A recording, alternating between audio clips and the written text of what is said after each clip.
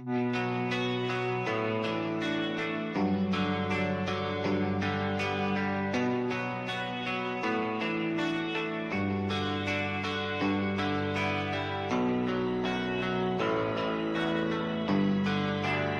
are you feeling?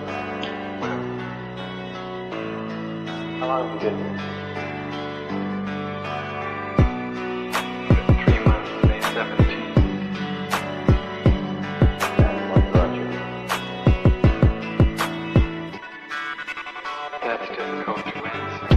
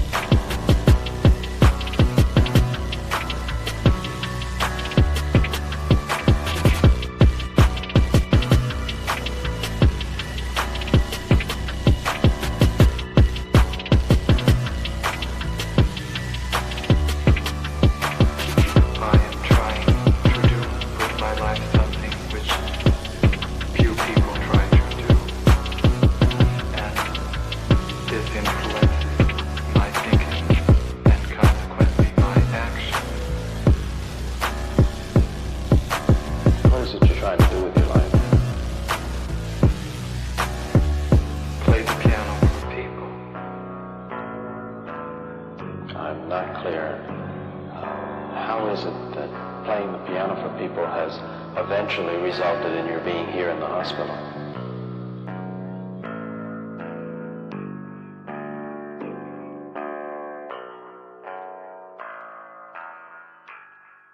That's difficult to answer.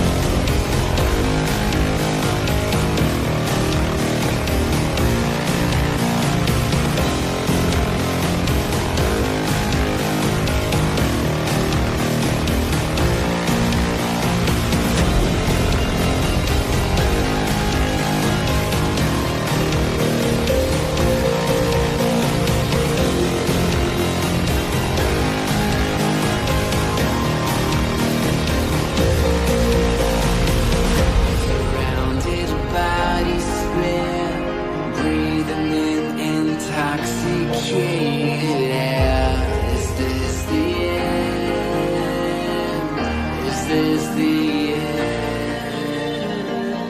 There's a noise inside my head of crying people facing death. Is this the end? Is this the end?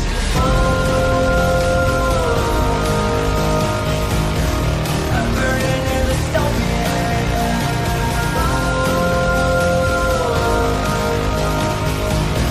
There's no place to hide.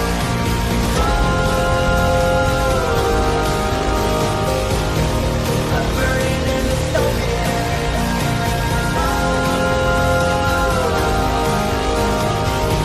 This is the final fight. What have we done to the world?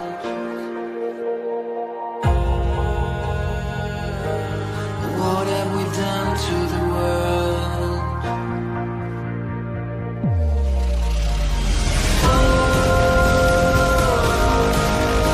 I'm burning in the stone.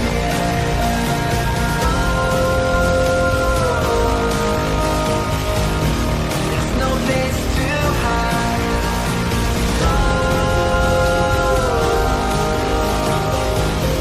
I'm burning in the stone. This is the final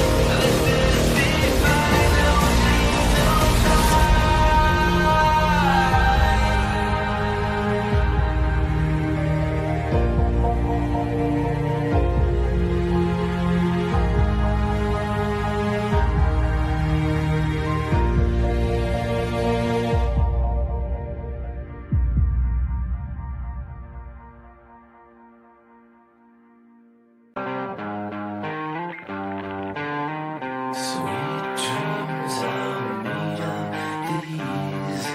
Who am I to disagree? Travel the world and the seven seas.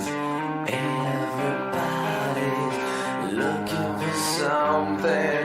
Some of them want to use you. Some of them want to get used by you. Some of them want to use you.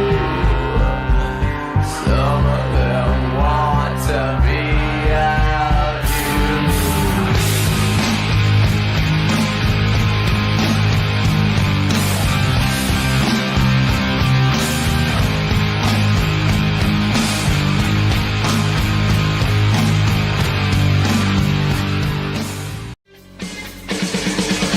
Won't anybody help us? What are we running for?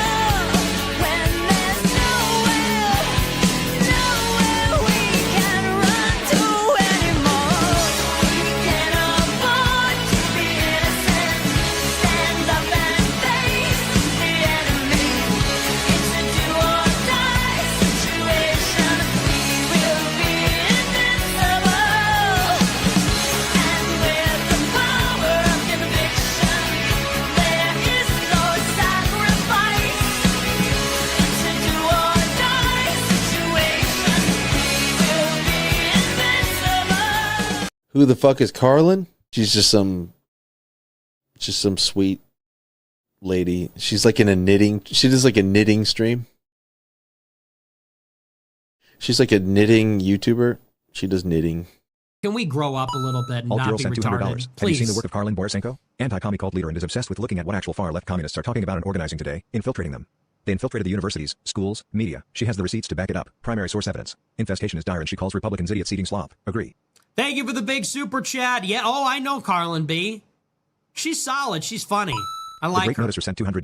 Literally. So not it's, Ian. it's not a because I haven't dangled my junk into the combat zone on purpose to get some camera footage, but that's the big part of what's the Is problem. that what you call reporting? Go and live under if streaming? you're going to do it. Yeah, go seriously. undercover. Otherwise, you're wearing a hunk of meat in a lion's den. Nick Shirley, I love you. Take care of yourself, man.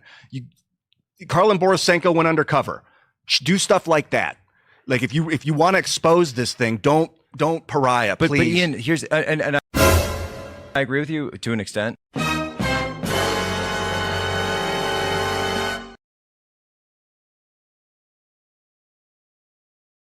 What's up, everyone? What's up? What's up? What's up? Happy Monday. How's everyone doing? Welcome to the cult, guys. This is a little stream that we do Monday through Friday at 5 p.m. Eastern Time, or thereabouts, where we explore and do deep dives into the radical revolutionary far left of America. And yup, I am wearing a pink watermelon t-shirt.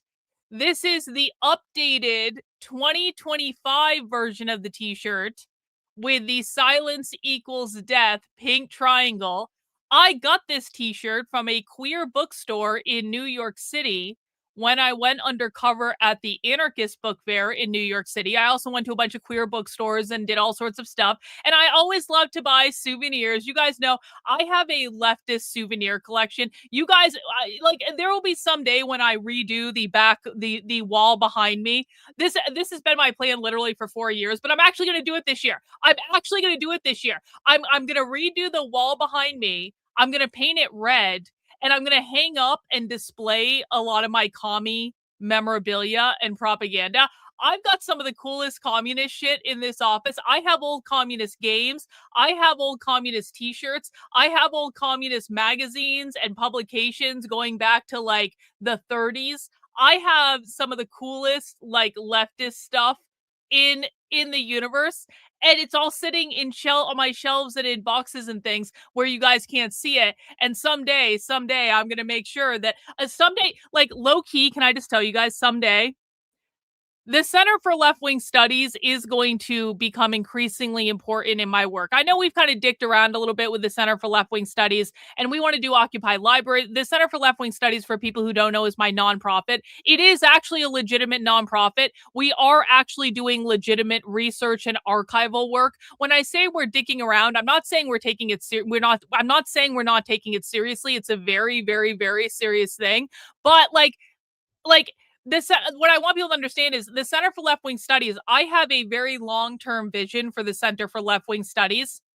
One of the things I want to do, I have lots of stuff to enter too, Reagan. I literally have, you should see what's going on in my office right now. I literally have 3 fucking boxes of zines sitting on the floor to the right of me that I have to input into the Center for Left-Wing Studies. Anyway, one of my long-term plans for the Center for Left-Wing Studies, and I'm being serious about this. I want to start my own museum.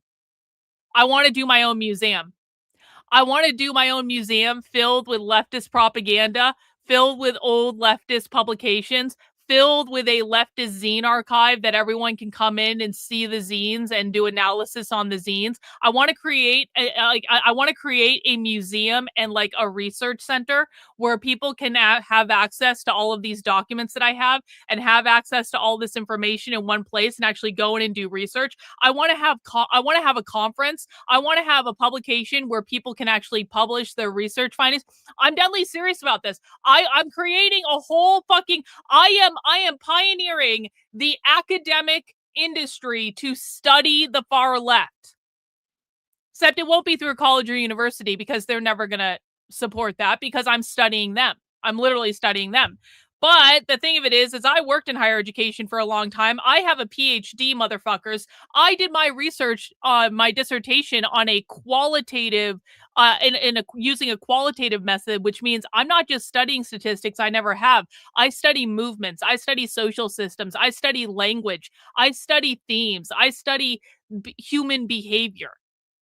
So can you guys think of a better person to build the Museum of American Leftism? Like, what should we call it? What should we call my museum? Because I'm deadly serious about doing this. I want to do a museum and a research center where people have access to all of my materials, and then we all kind of collectively come together to study American leftism. The Museum of American Leftism, Museum of Commie Fart. I don't think that's a good name. Well, the Red Menace, of course, will always be prominent. I don't know if we can call it the Museum of the Red Menace. Thank you for the super chat. Mutually funded museum. I appreciate that. No, it's not just a triangle. It is an upside down pink triangle of the ACT UP movement. This is literally an ACT UP t-shirt. Look at the link. This is literally an ACT UP t-shirt. We're going to be talking about the ACT UP movement today. actupny.com/BDS. This is the ACT UP movement today rebranding to support the Free Palestine movement. So they took their silence equals death triangle and they made it into a watermelon. I need to get an original silence equals death t-shirt as well, because those things are still floating around. I need the original one. For people who don't know the significance of the pink triangle, don't worry. Don't worry. You're going to learn today. The Red Holly Museum. I don't think that's a good idea. I don't think that's a good idea. I don't think, nope. Respectfully decline. No. Yeah, the Queer Marxism Project is like a subset. This is how my mind works, Reagan. I build subset ideas into larger ideas. So the Queer Marxism Project is a subset of the Center for Left-Wing Studies. So yes, so in the Center for Left-Wing Studies Museum, there would be like a permanent large display of the queer, and it would be called the Queer Marxism Project. It's like the Queer Marxism Project like in the Center for Left-Wing Studies or something like that. That's how I kind of have that characterized. But no, you're right about that. The Queer Marxism stuff is a specific, this is like, we're doing a big museum that will have everything in it and a research center and library.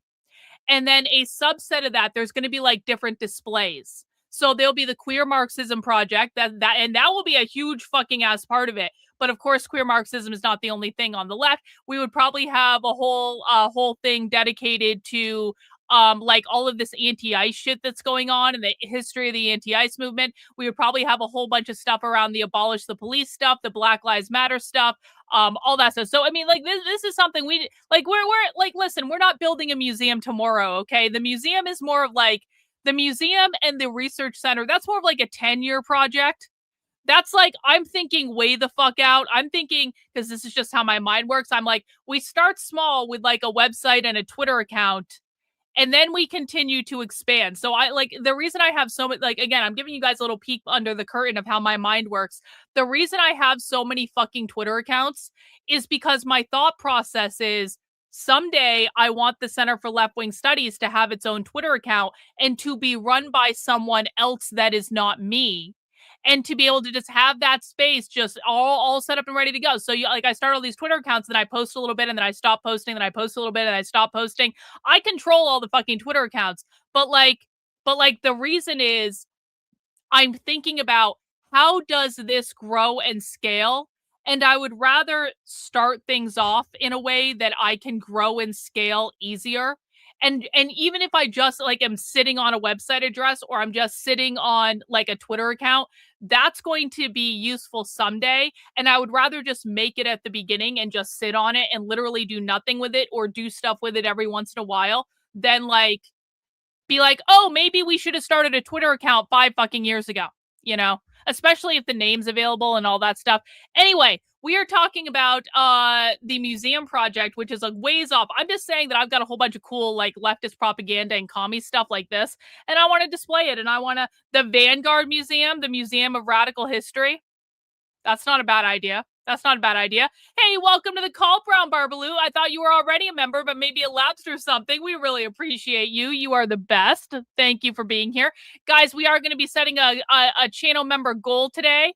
And guess what? We're already up to 1. We're already up to 1. So let's get that channel member goal in, and we'll see how many channel members we can bring into the fold today, because when you are a member of my YouTube channel or a supporter on my Substack or my Locals or Patreon or a Twitter subscriber, but this is really important for YouTube because, of course, one of the best ways to support my work and to keep me in business is to send gifted channel memberships out to the community. And Rumble, you guys can do this as well. One of the best ways to support my work is by welcoming new people into the fold of becoming channel members. And the reason that it's important to welcome new people into the fold is channel members get access to Spy Stream. Yo, Tolkien fan in with the W.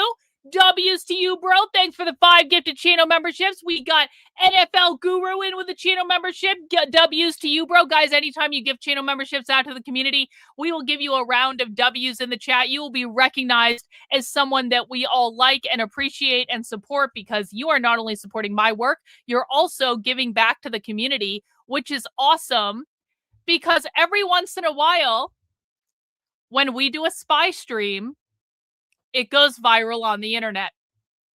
And you know what? We have had another one of those moments. We have had another one of those moments where yesterday, and I know I didn't really announce this or talk about it because I was trying to just fly under the radar a little bit, but yesterday we had a spy stream, and I'm going to tell you about that spy stream in a second. We'll chicken spawn in with the member chat. Thanks for being a member of the channel for 4 months, Chicken Spawn.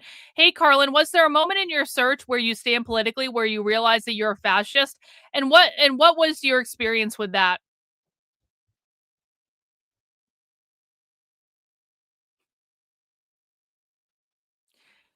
You're asking me to relive a moment with a very toxic individual who I don't want to talk about online, who was just complaining about me being friends with Amalek literally last night on his stream. The moment I realized I was a fascist. The moment, I guess, to talk about it in generalities. There's so many things I could say right now. I guess to talk about it in generalities. The moment that I realized I was a fascist was the moment that I realized that classical liberalism could never beat the far left. And that in order to actually defeat the far left in a real way, like hard times require hard choices, right? And it's like, you don't always get what you want. Like I tell people all the time, in my heart of hearts, I'm an anarcho-capitalist. I'm extremely far right, but like, I don't actually want to dictate to other people how to live their lives. I don't care if you're trans. I don't care. I don't want kids being trans, but like, I don't care. Like, if you're an adult and you want to fuck around, like, I don't really care. I don't care what you do in the bedroom. It makes no difference to me at all. As long as you're not like trying to take my stuff from me and you're basically leaving me alone and letting me do whatever I want and you're not causing problems in my life, I truly do not care what you say and do. However, I think the thing that made me realize that maybe I was a little bit more fascist than maybe I previously thought I was the revelation that classical liberalism is literally never going to defeat the far left, because the far left cannot be reasoned with. The only thing the far left understands is overwhelming force. And the only thing that ever has beaten back a communist revolution in the past is fascism, just provably. That was true in Germany. That was true in Italy. That was true in Spain. Like, the only thing that can defeat communism is fascism. So, well, I might not be personally inclined to it in my default position, I'm also very much a realist. We live in the real world, guys. We don't live in a fantasy land of rainbows and unicorns where everything is perfect and everything is ideal. We live in the real world. We have to exist in the real world. And in the real world, there are consequences to allowing things to spin out of control. And in the real world, if we say, I'm just going to, talk to them like a good classical liberal and convince them in the free marketplace of ideas, that's never going to work. We know that's not going to work. There is no universe in which that's going to work. The left is in an ideological cult. The left is in an ideological cult that they are indoctrinating kids into from the time they're 5 years old in public school. You are not going to be able to have a conversation with them and convince them that they are wrong, no matter how many times you debunk them, no matter how many statistics you show them, no matter what you do, no matter how many books that you read, no matter how many names you call them, no matter how many times you own the libs on Twitter, no matter how many fucking memes you make, it does not work. They are in an ideological cult, and they do not want to leave the ideological cult. So when did I start to understand that I was a fascist? When I started to understand that the only way to get this ideology out of our environment is by burning all their books and preventing them from speaking and jailing them if they try to teach this shit to kids in schools. That's when. Like classical liberalism created this problem. Classical liberalism, which says we should be able to push literally any idea into the free marketplace of ideas, and the best ideas will win. It literally created this problem. It is never going to solve this problem as long as, and this is specific to what we're talking about today. I mean, I think about this very specifically in regards to queer Marxism and queer ideology. The idea that you're teaching kids that gender is not a real thing. The idea that you're teaching kids that gender is non-binary, that eliminating gender is a good idea, that abolishing the nuclear family is a good idea, that an ideal environment is polycules with no parental rights, all the children belonging to everyone else. Like, I don't think any of these things are good ideas, and I especially don't think any of these things should be taught to kids. But the only way we can prevent these ideas from propagating in our society through the public school system is literally to ban them, to burn all the queer books, to put teachers teaching this shit in jail, and not let them out until they stop teaching this shit, because they are not going to do it on their own. They are in an ideological cult. We are dealing with a massive, massive, massive cult that wants to take all our stuff, abolish gender, abolish the police, abolish the prison industrial complex, abolish all borders, get rid of private food production, which means we're all going to starve, thinks that capitalism is responsible for climate change, and the only way to fix climate change and prevent us all from dying is to overthrow the United States government. We are dealing with an ideological cult, and classical liberalism is not going to defeat this problem, and we have to start being honest about that. And until people are honest about that, we are going to remain fucked. So that's when I realized I was a fascist. Hey, W's for Apocalypse Now. Appreciate you becoming a member, or gifting a channel membership. Thank you so much. So let's see. We're up to 8 members towards our goal. That's awesome. Let's see. Did I have another super chat, or was I just riffing on that one for a while? Okay. Back to Spy Stream. Back to why channel memberships are important. Guys, if you have never been to a Spy Stream is when we go inside a live leftist training and we watch it live and we record their asses whether or not they like it. And just in case you missed it, yesterday we had an amazing, amazing Spy Stream. And you can find that Spy Stream pinned to the top of my Twitter. And you know what? I'm just going to put this in the chat because this only has 67 or 77,000 views right now. I think we can do better than this, because yesterday we had a banner momentous moment.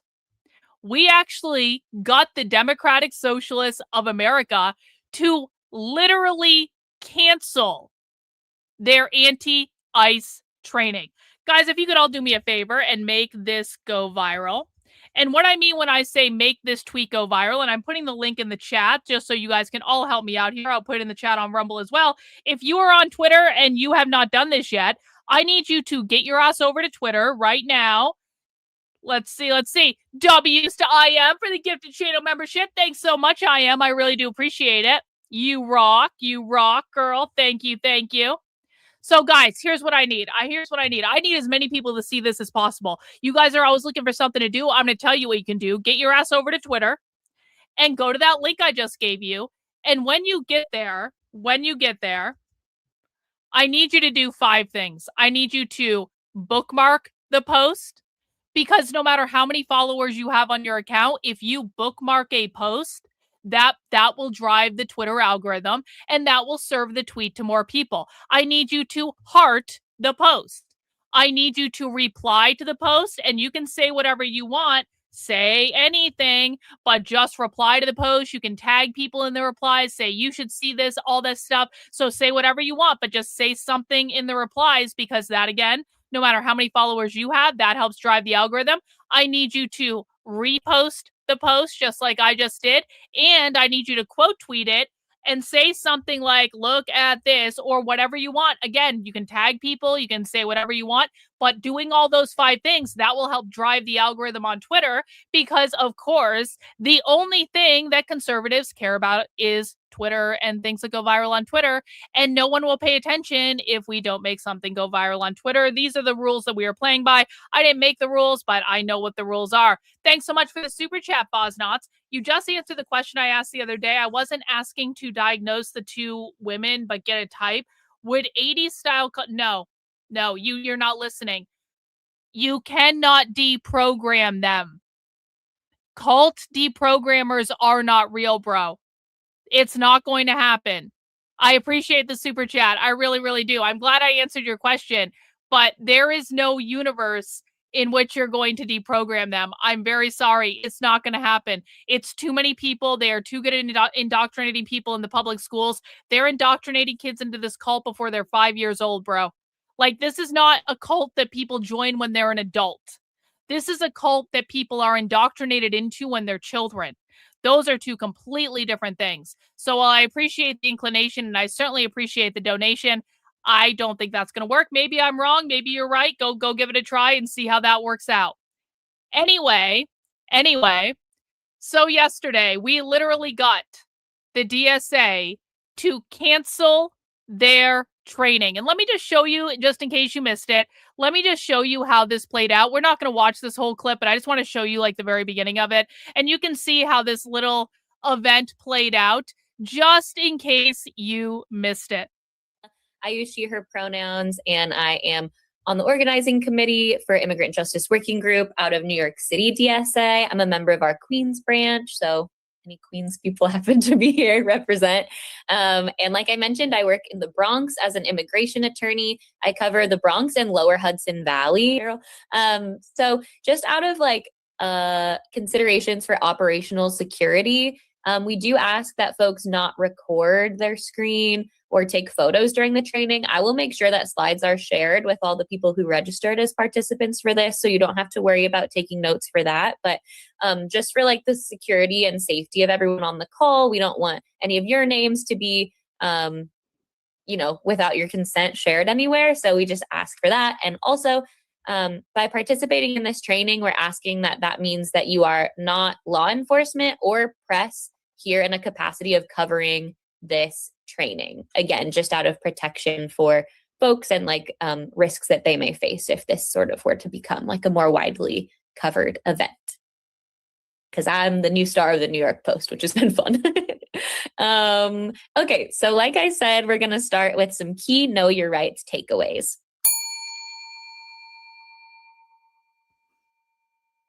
I have a sign right behind me that says no ICE. I don't think my feelings are a secret. What the heck is ICE? ICE stands for Immigration and Customs Enforcement. It was established in 2003 under the then newly created Department of Homeland Security, which means that ICE is younger than the cinematic masterpiece Shrek. I share that not only to add a moment of levity to what is obviously quite heavy content and a depressing reality, but also to make sure we all keep in mind and keep our eyes on the fact that ICE is not inevitable. Unless any of you are really young, which if you are, adorable, welcome to the world. Most of us on this call have probably existed in a world without ICE. And I think that's so important to keep in mind when we think about these like battles that feel really big, and when people try to make us feel super radical for like wanting to abolish ICE. It is in fact like a very moderate position, and ICE has not been around that long. We can and we will exist without it again soon. But as we know, a big angle that had been sort of like emphasized or promoted was, oh, like ICE is just going to go after like the most violent criminals. Like that's like they're getting the criminals out, which in and of itself I would have found unacceptable as a concept because I don't believe in restraining people's freedom of movement, but that's a different training. And then finally, ICE is racist, fascist, Islamophobic, and every bad thing. It is like, you know, the intersectionality, I'm sure, is not lost on this audience, but it's just really important to remember in all things that we do who bears the brunt greatest at the greatest level.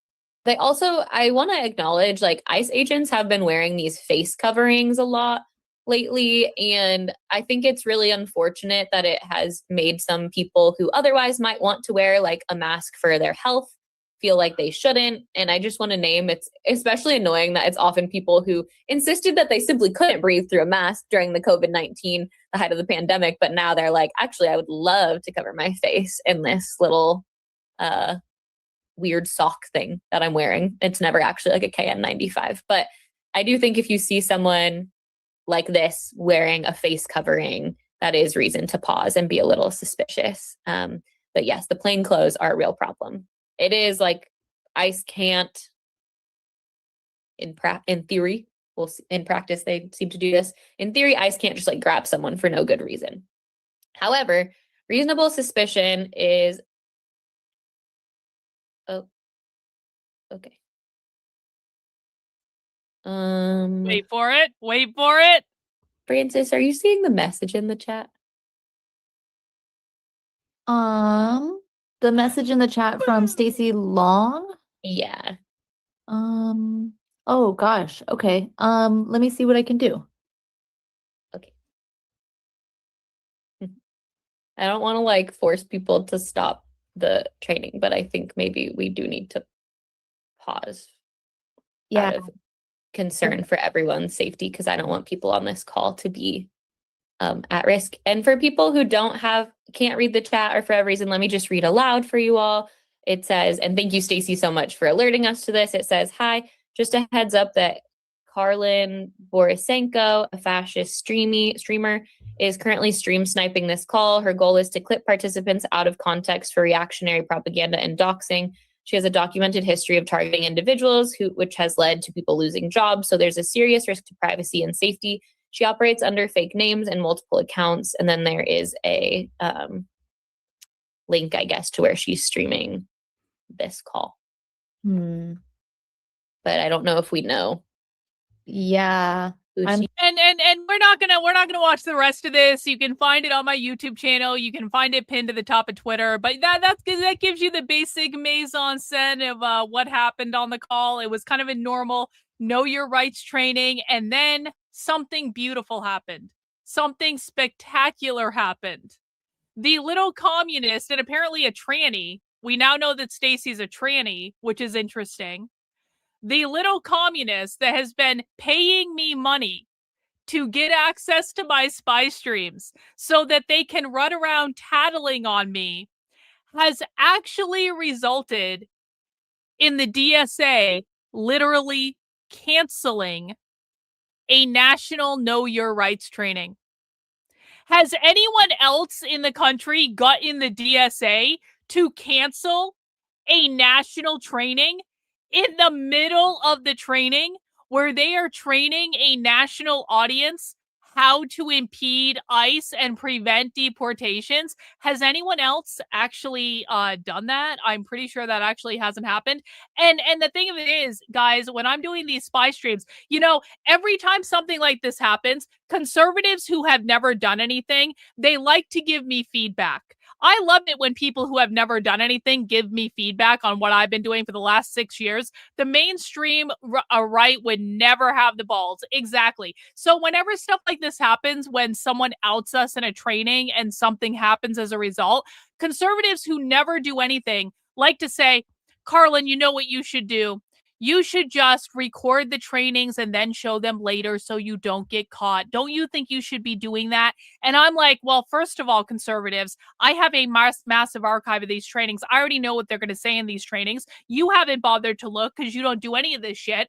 But secondly, what conservative retards giving me feedback don't seem to understand is I don't care if they cancel the training.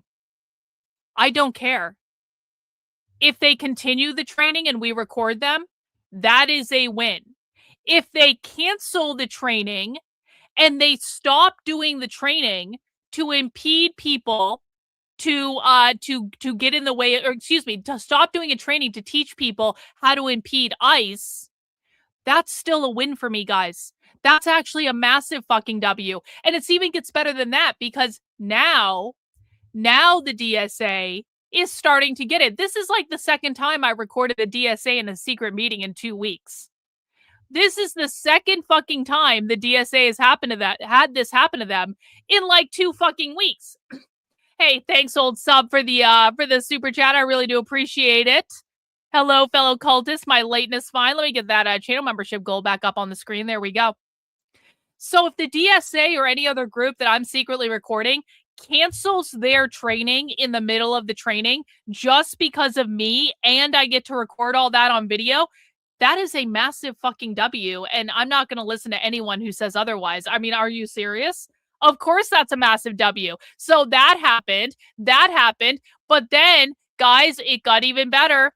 It got even better. The DSA then issued a strongly worded letter.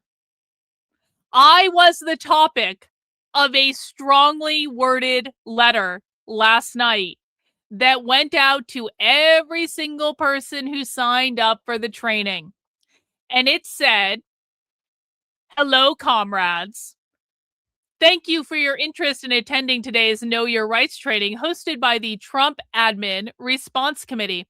I want to apologize to those who were on the call when it was abruptly cut short due to notice that our training was being streamed by a right-wing agitator." By the way, they haven't figured out who I am yet because I got this in my right-wing agitator email address. I actually got this in multiple email addresses. And actually, I also had other people in my community who were signed up for the training sending me this email. So I've gotten this feedback from conservatives too. I've gotten this feedback from like multiple people. They're like, "Karlyn, they're trying to trick you to expose yourself by getting you to screenshot the email you got and share it. And they make small changes between the emails." Do you guys, I'm a fucking professional. I didn't share a screenshot of the email that came to me. Like, are you stupid? I shared the screenshot of an email that came from someone who sent it to me.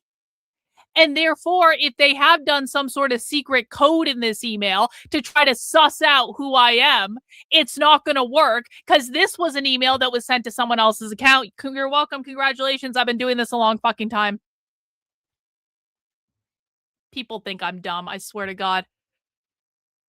The Trump Admin Response Committee and the New York City DSA Immigrant Justice Working Group take organized security very seriously, which is why this webinar was only open to DSA members in good standing, which I am a DSA member in good standing, not under my real name. While we cannot control individuals who might sign up to be DSA members under fake names just to do this, DSA will work to find this infiltrator and remove them from our member logs. Hey, DSA, if you do that, you know what I'm going to do? I'm going to sign up under a different fake name. The DSA is like, "We're going to get that bitch." Maybe, maybe not. Maybe, maybe not. Maybe they'll figure out what my secret name is that I'm a DSA member under. I don't think they're going to figure it out, but maybe they will. If they do figure it out, you know what I'm going to do? I'm going to create another fake name and I'm going to sign up for it under that fake name. Like, problem solved. It's really not that difficult, DSA. Really not that difficult at all. I completely understand the safety considerations vary from member to member depending on things such as a geographical location or immigrant status. Therefore, TARC will continue the work of improving our security protocols based on the ever-changing conditions we are living under. Thank you for the super chat, Just a College Dropout, using leftist tactics to beat the leftists. Genius. Yeah, duh. That's what I've been doing for years. I appreciate that you recognize that. Thanks so much. However, I want to this is the best part. This is the best part. These people literally canceled their training because of me. And it's like, why would you do that if you weren't saying anything wrong? However, I want to reiterate that nothing that was said on the call today was illegal or advocated anything illegal. As with all DSA calls and communication, the goal of right-wing provocateurs is to intimidate us into hiding. Yup. That is actually my goal. That is actually my goal. They're right about that, 100%. But we know that our safety is in numbers. I'm unbelievably heartened by the hundreds of individuals from all over the country who wanted to spend their Sunday learning how to protect their neighbors. And as I've seen over the past year, most recently, most recently in Minneapolis, we can keep each other safe when we show up for each other en masse. Popular opinion of ICE has never been lower. What we are talking about today represents a majority opinion of people in this country, so please keep showing up and growing that majority. If you're interested in hosting local Know Your Rights trainings, please do not hesitate to reach out and we will share the materials with you. I got my own sternly worded letter, guys. Sternly worded. Yep. Oh, we're building that, Grace. Oh, we're building that. That's going to happen. That is going on the priority list. Guys, I'm going to be making a lot of announcements in the very near term future about things we're going to be doing in this community. One of those things that I was going to do in January, but then the anti-ICE stuff pushed it back because it just did. One of those things is we are building an army of people to do this. I'm going to teach you guys everything I know. I'm going to have a whole fucking list of volunteers that want to do this broken down by geography and where you are, so that when I find out about an event in Texas or California or Seattle or New York, I can just simply message someone and go, can you go to this event, please?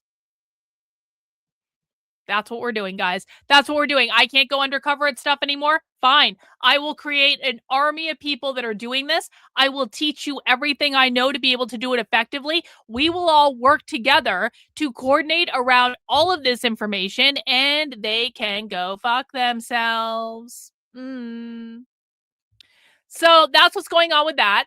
And guys, the very best way that you can support this effort is by donating channel memberships, because listen, this type of stuff doesn't get accomplished unless I have resources.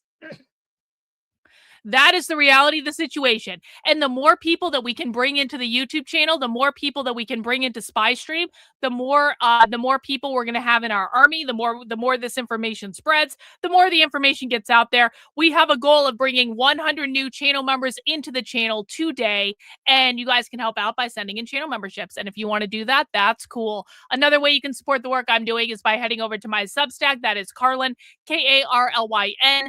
.substack.com, signing up for a membership for $8 a month, $80 a year. I really appreciate it. You can also gift memberships through the Substack. If you don't want to gift memberships through YouTube, that's totally fine. You can also gift memberships through there. You get access to all the same information, stuff like that. And you can find all my best clips and information and an archive of my work over on the Substack if you're new to my content. Also, if you are new to my work, you can always click on the new to my work start here. And actually, today, we are going to be delving again into the history of queer Marxism. Hey, W's in the chat for Sid. 5 gifted channel memberships. Thanks so much, Sid. You rule. Let's add that to our total. 14 already. We're moving. As soon as we get to 50, it's all downhill from there. That is really the first goal. The first goal is 50. Anyway, one's in the chat. If you were here last week, when we watched the documentary about the ACT UP movement. One in the chat if you were here last week when we watched the documentary about the ACT UP movement. 2 in the chat if you missed it. Either's fine. I'm just trying to get a sense of who's actually here. 1 if you saw the documentary about the ACT UP movement. 2 if you missed it. Let me see what's going on.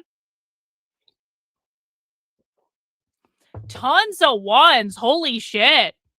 Tons of 1s. A couple 2s. That's awesome. That's awesome that so many of you were here for that documentary, because we're going to basically be continuing with that today. Now, one of the areas for people who are new, or maybe you weren't here last week, and that's totally fine if you weren't, you're not going to miss anything. One of the areas that I specialize in explicitly is queer Marxism. Queer Marxism is its own subset of far left ideology. I'm currently working on 2 books about the topic. You can get an introduction to what you need to know about queer Marxism by listening to this lecture. You can also find it on YouTube. Don't do it right now, but if you're interested in like the evolution of what this thing is, it is actually an incredibly dystopian ideology that is a mutated form of Marxism. It's not traditional Marxism in any way. It has mutated in America over the course of several decades. And so what we are dealing with today in terms of a lot of far left activism, not all, but a lot, is directly related to the evolution of queer Marxism. Hey, W's in the chat for Irish Lass. Thank you for gifting that channel membership, bringing us up to 15. Really appreciate that. So we are going to be continuing today with the research that we were doing last week with the ACT UP movement, because I love it when this happens. I love watching old talk shows from the 80s and the 90s. It is the best. So we found this episode of Phil Donahue. Hey, thanks, Ninja Artist, for the super chat. Anyone else live in Texas? There's a lot of ground to cover. You can drive 12 hours and still be in Texas. That's true. There's a lot of stuff going on in Texas. And I definitely know there are other members of the community in Texas. Hopefully we can find you guys and connect you all. And you guys can all go do espionage on the far left. We really appreciate it. So we found an old episode of Phil Donahue. And that old episode of Phil Donahue features the ACT UP movement. The ACT UP movement was a movement that started in the late 80s. It was a response to the AIDS epidemic. But what it really was the first militant queer Marxist protest movement in the United States. That's not to say there wasn't stuff going on around queer Marxism and queer liberation before the ACT UP movement. There was. Queer Marxism really started in the United States in the 50s. It started with the Mattachine Society. It continued into the 60s, where you have Compton's Cafeteria Riot. You also have the Stonewall Riot. Those were both queer Marxist uprisings, okay? And it continued to evolve and expand and grow until you hit the ACT UP movement in the late 80s, which really exploded a lot of queer Marxist activism. Up until then, you had these ecosystems on the far left that were cultivating these crazy ideas around gender, crazy anti-assimilationist ideas. They were always anti-capitalist. It is not about being gay. It is not about being trans. Queer is a political ideology. For people who are new getting into this, what you really need to understand is that queer is a far left political ideology. It is an anti-capitalist, anti-assimilationist. No, that's not what I'm talking about. No. I need you to stop talking, open your ears, start listening. I am talking about queer liberation. That is not the Black Panthers. That is not the Weather Underground. Those are two completely different things. Thanks, Jen, for the super chat. I really appreciate it. Dr. K, speaking of the DSA and their ilk, stay in the sun to shrivel up rather than fester and grow stronger in the dark, though I know you can track them if that were to happen. Indeed, Jen, I really do appreciate it. Thanks so much. So the ACT UP movement was a militant, queer, anti-assimilationist, anti-capitalist movement that was pushing this far left ideology, utilizing the AIDS pandemic or the AIDS epidemic as a way to do it. Now, that's not to say there wasn't a legitimate grievance in what they were doing. This is what a lot of far left activism does. Hey, W's in the chat for Mass Genocide, gifting 5 channel memberships. Thanks so much, Mass Genocide. Really do appreciate that. You rock, per usual. This is not to say that there wasn't a nugget of truth to the grievance they had. The AIDS epidemic was a serious thing. No one knew what it was. There were a lot of people dying. There wasn't a cure for it. However you feel about gay men, they did actually have a legitimate grievance in that this was a very scared community that was bonding together around what is legitimately kind of a trauma. Okay? I'm sure it was a very traumatic thing for many, many people. But what I want people to understand is, yes, they had a legitimate grievance with wanting access to medicine, wanting that medicine to be affordable, not wanting to die is like a legitimate grievance, okay? Like when it's actually a serious problem. They had a legitimate grievance. But what the ACT UP movement actually was taking that legitimate grievance, twisting it to push a far left ideology in America. And if you need evidence of that, just consider the fact that the ACT UP movement literally still exists today. This is an ACT UP t-shirt that was created by the ACT UP movement. It says the ACT UP movement under the silence equals death thing that I bought last year, as the ACT UP movement is now signaling its solidarity with the pro-Palestine movement, because being queer and being in the ACT UP movement is not about being gay. It's not about being trans. It is simply about pushing a far left political ideology.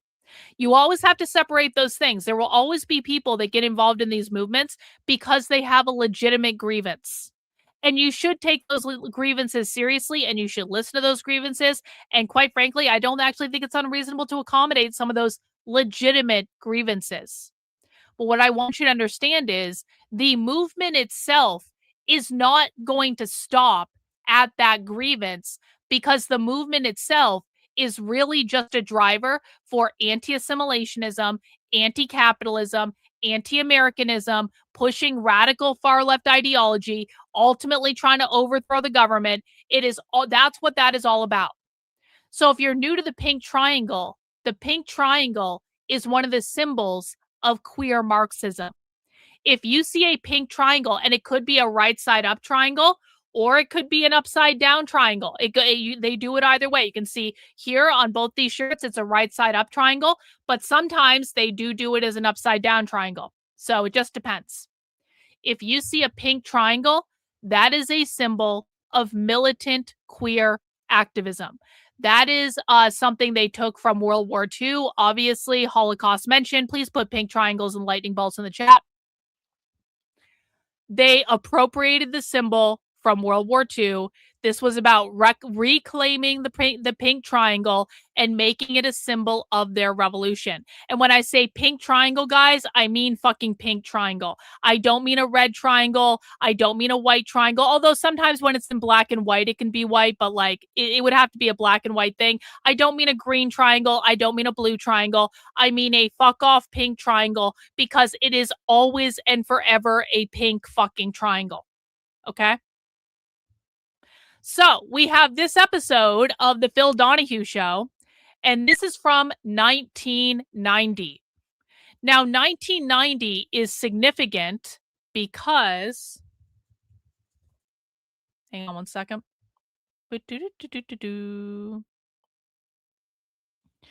Not what I'm looking for.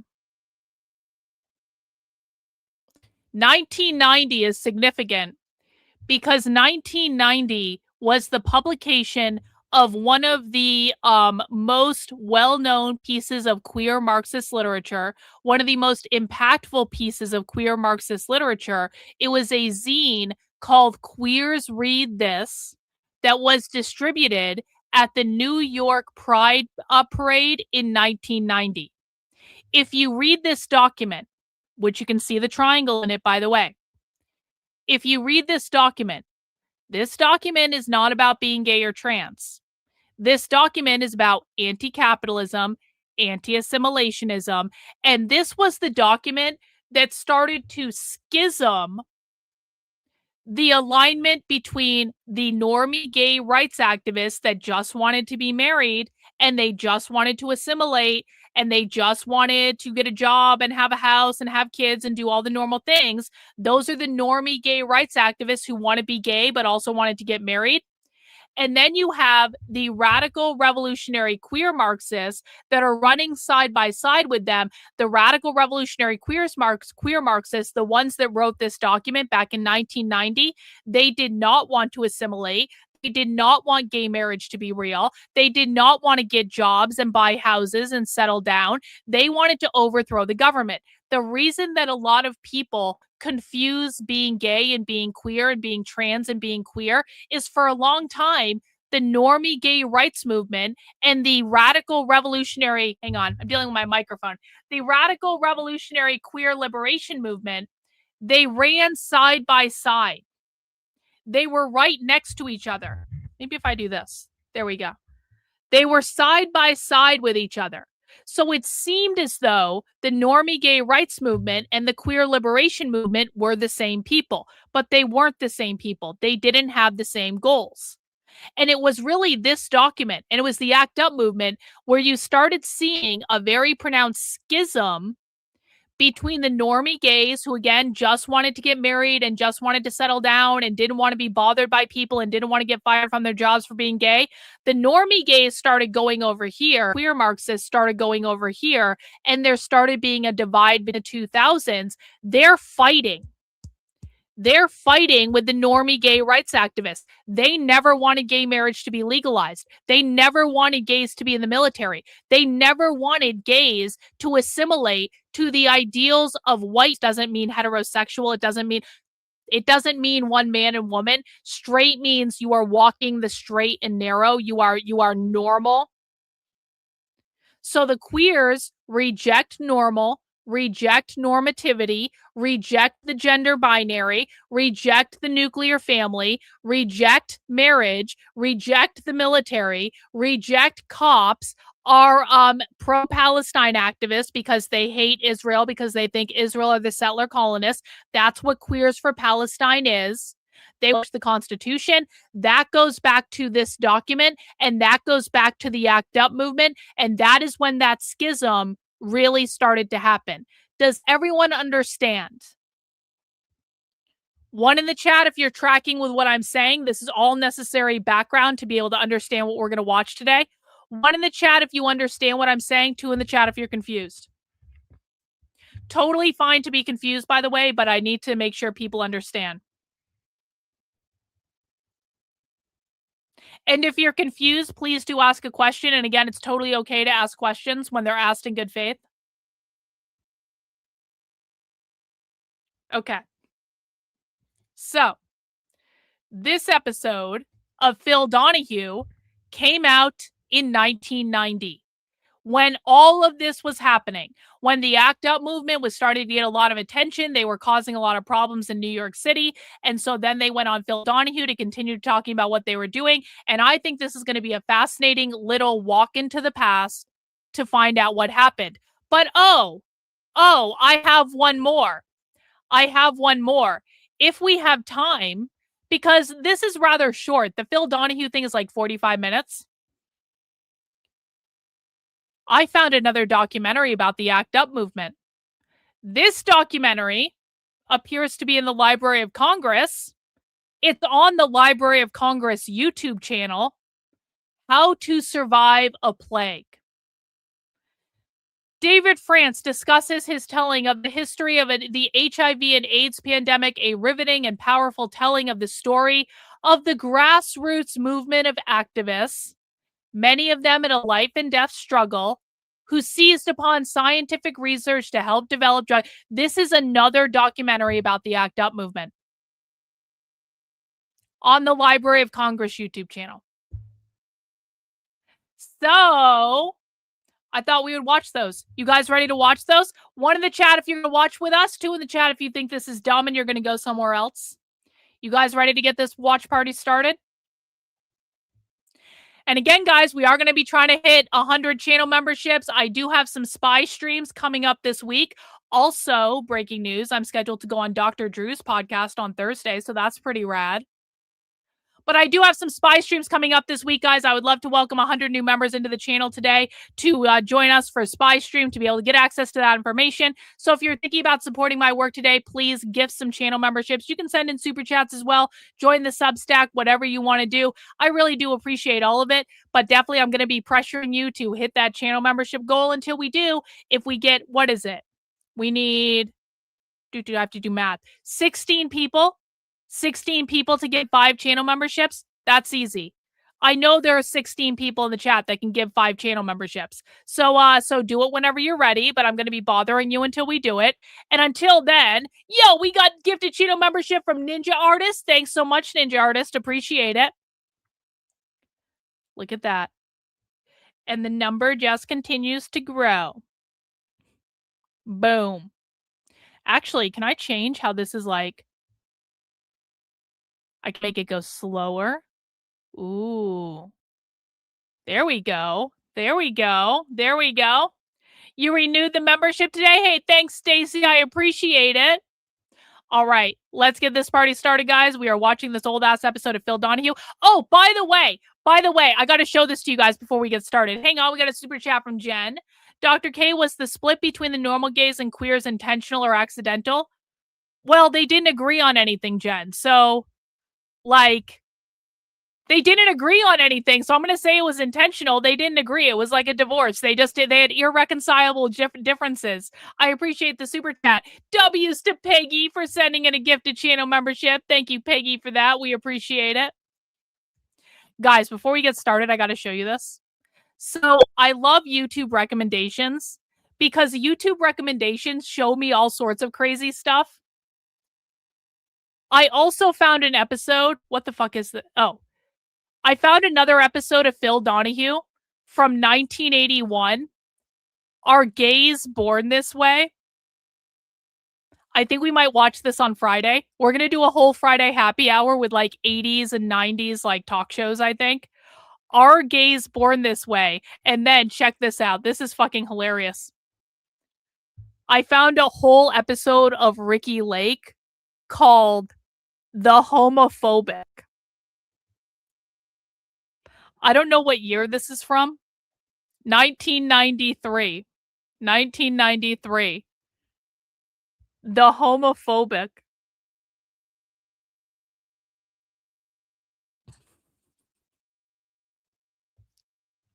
We'll watch those on Friday, probably. It's going to be a good time. If you guys find any stuff like that, please let me know. Anyway, let's get into our episode of Phil Donahue for the day, and let's see what happened.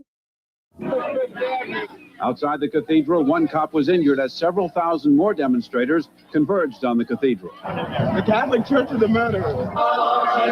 The church will be teaching that abortion is the killing of human beings until the end of time. So that's not going to change. The church will be teaching that homosexual activity is sinful until the end of time. That won't change. You have a right to protest peacefully outside. Not to disrupt a service. Guys, look at these new sunglasses I got. These are perfect. Look at these new sunglasses I got. I feel like these are very 80s and very queer. There we go. Now, if you don't like your own religion, then find a religion you like.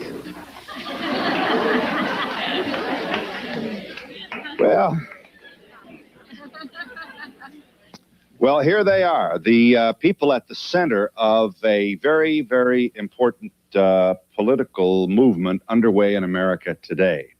Larry Kramer, founder of ACT UP, and author of a number of you guys think he's Jewish? A book, a play, and other vehicles to remind his fellow countrymen and women of the not only homophobia, but the national worldwide medical emergency we call AIDS. Somebody desecrated the host, Larry, or that's not the way to get to be beloved by traditional Catholics. I know you've been asked this before, but why so aggressive and sacrilegious? We're 10 years into an epidemic. We're with our second president who doesn't... Okay, so for people who don't know what Phil Donahue is talking about with being sacrilegious, the ACT UP movement did a big stunt where they did a die-in at a Catholic church in New York City, basically to protest the cardinal saying that that abortion was bad and that like gays shouldn't have sex or something. Oh no, it was gays shouldn't use condoms. Like they were preaching against condom use, and so the ACT UP movement did a die-in in their church that that's what happened. Anyway, thanks, Ninja Artist. He's a fucking Red Sea pedestrian. Okay. You can remind me to turn on the captions anytime, bro. Appreciate it. Give a damn. We've tried all the quiet negotiations. We've tried to be good little boys and girls. We've tried to work within the system. There's a new AIDS death every half hour. We are forced into this position, quite frankly, Phil. At this point, no kidding, Jason. We wanted to be friends with everybody. At this point, we just want to raise the issues. We are dying. Mark Harrington is to your left, Mr. Kramer. You're an ACT UP member, a Harvard graduate. Mark now works for ACT UP full-time, dealing with medical issues and responsible for getting a lot of drugs released. What are the issues?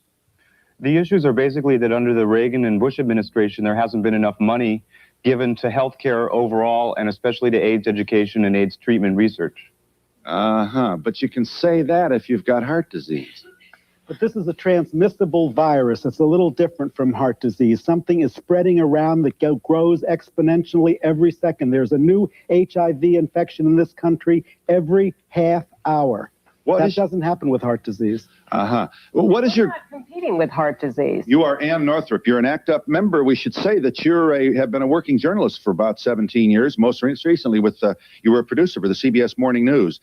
Now you're in the middle of this national undertaking, and among other things, you speak to schools, don't you? I'm an AIDS educator, an educator on homosexuality for the last 2.5 years. I go around to schools all over New York City and do education. I'm an AIDS educator and an educator about homosexuality.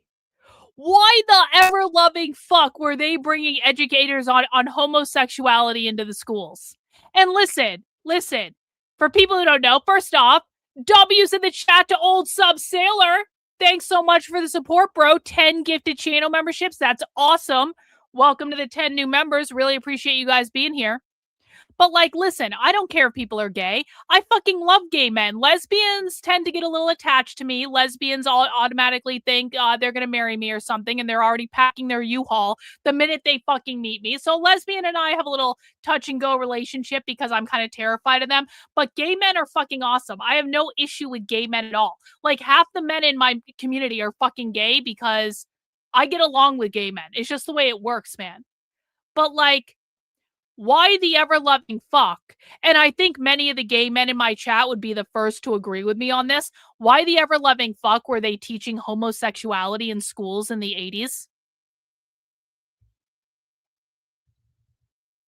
Now you're in the middle of this national undertaking, and among other things, you speak to schools, don't you? I'm an AIDS educator, an educator on homosexuality for the last 2.5 years. I go around to schools all over New York City and do education on these issues. You listen to young people Yes, I do. And the ignorance out there is phenomenal. And what is spreading this virus, and it is a virus, and people don't even understand that, media stupidity and lies, the Cardinals' lies. We didn't go in there to disrupt a service. We didn't go in there to be sacrilegious. We didn't go in there to interfere with anyone's right to worship. We went in there to educate the parishioners, the Cardinals' congregation, that he is lying to them, now, and that they are dying because of it. The lie to which you, one of the lies to which you refer would be the suggestion, for example, that condoms should not be used, and that's somehow not a... The lie is that condoms don't work. The lie is that monogamy will protect people.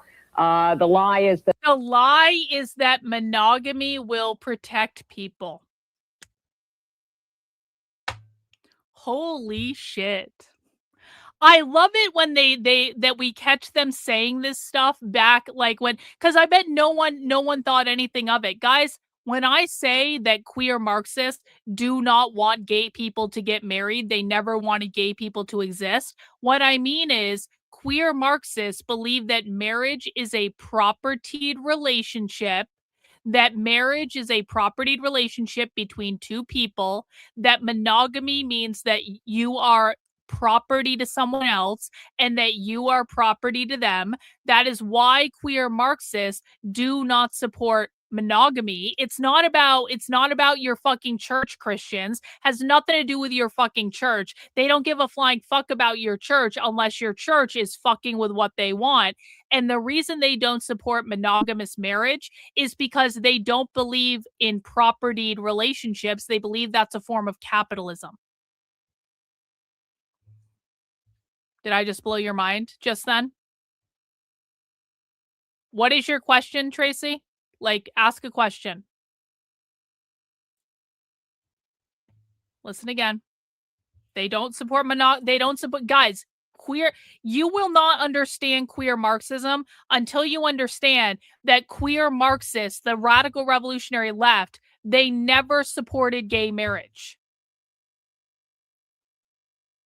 Does everyone understand that? They never supported gay marriage. They were completely against gay marriage.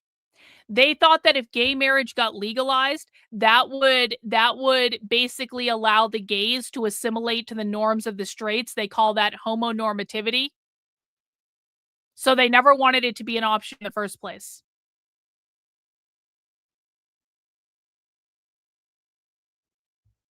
Yep, marriage is normative. Marriage is normative. It upholds capitalism. Exactly. Listen. Condoms don't work. The lie is that monogamy will protect people. The lie is that homosexuality is evil and sinful, but mostly it's women in the South Bronx who are getting infected with this virus because the Cardinals Oh my God, guys, there's a retard conservative over on Rumble. Hang on, I gotta show you guys this over on Rumble. I gotta show you guys this retarded fucking conservative over on Rumble. You guys are gonna love this. Hang on. I gotta show you this.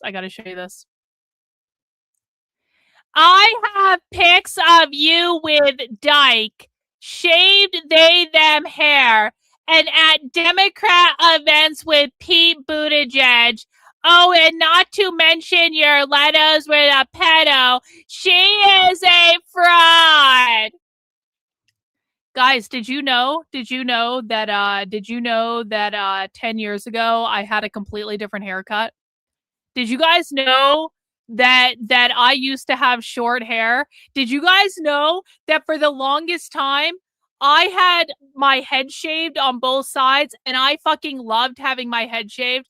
Having my head, it's so comfortable. I'm not saying I don't like my hair right now. I like my hair right now. My husband asked me to grow out my hair years ago, so I grew it out. And you know what? I'm actually digging my hair. I like my hair long. But I also used to have a shaved head, and that was fucking awesome too. My lesbian haircut was fucking awesome. And you know what? Yeah, I knew it was a lesbian haircut, but it was also cool, and I could style it in different ways, and I liked that it was different, and it was very comfortable in the summer. Like, if you've never had a shaved head, it is the best fucking thing. How dare I get a new haircut? How dare I grow out my hair? Just wait until they found out how much weight I've lost. Just wait. And that's actually going to be the funniest fucking thing. I cannot fucking wait until I have to go to an event somewhere where I'm either photographed or on video. Just wait until these assholes find out how much weight I've lost. This shirt, let me just tell you guys something. Hang on, let me get this super chat. Listen, I just got here, but you can't expect me to pay attention to you when I look so fly with those glasses. I know. They're awesome, aren't they? Whatnot glasses. Let me tell you this, guys. You know what's really crazy? When I bought this shirt back in September, it was tight on me. Just wait until they see how much weight I've lost. It's going to be so fucking funny. I say that just because people have been shitting on me for my weight for years. And, you know, now none of my clothes fit anymore. None of my clothes fit. Everything is baggy now. My skin looks fucking great. I've got an amazing fucking sunglass collection. I'll show you guys how much weight I've lost when I'm damn well ready. You just fucking relax, okay? You relax, Musican. You relax, all right? And you know what? Losers can be jealous of me. Losers on Rumble can be jealous, and that's fine. They wish they had my sunglass collection. They wish they had my haircut. They wish they had my skincare regime from Whatnot. They wish they had my fucking purse collection. I'll tell you that. I have the best fucking purse collection on the internet. And, yeah, whatever. Them that monogamy will protect them, and that they don't have to worry about protection with their husbands who are out sharing needles and bringing home the virus. And they are monogamous with a husband who is HIV positive and therefore capable of catching it, even while obeying the Cardinals' admonition not to use condoms. Exactly. I get it. And the Cardinals' condemnation of homosexual behavior is merely traditional and, in your view, homophobic and none of his business, I suppose. Violence against gay people is a lie. We just had a gay man killed on Staten Island by people running down the street calling him queer and faggot. And I charged the Cardinal with some of the responsibility for that by putting out this. We used to be able to say faggot on daytime TV. Can we bring that back?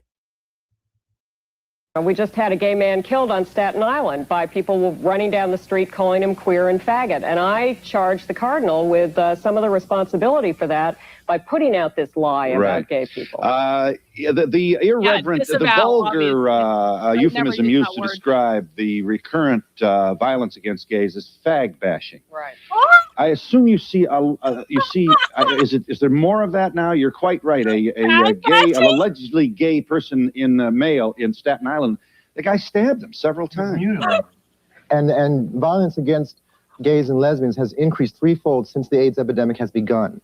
We have to look at that, and we have to say there's a reason for that. And we feel that the reason is the AIDS hysteria, that there's been no leadership in the AIDS epidemic. Ignorance. There's been ignorance. The media, the printed media has fed upon fears, has flamed all of our fears about AIDS, and the medical establishment and government has not come forward and told us explicitly, we know how it's transmitted. We've got to talk about the issues involved with AIDS and how to combat it, and it's all due through education. We've got to start educating ourselves. There's still no one in charge. Bush is in office in 5 seconds. He puts someone in charge of the savings and loan scandal. He puts someone in charge of drugs. 10 years in epidemic, millions of people infected, still no one in charge of AIDS. What kind of a president? That is spreading out of control because George Bush and the American people are afraid to talk about sex. Not only that, but we also have the Catholic Church. You have the Roman Catholic Church willing to open hospices, willing to have beds that will help us, that will be there as will be our final deathbed as we die. Yet they have the information. They have parochial schools where they can disseminate information to our children that could tell us how to stop this epidemic. Yet they do not do that. The Catholic Church is providing beds for AIDS victims to die, but no information regarding saving lives. Exactly. I get it. And it's not providing adequate treatment for people in those beds, using those as warehouses of death rather than as places for education and treatment. On top of all that, who pays for these beds? They get funding from the state government. It's tax money that goes in there. The Catholic Church is not paying for it. Now let me first. Is Wall Street ready? I want our viewers to know just how very, very political these folks have been. Here's the Peter. You're in this one. Yeah. You better be. You worked there, didn't you? What'd you do? Here you go. I believe you're inside. Are you not chained to a? This is a different demonstration, but it is Wall Street. Among the issues raised at Wall Street. That's Ann. That was Ann? That was Ann. There you were, Ann. I didn't recognize you in the reclining position. So one of the reasons we watch the ACT UP movement and all this old stuff from the 80s and 90s is because they're still using the same tactics today. A lot of the tactics that they're using today come from the ACT UP movement. And so it's creepy to watch the parallels between the anti-ICE activism and what happened in the ACT UP movement, or the pro-Palestine activism, what happened in the ACT UP movement, or the Black Lives Matter activism, what happened in the ACT UP movement. Anytime a protest movement bubbles up from colleges and universities, it's all inspired what happened in the ACT UP movement. And the ACT UP movement was inspired by different queer liberation things that came before it as well. And so this is part of the evolution of this ideology where, like, a lot of the direct action stuff that they do today, they were literally doing it before the fucking internet. And I want people to understand this. Like, the internet is awesome. The internet allows us to do a lot of things. The internet is the best thing ever. We love the internet. We should utilize the internet.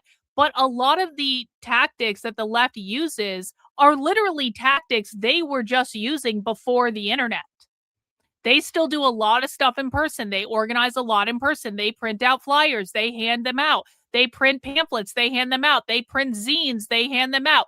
They do wheat pasting of posters and stuff on. They did wheat pasted posters of the people in Minnesota. They're taking all the same tactics that they were using in the 80s and in the 90s before they had access to this stuff, and they're still using them today because the in-person stuff works. This is why conservatives, every single time they're just posting memes on Twitter and they think they're owning the libs, or they're posting a meme on Facebook and they think they're owning the libs. No, really owning the libs would be doing all this shit in the real world. Yo, Donnie Girl! Thanks for the 5 gifted channel memberships, Donnie Girl. Really appreciate it. Thanks so much, guys. We're up to 38 channel memberships. Making good progress towards our goal. You guys rock. Drugs for people, not for profit, is what they say. So we've actually been to Wall Street 3 times now, and it's largely been the issue of how pharmaceutical companies have been profiteering off of the AIDS crisis. And obviously, we've pointed out that the largest criminal in that respect has been Burroughs Wellcome. And we've gone back to Wall Street many times to make that point. Burroughs Wellcome, you'll forgive the interruption, the company responsible for AZT, a drug which has had... Not sorry? For marketing AZT. Not discovering it. Not discovering it. The United States government. The government, NIH and related... Hang on. Got a question. And guys, I really do encourage you, if you're new here, please ask questions. I'm totally open to answering questions as long as they're asking in good faith. I'm trying to understand, are they queers who are Marxists or Marxists who are queer? Queer is not about being gay. Queer is not about being trans. The only way that a person can be queer is to also be a Marxist. You cannot be queer without being a Marxist. Queer is a far left political ideology. There are many gay people in the world that are not queer. There are many trans people in the world that are not queer. There are straight white men who are queer because they say they're non-binary and they don't have a gender and all this stuff. And so you do not have to be gay or trans in order to be queer. The only thing you need to do to be queer is to accept a far left revolutionary, anti-assimilationist, anti-capitalist political ideology. So you have to start separating those things. Gay does not mean queer. Queer does not mean gay. Trans does not mean queer. Queer does not mean trans. They are completely different things. But thank you for the question. I really appreciate being able to answer it. Agencies discovered. Burroughs Wellcome is they're profiteering over Burroughs drugs that we own. No, the government owns the patent. Monopoly on the patent for 7 years. The license. Let us understand, for the record, Burroughs Wellcome has reduced the price of AZT. Due to a lot of you don't think it's been reduced enough, them. right? And also, they've raised the price of acyclovir, which is also a drug taken in heavy doses by people with HIV infection, to compensate for the lowering of the price on AZT. That doesn't get publicized. No fall in their stock price since the latest price. Right, now I'm going to be the company. I am very good at this. Do I look like You won't release your figures on how much you spent on research and development. You won't release your figures on profits. You won't release your figures on any costs. But we're supposed to pay monopoly on your drug, which is given by the not even an American company. You haven't even given me an opportunity to speak. It's not even an American company. It's a British company, and it's controlled by a foundation. It's not traded on the American Stock Exchange. It's controlled by a bunch of men in England who rule. Nobody in this company wants anybody to die. Our entire history is coming up with pharmaceutical products that help people live. I disagree with asked you to remember. It was so high, it was poisonous to the people who took it. What about all the people in Africa they won't give drugs free to? They do want people to die. America. I appreciate the urgency that you bring to this discussion.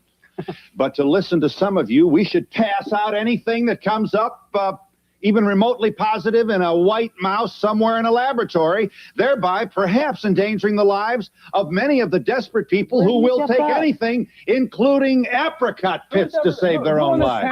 Not only that, do you have any idea how much it costs to develop a drug? Yes. Do you have any idea the money and how much money we... Where was this? Where the fuck was this? Was Phil Donahue alive during the pandemic? Is he still alive? I don't even know.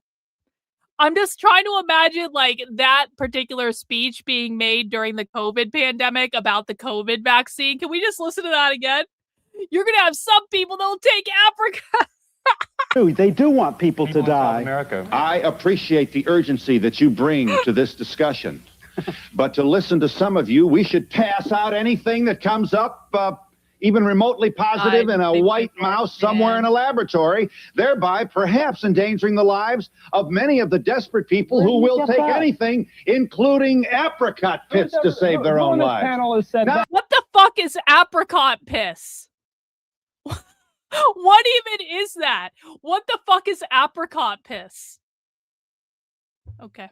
Phil Donahue was a national treasure. Not only that, do you have any idea how much it costs to develop a drug? Yes. Do you have any idea the money and how much money we lose throughout our calendar They year? didn't pay the money to develop it. The government paid the money to develop it. About 125 million to bring the average drug to market. Burroughs Wellcome spent They don't share the profit. well less than $80 million to bring it to market. Okay. They got off cheap, and they did it because the government released it in record time. They got off cheap, and then Wow, they it was actually so basically Phil Donahue was just like, these people would have taken cyanide.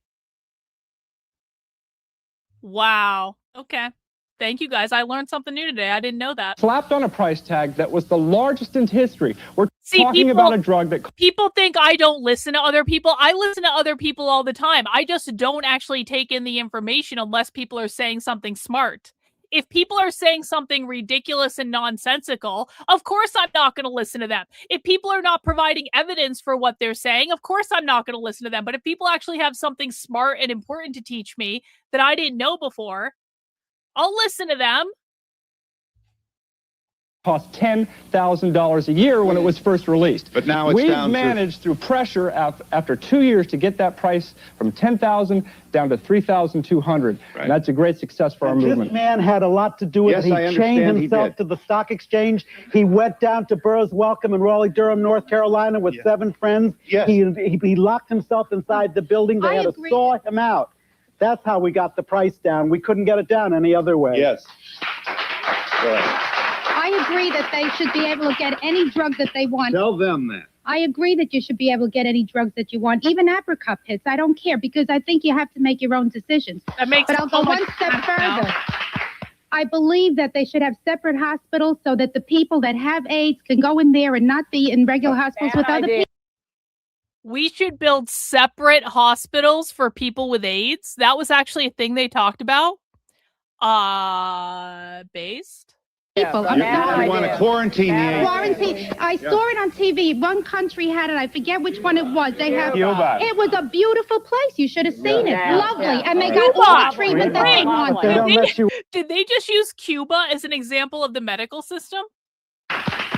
I believe that they should have separate hospitals so that the people that have AIDS can go in there and not be in regular hospitals with other people. I'm sorry. You want to quarantine the AIDS. Quarantine. I saw it on TV. One country had it. I forget which one it was. They have. Cuba. It was a beautiful place. You should have seen it. Yeah. Lovely, Yeah. and they got all the treatment that they want. They don't let you out I at would the be end of the sitting in the day. bed next to an AIDS Please, patient. Let Lovely us places. consider this woman's commentary seriously. Explain why an AIDS hospital is not a good idea. Why? Because AIDS is not one single disease. AIDS, which is a very bad word to use and is the source of a great deal of misinformation, is really HIV infection, a virus that eats away at your immune system so that you become I don't vulnerable. want to catch it when I go so to the that hospital. I don't want an AIDS patient. You next to don't me. catch it in the Look hospital. at the doctor that died because she cleaned the bed. Not died. She got. she's ill. Yeah. Yes. We have a physician who pricked her finger on trial here in New York as the plaintiff suing the hospital. Is leaving the hospital that he works with because of a lot of AIDS. Hospital. Are you going to be cleaning beds when you go to a hospital? First of all- I thought you'd be in one. Yes, exactly. What was your point? My point is that the situation, the illness is HIV infection eating away at your immune system and then outside diseases attacking you and you can't fight them off and you get sicker and sicker if you don't get treatment or intervention and you can die. And what you need as doctors and nurses and people to take care of people with AIDS or people who are What the actual fuck is your problem? Who the fuck are you? Who the fuck are you and why are you making demands of me in my chat? Who the fuck are you? You have 30 seconds to explain yourself before I permanently ban you. What the fuck do you want? Who the fuck are you and why the fuck are you making demands of me in my chat? Why are you disrupting? Why the fuck are you disrupting our research? You have 30 seconds to explain.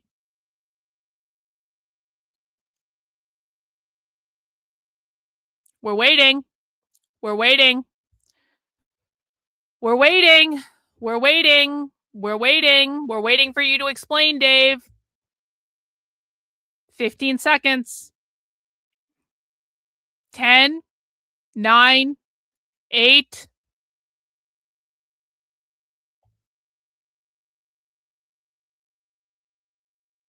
Okay. Permanently banned. I don't know who the fuck you are. I don't know what you want. You're not smart enough to be here. Go away. HIV infected is people who deal with a whole range of diseases. There is no one AIDS disease. Doctors and nurses and people No, at you special. need May I have people a in an moment, please? integrated setting. May I have a moment Yo! to chat with this? W5 gifted channel memberships. Okay, we're going to quarantine these people. Thank you, Ninja Artist. You rule. I really do appreciate it. Congrats to everyone who got a gifted channel membership. That is going to bring us up to 43. Guys, we're almost at our halfway point for the goal. That would be awesome if we can meet the goal. People, because you never know, they sneeze, you don't, and that's how you feel, isn't it? Right. Yeah. How do we know who gets behind the fence here? Hey, thanks so much for the super chat, Little Miss Karlyn. This is for your sanity that has to put up with the crazy people. Thank you. I really do appreciate that. Thank you. Thank you. I did. I quarantined Dave. I quarantined him out of the chat.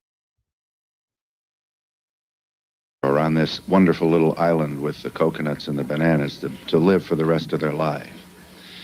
And incidentally, we're a little suspicious about you and who have been your sex partners over the past several years. Yes, but the ones that we know. And now we've got a big computer on which goes your name, and it may or may not belong there. Not only that, this information, if you'll remember the recent history of the FBI, is going to be made available to lots of other people.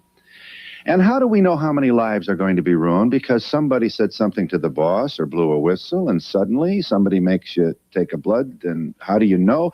Not only that, when you look at what's happened to the bureaucracy of the federal government, are you going to rest comforted in the knowledge that your test isn't going to your name might wind up on my test, and you better watch it if that happens. Don't you see the point?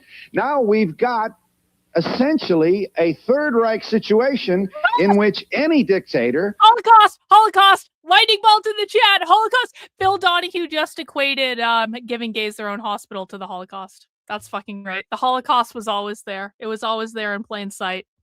Holocaust for everyone. Watch it if that happens. Don't you see the point?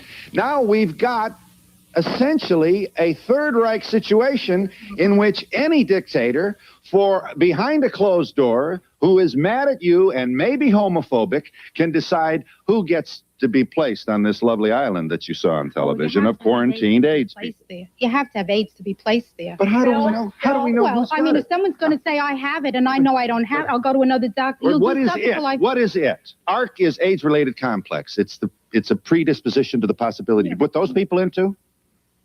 I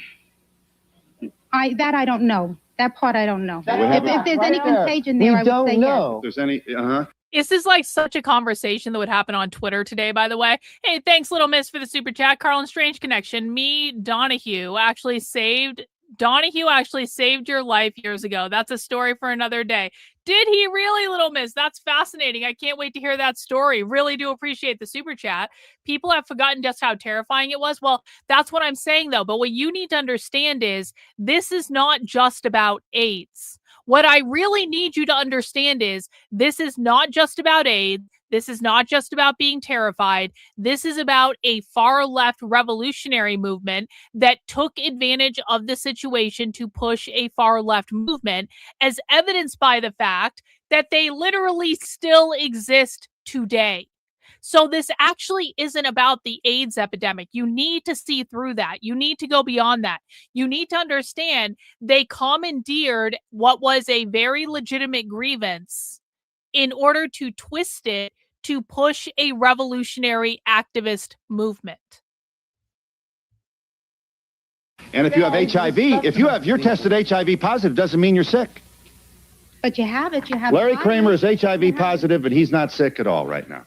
Well, I'm sorry. We're going to put him, let's put him on the bus, all right? I'll tell you the truth. If I had AIDS, put I him would on the really bus. even go away from my own home. You I would? would not risk my family, my kids, anybody. That's how I talk to her. And there are thousands. There are thousands of New Yorkers right now walking around that are HIV positive. They are working. They are working in your restaurants. They are serving your meals when you go out to dinner. They are working in your hospitals.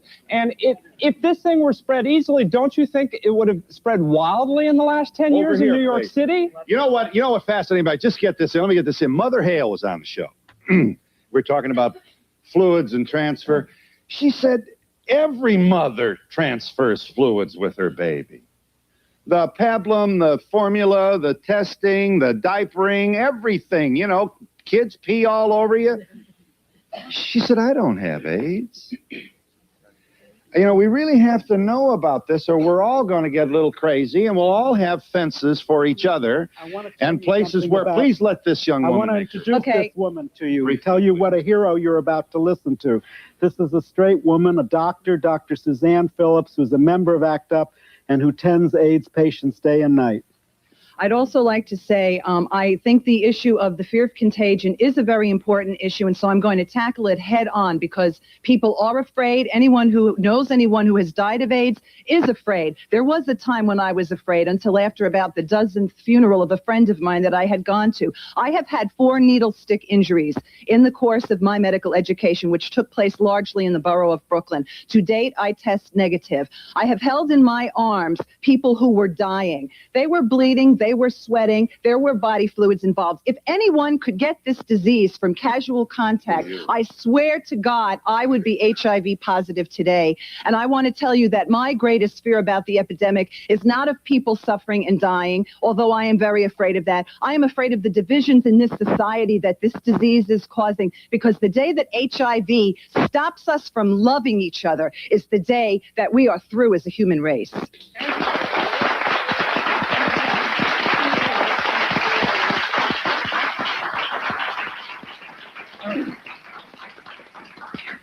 I'm certainly pleased to see the hands going up.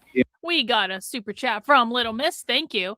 I was in San Francisco during the AIDS epidemic. I lost a good Navy friend who got a tattoo and was discharged later. And that sucks, man. That sucks.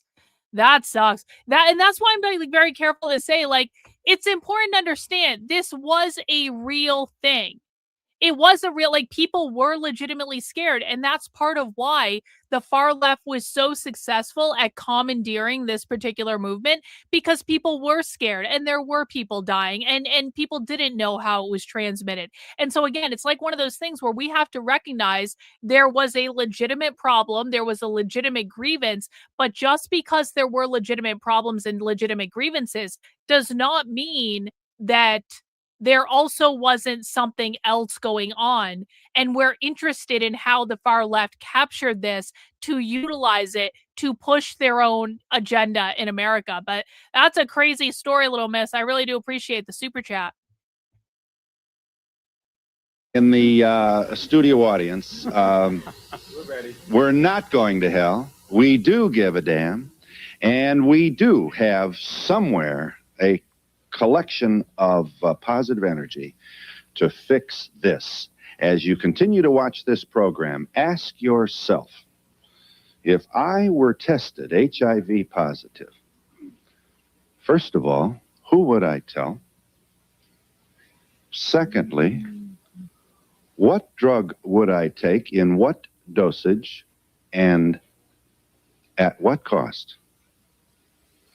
And 4, how would my friends' behavior toward me change if they knew my medical condition?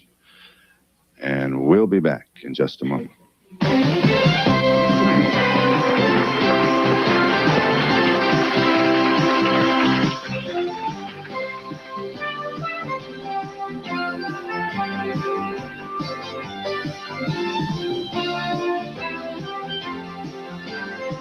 Yeah, exactly.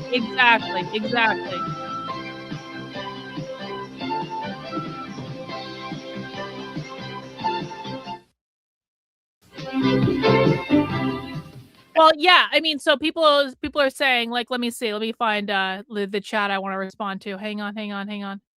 It was a real thing, and we definitely didn't realize how it was being used at the time. But that's part of why we're looking back at this.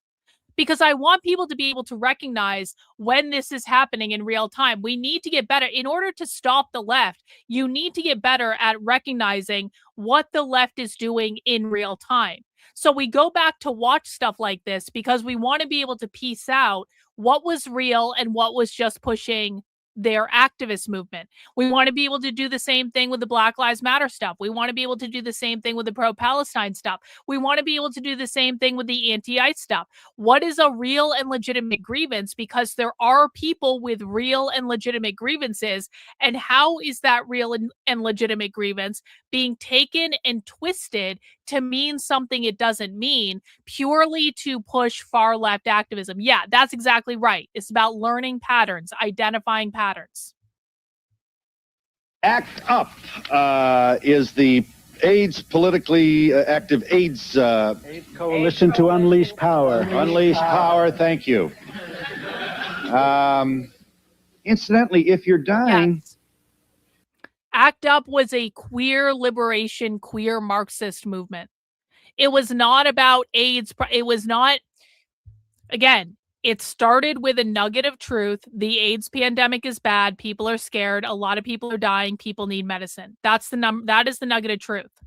But it was led by queer Marxists, gay liberation Marxists. Anytime you hear the word liberation, that's radical revolutionary far leftism. And because it was led by queer Marxists, it was always a queer Marxist anti-assimilation revolutionary movement. It was just they were latching on to a specific nugget of information. This is bad. People are scared. People need medicine. People want, they want the government to help them. They latched onto that and they utilized that to advance their revolutionary movement.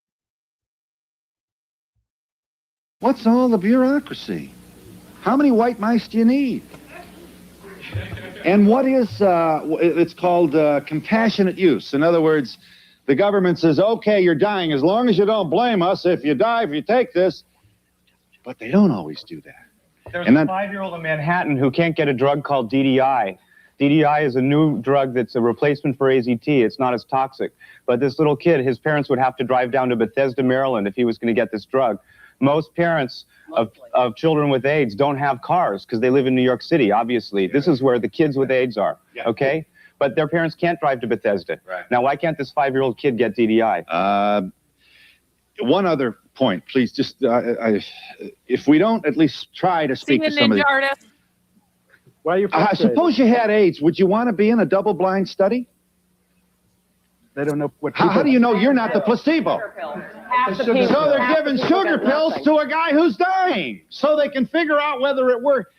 So the end point of the experiment would be that he dies of AIDS, develops and dies of AIDS, and then the experimental trial is considered a success, because they have one group that they can measure the drug effectiveness. They have another group getting sugar, water, pills. That's what they And did the in whole Nazi problem Germany. is people think the issue is some magic cure or vaccine. The issue is treatment. We're never going to have one magic bullet because this is a complex situation with complex problems.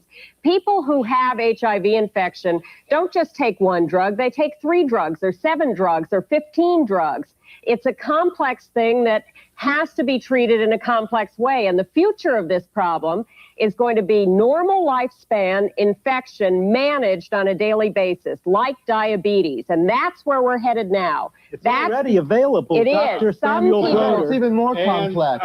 And the management of this complex virus and the undermining of the autoimmune system is not one pill. It's a smorgasbord of pills. Yes. But most of which are available and most of which we can't I know, get. but nobody knows in what dosage and Why are you how so often and frustrated, whether the Phil? bloodstream. Let's at least understand. We do know some of the dosages. We do know things that work. The problem is access. The problem is that this this woman wants people locked up. There are 250,000 people in New York carrying this virus. Does she want 250,000 people locked up? Yes. Now, I'm just asking you to speak to this. What about in New York? In New York, 72% of people with AIDS are people of color. And now we're talking about a drug trial where drugs are available, right? But first, they must have your own private physician, must enroll you in that trial and monitor you. If you are a woman of color and you have 5 kids and you cannot get to that drug trial, what chances are there for you to survive, to get this drug that we're talking about? It's fine, but there are other issues involved here. Other issues of access to health care that points up the deterioration of the healthcare system here in New York City and nationwide. Yes, it does. So you are working very hard, swimming upstream, crawling uphill on an icy slope, because you are not only trying to get remedy for as isolated and politically victimized a group of people as there has ever been, but you are doing it within a system that is, generally speaking, over the broad range of its scope, in the toilet as well. Americans' healthcare system. And has been for years. And we are not only not fighting with other diseases, we are fighting for everybody. Cancer people have been in the same situation, no access to drugs, not enough development. Yeah. We are fighting now for national health insurance, total access. Universal health care. The demand was not just give us the medicine. The demand was not just make the medicine affordable. The demand was universal health care. Universal health care, of course, is a demand that comes from the revolutionary far left because they think all the resources should be available to everyone and everyone should get access to whatever health care they need, free, on demand. That includes, of course, this. That includes, any life-saving stuff, which, you can make an argument, I guess. That includes transitioning minors. That includes abortion on demand up until birth. The argument was not just get us the drugs in an affordable way. The argument was universal health care for everyone, national health insurance. Does everyone understand? It wasn't just people are dying of AIDS, they need medicine, and they need it to be affordable. That's actually a reasonable demand, okay? That's actually like a reasonable grievance. But instead, the demand was universal health care for everyone, for every possible thing.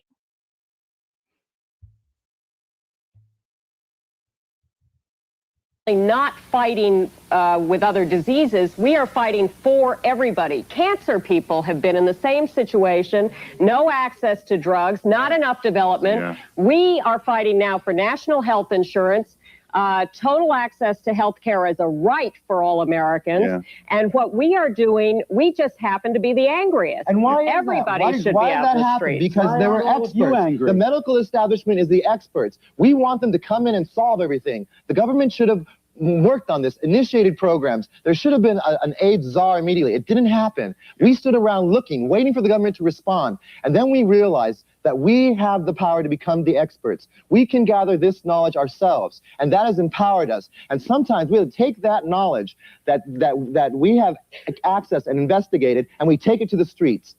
And then we move society. We create a demonstration. We create a happening where we can talk about the issues from a political perspective. That we are dying not only because of a virus, but we are also dying because of government neglect. Government has also acted. prejudice. Please let this young woman make her. I agree with a lot of what you're saying, and I'd like to know what people like myself could do in a non-radical type of protest. Means what we could do, what a lot of people who agree with you can. What can a non-radical protest do? Also, the hair. Fucking 80s, man. A lot of what you're saying, and I'd like to know what people like myself could do in a non-radical type of protest. Means what we could do, what a lot of people who agree with you can do, what type of support they can offer you. And do you know what AIDS is? It's AIDS is there's HIV positive, which means you don't have AIDS. Do you know how you get it? Through transmission of body fluids. And what's the normal way? What body fluids? There are only certain body fluids that transmit it. Sexual body fluids. What's it? Blood, semen, and vaginal fluids. Not sweat, not tears, not saliva. If you have unprotected sexual intercourse and infected semen or vaginal fluids or blood go from one person to the other, that's how you get it. Not from kissing, not from hugging, not from being in the same room, not from sharing food or toilets or showering together or any of that. There were a couple of anecdotes about transmission, but the fact is there have been full studies done of this. They have studied people with HIV, and it's important to talk about HIV as the full spectrum. Don't think there are major differences between HIV and ARC and AIDS. These are artificial definitions set up by the government. They're totally arbitrary and totally confusing. Think about about HIV. And they have studied people with HIV and all the people around them at work, in schools, at home, people who fight, kiss, do everything together. There is not one single case of transmission of HIV in any of those circles of people. Not one. It's a very hard virus. What could people do at home?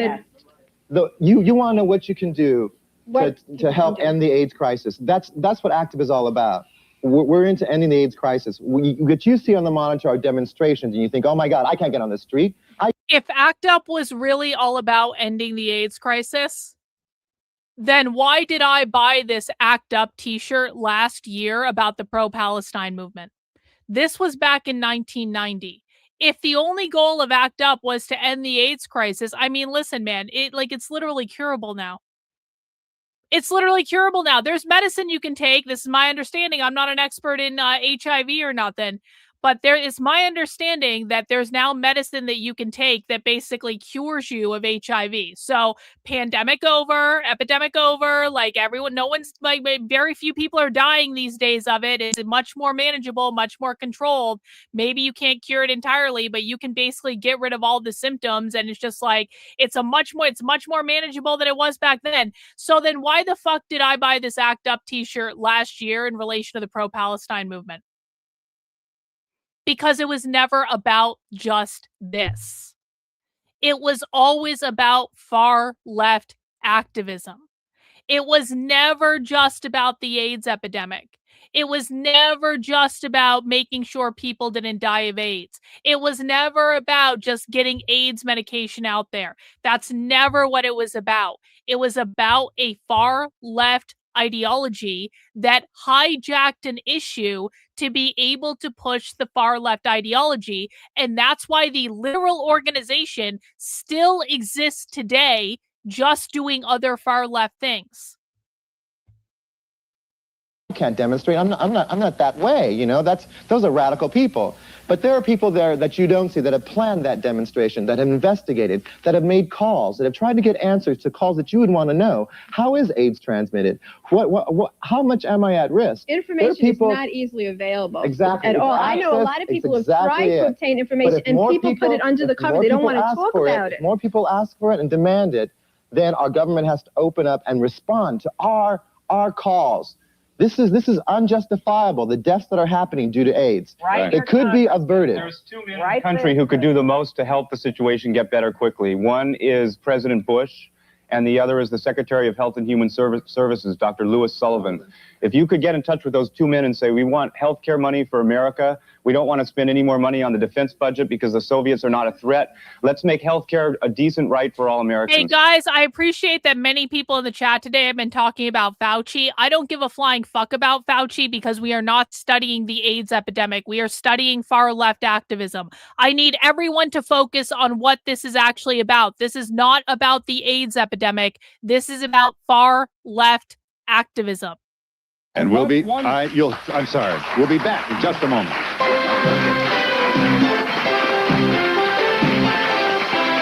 Okay, see, this is the type of shit where I literally don't give a fuck, and I literally don't want to see your gay-hating bullshit about bestiality in the chat. I don't give a fuck. This is about far-left activism. This is not about how much conservatives hate the fucking gays.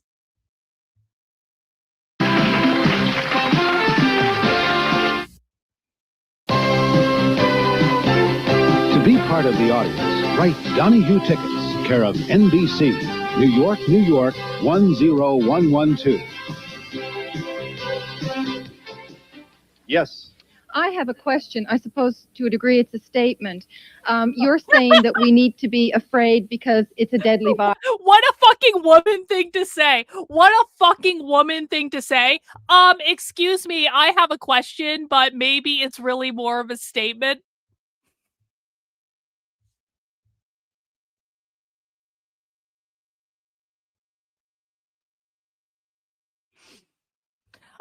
No, guess what? They can, and you just got permanently banned in my chat. Bye. You want to insist on talking about bestiality in my chat? That is the quickest fucking way to get a permanent ban that I've literally ever seen before. Goodbye, asshole. Go away. It's a statement. You're 10112. Yes. I have a question. I suppose to a degree it's a statement. You're saying that we need to be afraid because it's a deadly virus and it's moving closer and closer to our homes. Right. We need to be afraid because we're not being educated correctly. Right. But I think you people acting out the way you are, you're making us afraid to be involved in the issue too. I mean, you're moving right inside the church and defaming the church. How do you think we are going to want to reach out and support you when you're being so abusive? You're Catholic? No. Oh. How much? We're not angry. We're not angry at Catholic people. The Catholics can use a few good friends like you. Catholic people agree But with here's this the issue. but do you know what the Cardinal said? Well, yes, I understand that, but I think their action is wrong. Stay outside the church, be very vocal, get out there with pamphlets, move into the schools. I wonder whether you would have heard of our organization if it would have been. It's now seems to be on the lips of every single New Yorker. They want to know would Phil have had this show if they hadn't invaded the church, not what happened outside. If we had stayed outside, you would never have heard of us. There were 5,000 people outside the church. You did City Hall, and you were on TV. Let us also understand that Mass at 10:15 on Sunday at St. Patrick's is not the holiest of holy situations. This is a tourist attraction. There is a gift shop, There is a gift shop. Excuse me. I want to know how much Train this people woman to would have go out supported there and us. do your education program in the schools. I join you immediately. As a Catholic in questionable standing with my church, I feel obliged to say, for the sake of our conversation and with no lofty presumption of moral superiority, you're getting nowhere if you somehow try to suggest that St. Patrick's is not quite as Catholic as most churches are.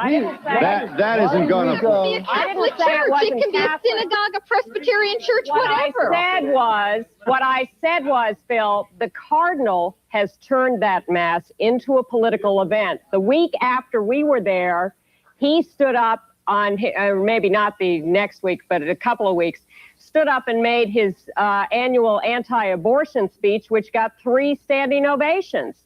This is not an unpolitical atmosphere. Okay. I want to explain something to this lady. I'll be real brief. I am a veteran of the St. Patrick's demonstration. I was injured by a police officer outside of the church, unprovoked, and I will have damage to my body for the rest of my life. And I want to point out to her... So now they're pushing the anti-police, abolish the police are brutalizing us. This guy has literally brought a cane to talk about his injury from the police, just like they do with the anti-ICE organizing.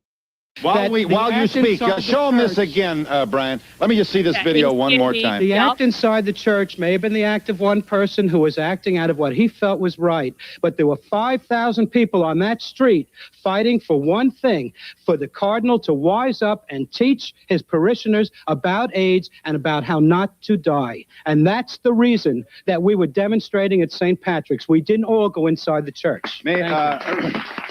Yes.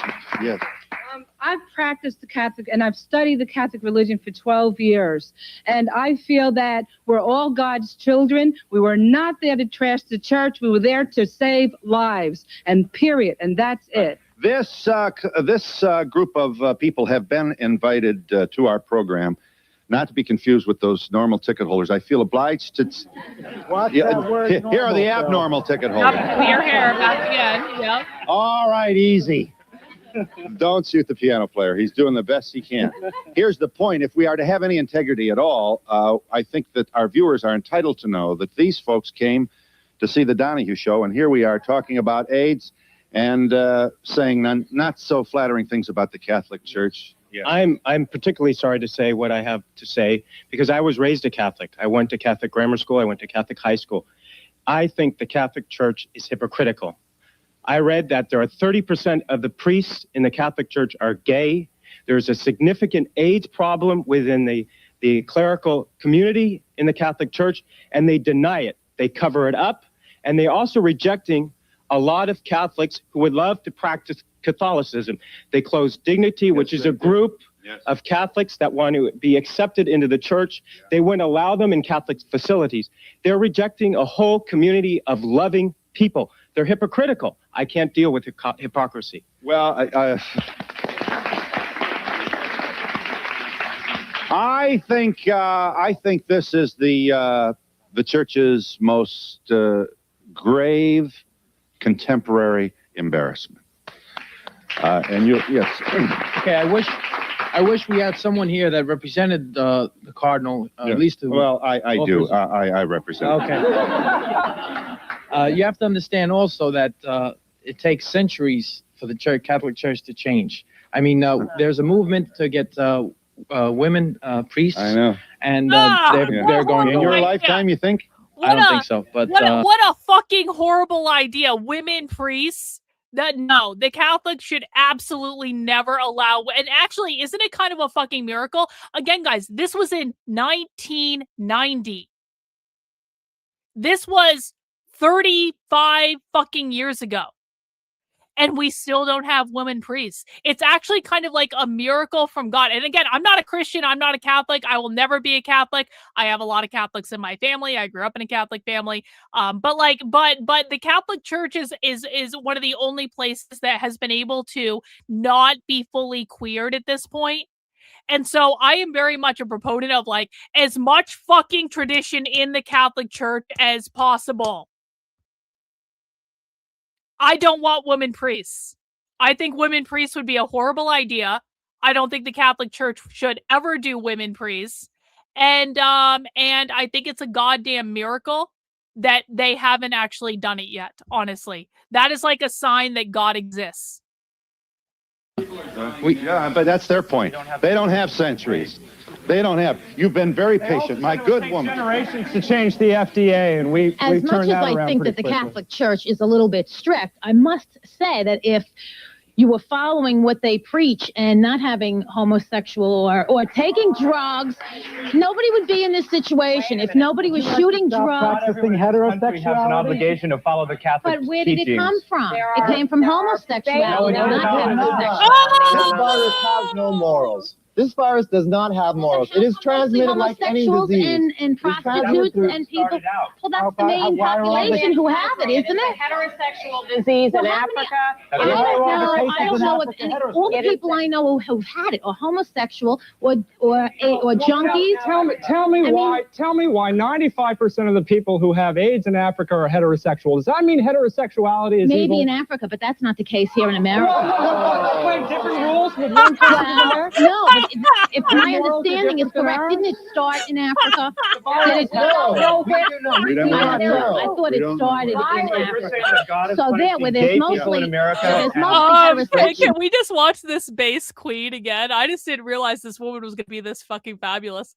From the beginning, please, 80s lady. I think that the Catholic Church is a little bit strict. I must say that if you were following what they preach and not having homosexual or taking drugs, nobody would be in this situation. If nobody was shooting drugs. Practicing heterosexuality has an obligation to follow the Catholic But where did it come from? It came from homosexuality, not heterosexuality. This virus has no morals. This virus does not have morals. It is transmitted like any disease. And prostitutes and people.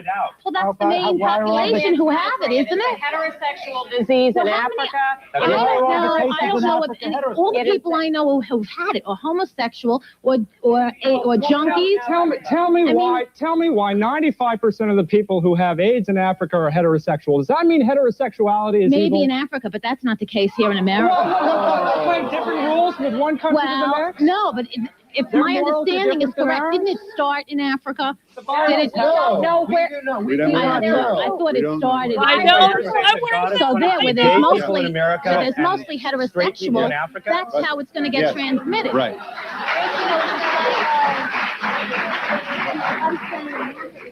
What did you say? If there is a God, he is just everywhere in the world, and he would not punish straight people in Africa and gay people in America.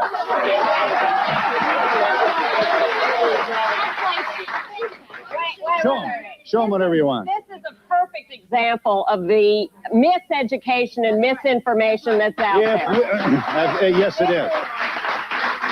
There are new viruses in the world every year. We don't have the faintest idea where they come from. At the moment, we have a new flu virus, A Shanghai, that we're fighting. There are new flu viruses in the world every year. We don't know where this virus came from. Americans think it came from Africa. Africans think it came from Europe.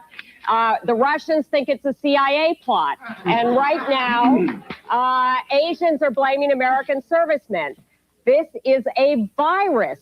It is not who you are. It is about what some you of the do. good things that ACT UP has done. Some Yes, of the you really can, Larry, positive but things.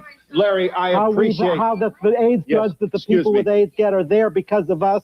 How this man here has helped reduce the time for drug approval at the FDA down from 10 years down to 3 years, down to 1 year. The drugs are out there because of ACT UP, because we do those demonstrations, because we have made people listen to us. And this is the only way. After I was on this program in 1981, Phil did the first program about AIDS anywhere in the world. I'm on it 10 years later, and I'm still saying the same And thing. you're reinventing You are not listening. We have to go out there and do this.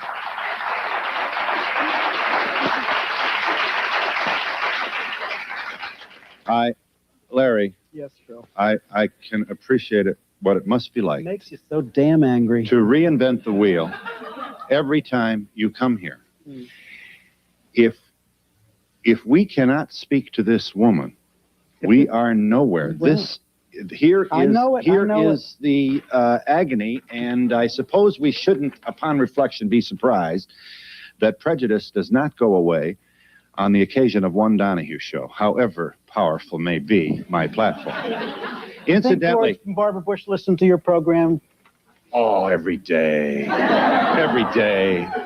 Barbara doesn't miss the Donahue show. Barbara, please, lady Barbara, please. Listen, here's what is not so funny. If you still are not impressed with the gravity of this medical emergency, when Mr. Kramer appeared on the Donahue show in 81, whatever the year may have been, we put up the number of AIDS deaths. Wait, he just said that Kramer guy appeared on his show in 1981. So the same guy, he just said that the guy that started the ACT UP movement appeared on his show in 1981. I wonder if that's the episode that I found. Are gays born this way? I wonder if that's the episode that I found. That would be a crazy fucking coincidence if that was real. Medical emergency when Mr. Kramer appeared on the Donahue show in 81, whatever the year may have been. We put up the number of AIDS deaths. We gotta find that. And you know what it was? 300. 1981.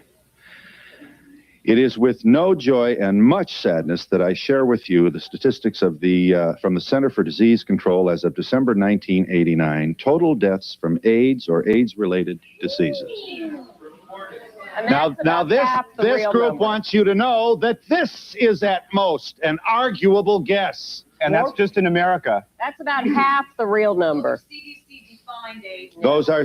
died without being officially diagnosed, which could be twice as many for all we know. There are many people who came in and just died of pneumonia. They're poor, they don't have families, they end up in the morgue and they're never recorded as an AIDS death. People of color, poor people, women, children, all of them died without being counted with AIDS because the government doesn't even know how much... Oh, hey, little miss. Karlyn, this is important to find. I love finding this stuff. I love, listen, man, 80s, people might laugh at, Phil Donahue and Sally Jesse and Ricky Lake and Oprah and all this stuff. But the fact of the matter is this was the shit that was being beamed into the living rooms where all of the wives were watching it. The wives were watching this shit. The people who were staying at home were watching this shit.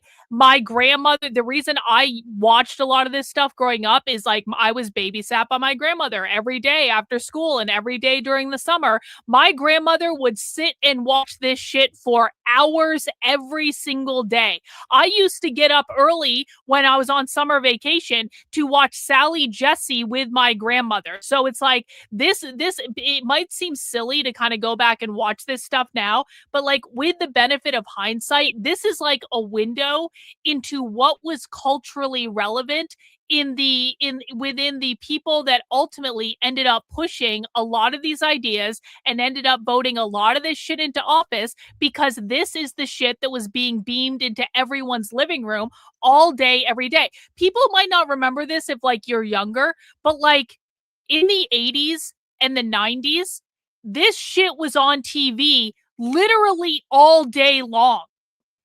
You could get up at 10 a.m.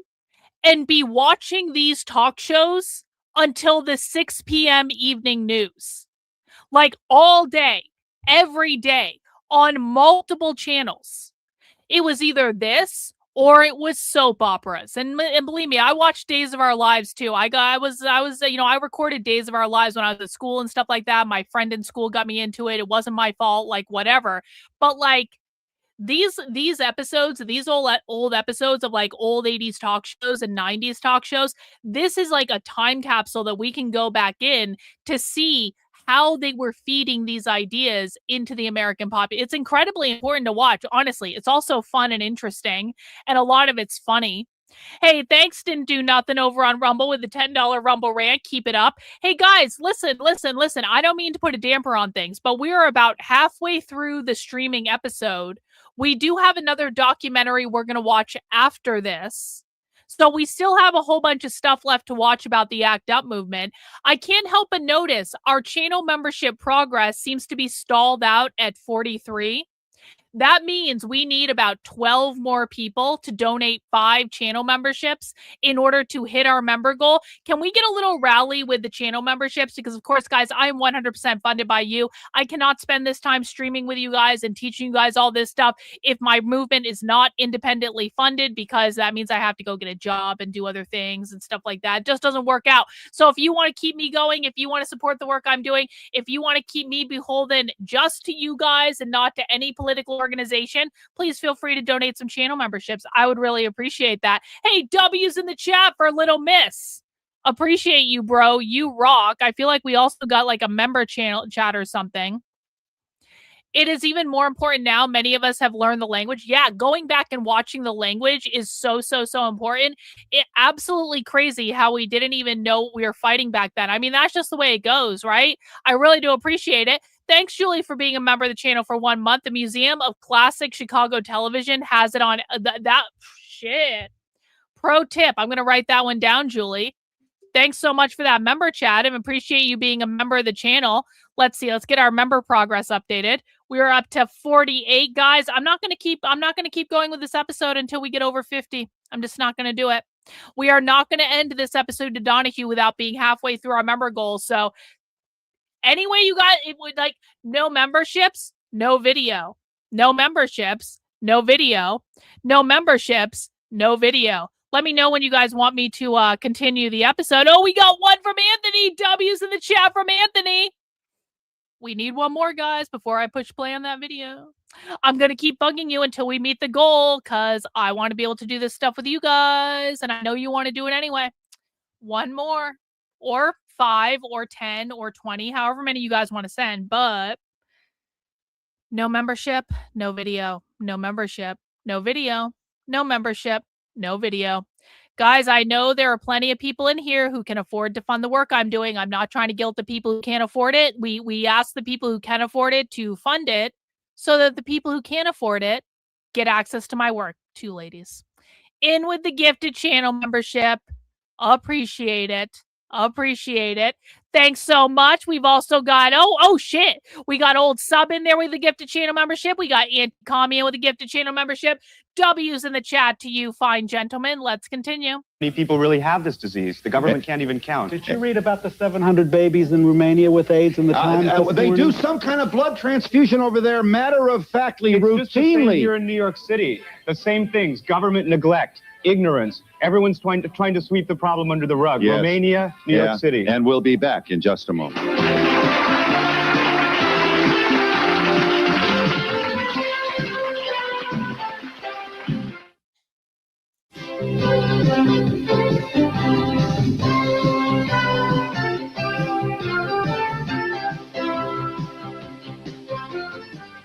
me just, here are folks who are entitled to a plug. I'll tell you what, nobody's getting rich, and there's no missing money in this outfit. This is Act Up New York, 496A Hudson Street, Suite G, 4 New York City. Zip there is 10014. Incidentally, these folks have, among other things, developed.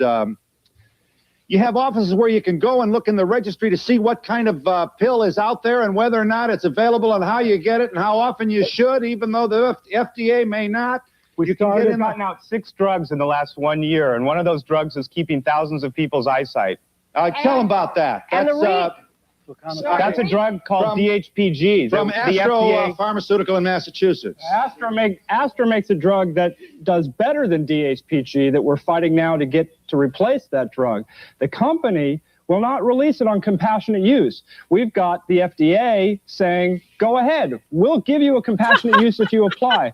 But this company in Massachusetts, Astra Pharmaceuticals, another European company, is saying that they don't have enough supply to supply people for compassionate use. All they have is enough for 100 people for a clinical trial. Well, I'm telling you that if their children in that company had AIDS, they'd start pumping out that supply.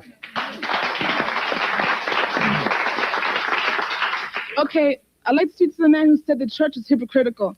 One, you cannot say the church is hypocritical. That's what you believe. Where is he? Okay, that's what you believe, and you read statistics. You cannot base the church on statistics.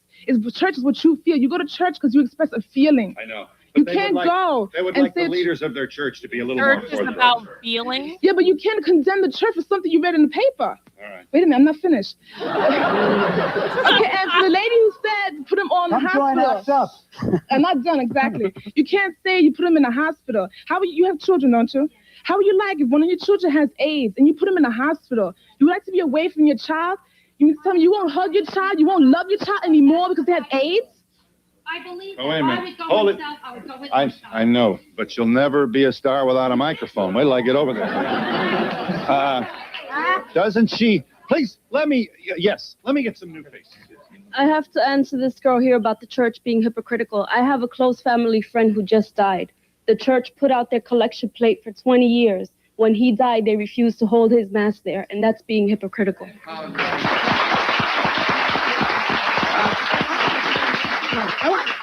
First, I want to say that I'm familiar with Larry Kramer, but through the books and the band Played On. You read about him in the band Yes, Played On. all right. Now, and the thing is that I support the GMHC.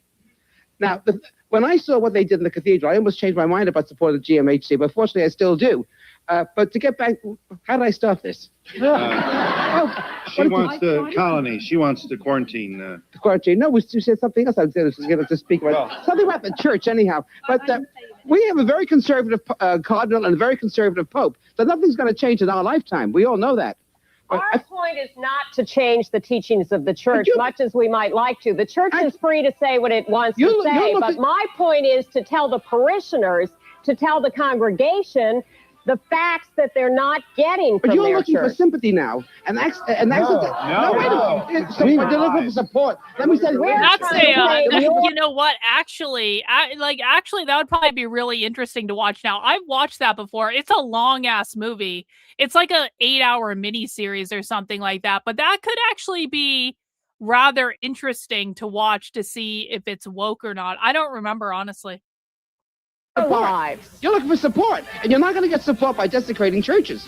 We didn't desecrate the church. All right, I've got a break. We'll give you all a chance here in Catholic Church action did more good for moment. ACT UP than any other action we've ever done. It's also interesting that the cardinal is willing to break the rules when it's convenient to him. He has just ordained some married men as priests who are currently married and having relations with their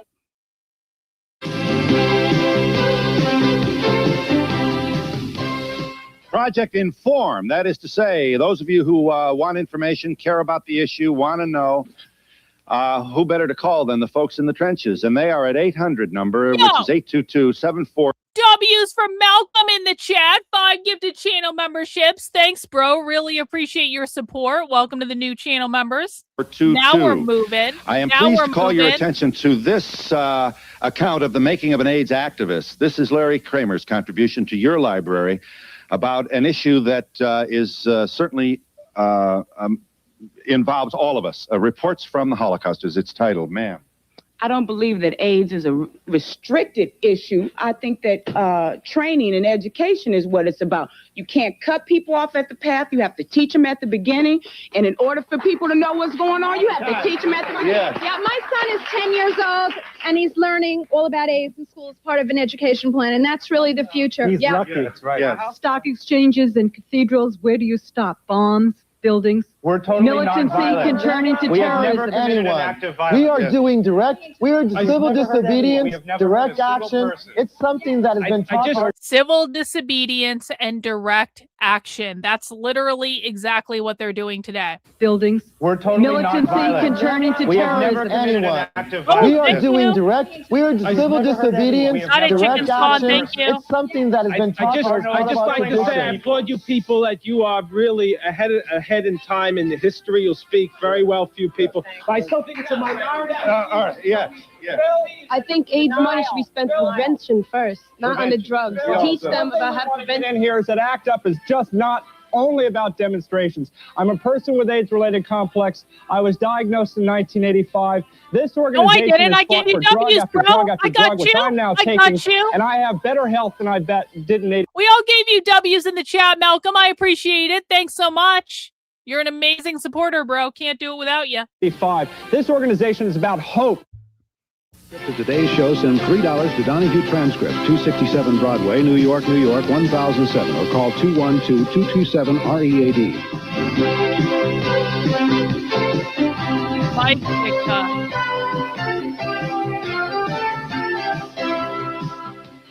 TikTok. Thank you, News Center 4, New York, for allowing us to use your tape. Larry, we're back. Yes, sir. Yeah, I want to quickly respond to your comment about briefly about them using the church. There will be spy streams probably on Thursday and definitely on Friday.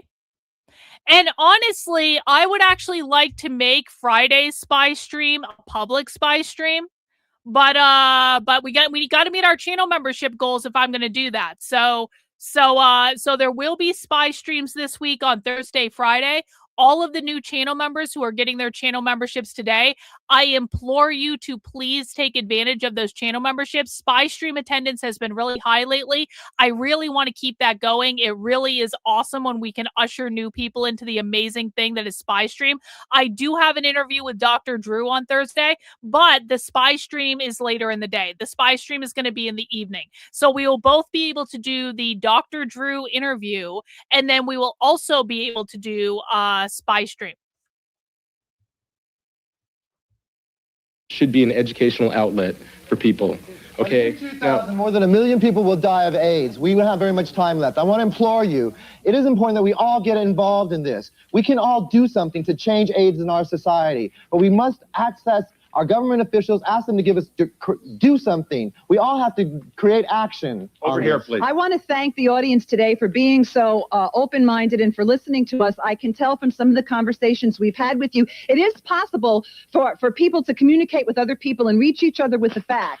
And this is our hope for the future. Fight back, fight AIDS. Act up, fight back, fight AIDS. Act up, fight back, fight AIDS. Act up, fight back. Fight AIDS! Act up! Fight back! Fight AIDS! Want to try? You're looking at what people found in the Discord? Yeah. Let me see if I can. Hold it a moment. Let me just see if I can get one more in here. I just want to say, keep up the good fight. Thank you. Struggle. Yes. Yes. I feel like the way you're fighting with me, I feel like I'm getting more scared than Services informed. provided and promotional fees paid by the following. All right. That looks like it's the end of our Phil Donahue episode, but don't worry, guys. Don't worry. We are not done our Act Up deep dive yet for the day. We have a whole other documentary to watch. So let me know. One in the chat if you learned something new that you didn't know before by watching that old episode of Phil Donahue. 2 in the chat if you knew all that and you haven't learned anything new yet. 1 in the chat if you've learned anything in the first half of the stream that you didn't know before.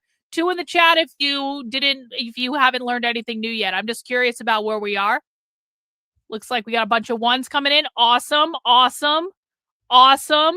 Lots of people learning new stuff today. That's what I love. That's why we go back and do this stuff, to make sure that we are actually taking advantage of all the information that's out there to inform our view of how the left got to where it is today and where they're going next, we are going to spend the rest of our time together watching a documentary. And this is also about the ACT UP movement, which we were just watching on Phil Donahue. It is called How to Survive a Plague. And this is on the Library of Congress YouTube channel. But it looks like, I'm not sure exactly when this was made. It looks like it may have aired in 2017, but maybe it was made before that. I'm not exactly sure. Hopefully they tell us.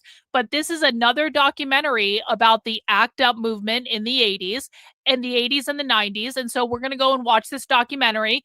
Unlike the one we watched last week, if you were here for the ACT UP documentary watch party last week, I had already seen that one. We had already watched it on the channel before. I have not seen this yet.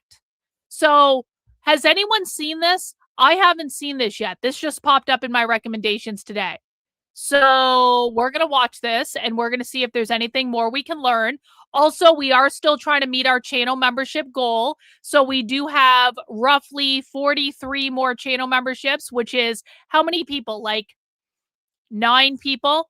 If 9 people give 5 channel memberships, we hit our membership goal. There's well over 300 people watching. I just need 9 of you to help me get to the goal by giving 5 channel memberships. Let me know if you guys want to do that. I will keep bugging you to hit the channel membership goal until we do, because I can't do this stuff if you're not funding it. So that's just the way it goes. Anyway, let's dig into this documentary, guys, and it'll be a new learning experience. And let's see what we can find out.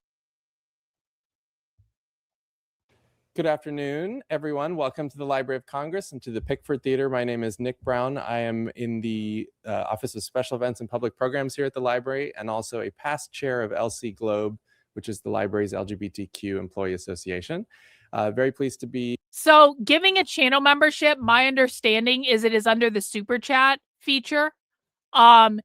Some people have trouble finding it if they're on their phone. So if you're watching on your phone, you might not be able to find it. But I think if you're on the computer, it's under the Super Chat feature. I'm not exactly sure how it works, though, if I'm honest about it. But I appreciate you asking, and I appreciate you trying, Melissa. Thanks so much. Here with you today, and also with David France, my colleague Lisa, and also my colleague Meg. Lisa's going to do a formal intro in a moment, but I just want to give you some updates on housekeeping things and also some event announcements. The program today is being filmed for future webcasts, so that will be up on the library's website in a few months and on the YouTube channel. So when we get to Q&A, ask questions accordingly for the permanence of the archive. And then visit us at lsc.gov/LGBT to learn about the library's resources relating to the topics that we're covering today. If you didn't attend the pop-up exhibit in June, it was remarkable, and we had several sections that addressed HIV, AIDS, and culture. And the bibliography from the exhibit is up and available on the website. If you're into film, we have a bunch of events coming up that you would be interested in attending. First off, this Friday night, we're having the creators of the Blair Witch Project here in the Coolidge Auditorium to talk about making modern ghost stories. It's kind of like high-end fake news kind of thing, which is interesting. And there will be a screening of the film immediately following in the Coolidge Auditorium. Then on Saturday afternoon at 4 o'clock, we're going to be screening Hocus Pocus for those that are more inclined to that. You're welcome to attend in costume for either, but please note that there are rules about masks. I want to remind everyone that this is the Library of Congress, which means this is funded by our taxpayer dollars. I just want to remind people of that. Yo, W's in the chat for John. 5 gifted channel memberships. Thanks so much, John, for supporting the channel. Welcome to all the new channel members. And like that, we are over 60 gifted channel memberships. You guys rock. Thanks so much. And the police and such. So if you plan to come in costume, read the press release first. Also, the library's new pop-up exhibit, LSC Halloween Chambers of Mystery, opens this Thursday, runs through November 1st. We have an entire room dedicated to film. Ready for new sunglasses there are silent for a new films movie? And sound films, and also there's a radio horror montage, which is pretty cool. I gotta wear these. And we have a Pro Day tip. of the Dead altar. You know what? You know what? You know what's so cool about taxes? You know what's cool about taxes? If I buy these sunglasses on Whatnot, and the primary function of these sunglasses is to appear on my stream, which is my revenue generating source. And one of the things I do on the stream is I give people links to my Whatnot where I can then earn revenue for you guys joining Whatnot. So it makes the whole thing a total business initiative. If I do these things, then I get to write off on my taxes the money I spend to buy the sunglasses, because now buying the sunglasses is a business expense used solely to drive the business, which it is. I literally don't even wear most of these sunglasses. I can't even listen. I primarily wear these sunglasses on stream as like a little bit of a costume for you guys. And so I don't even really wear these sunglasses in the real world. These are purely streaming sunglasses and streaming clothing, IRS. And so technically I buy these for you guys, and I get to write them off on my taxes. Isn't that a fun thing? For Frida Kahlo, which is amazing and would not have happened in years past. Yeah, I wear my sunglasses check that at out. There's night been if a I lot of feel work like going it. on behind the scenes to get the pop-up exhibit running. Stay tuned to Globe's The future what not programming. deduction, You can join yeah. our Facebook group. Just type in LC Globe on Facebook. You'll find us. And you can also join our listserv by contacting Meg, MMET at LOC.gov, or myself How cool at are mbrown these? at LOC.gov. Great, thanks, and welcome to Lisa.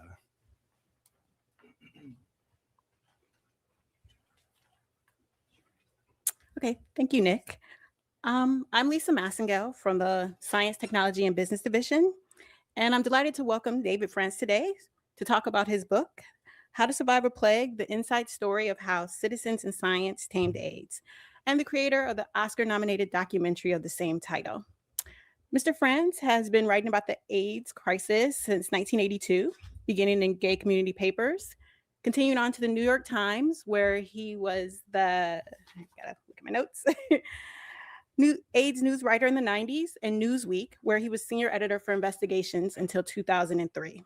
He's also the author of the critically acclaimed books, Our Fathers, an investigation into the Catholic Church sexual abuse crisis, and The Confession, a memoir he co-wrote with the former governor of New Jersey, Jim McGreevey. So please join me in welcoming David France.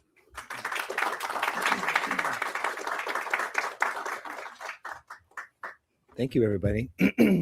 I have a trouble with my voice today, so I'm going to try to get through this with you. But I thought we'd start first with a little selection. Look at those little from glasses. the documentary How to I want to Survive get Plague. little glasses like that.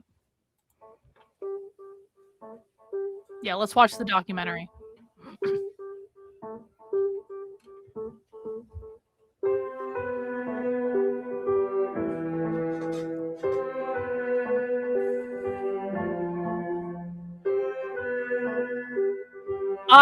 No, this is actually wrong. This is actually wrong. This is actually wrong.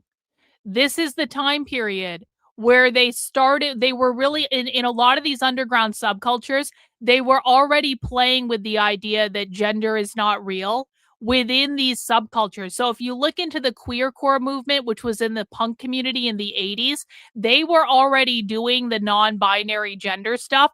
It only got popularized after gay marriage got legalized. So the reason that you saw the pronoun explosion around 2015 is basically after gay marriage got legalized, all of the normie gay rights activists who just wanted to get married and just wanted to be left alone, they won. And so after gay marriage was legalized, all the normie gay rights people basically stopped being activists. They're created a giant void in which was filled by queer Marxist revolutionaries. And then we saw non-binary bullshit and pronoun bullshit explode.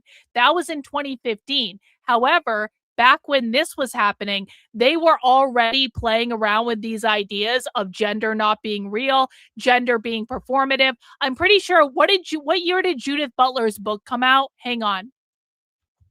Judith Butler, Gender Trouble. What year was that?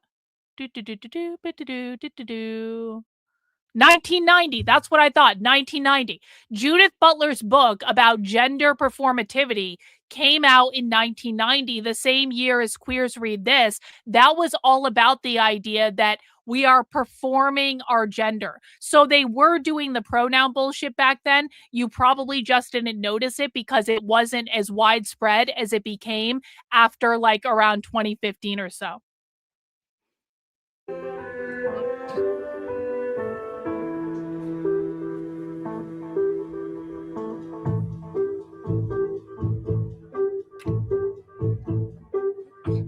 was a good guess spot, actually. Good guess. Close.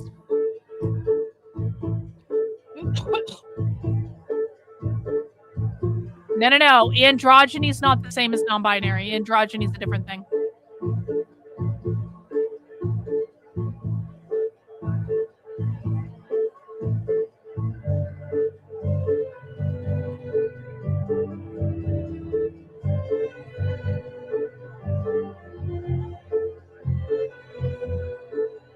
Act up. There it is. Boom. These were just AIDS patients that were fighting for their lives. This wasn't a queer revolutionary movement that still literally exists today as a queer revolutionary movement. These were just AIDS patients that were fighting for their lives. They were fighting the noble fight, and all they wanted was their AIDS medication.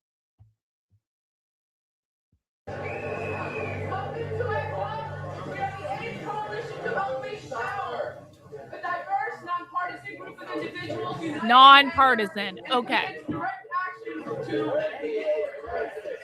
Less than 12 hours from now, we are going to be taking over City Hall. Mr. Mayor, in campaigning for the lesbian and gay vote in an election year, a bit of historical context is necessary in dealing with the AIDS crisis in New York City. It wasn't until 1983 that you met with people to deal with the AIDS crisis. How do you respond to these criticisms? That is falsehood. Please, anybody. Thank you. Appreciate it, Birdman. Fill out a support sheet. Make sure that your support person knows who you are and what group you're in. Yeah. If we end up in the Tombs, is there like a queer tank there? And would you recommend that we ask to be there? There is a homo tank, and I've been there, and it's better than the straight tank, let me tell you. Who else? Yes. In the past, you've described ACT UP as fascist, yet in the press release, you called them concerned citizens. So I was wondering what changed your mind. I don't think that you can't use both.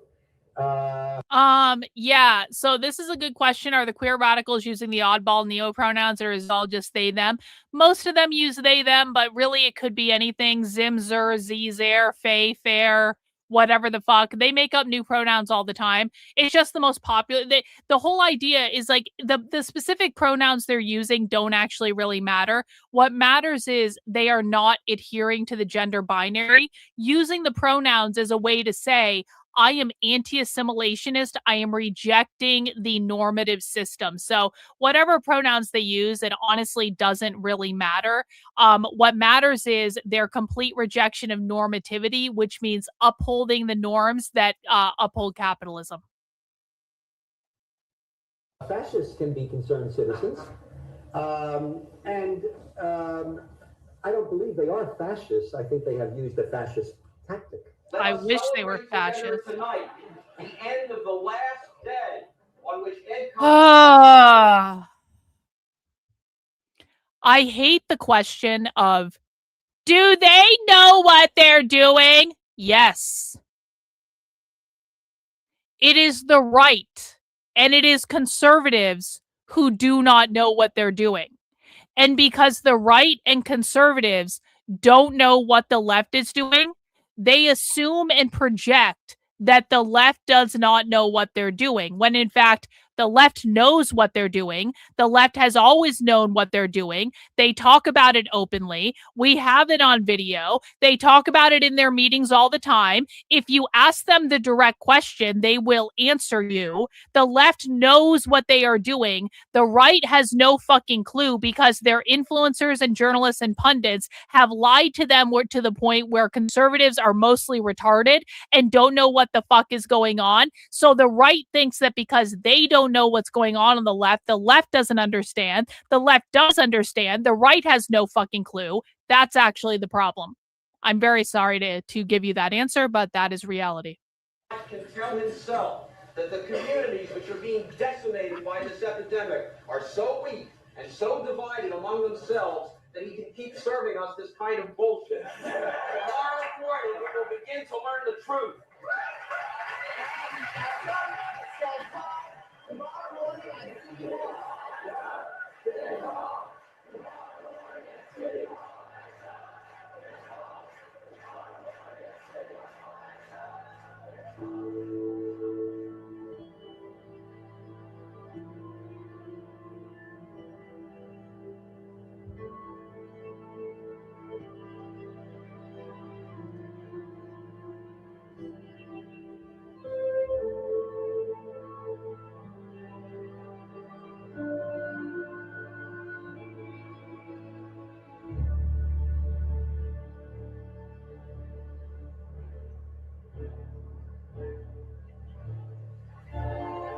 by talking to Jim Igo of the Treatment Issues Committee of ACT UP. Jim, what specific treatment issues are being brought into this demonstration this week? The municipal hospitals are totally falling apart. More than half the people who get diagnosed with AIDS today get diagnosed in the emergency rooms of our city. You're going to find yourself waiting 4 days in the emergency. I'm just going to see real quick if I can find this somewhere else where it's actually the sound doesn't suck. And then we can go back and watch the rest of their discussion. Hang on one second, because the sound is super low on this video, and I wonder if we can find a better version of it somewhere. Give me 1 second here. Just looking real quick. That's what we're watching now. That's not it. We might be stuck with this one. That might just be the way it is.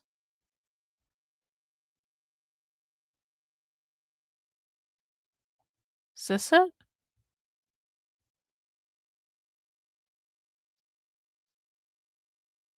That's 2 minutes long. That's not it. But it says it's an hour and 43 minutes. That doesn't look like an hour and 43 minutes.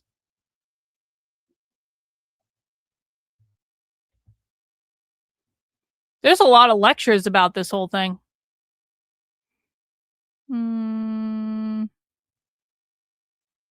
That's a lecture. I actually just want to watch the video. Play. Oh, God. Okay. So this might be the only thing that we have to watch, honestly, because I can't find it anywhere else. So I'm gonna look around a little bit more, but I'll let this play. Before you get to bed. No, that doesn't work. I just love all these people, and I think that what we're doing is really right. I mean, listen to this and look at all the people. It's just really wonderful, and it's worth putting yourself on. I guess I can try it. Hang on. Let me see if I can try the sound booster. Let's see. Can I actually do it? Hang on 1 second. Fuck. This. No, it's not gonna work. Not gonna work at all. And therefore people don't get treated. We are angry at the way this city has handled this crisis, and we demand that ADCOT exert leadership and declare a state of emergency. Go in the street now or wait. Those are the options. 1. He says go. He says now. 3. Go. We're standing here with Larry Kramer. What is ACT UP trying to say today to the EdCoch?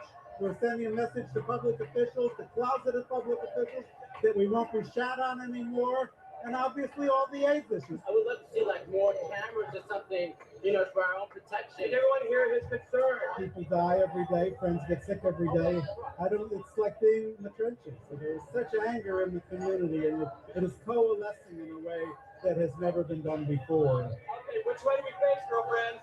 This way or that way?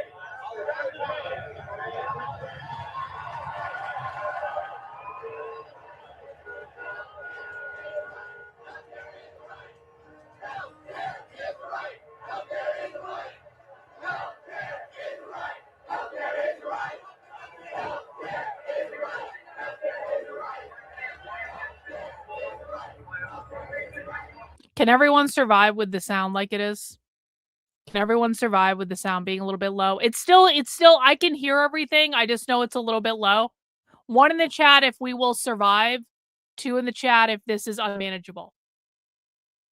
Okay, people will survive. Thank you.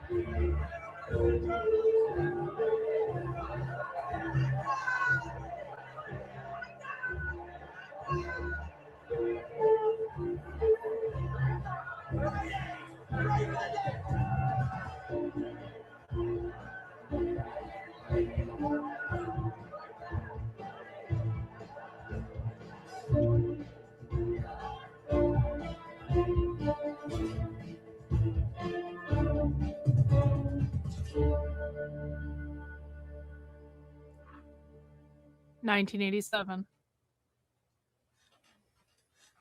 Oh, so they just played the trailer, basically. That was like the trailer. Okay. Now we're going to have a discussion.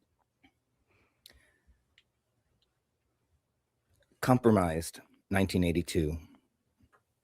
On a crisp fall-like afternoon, Dr. Joseph Sonnabend found his way to the back in a booth at Joe Jr.'s, a noisy coffee shop on 6th Avenue in the Village.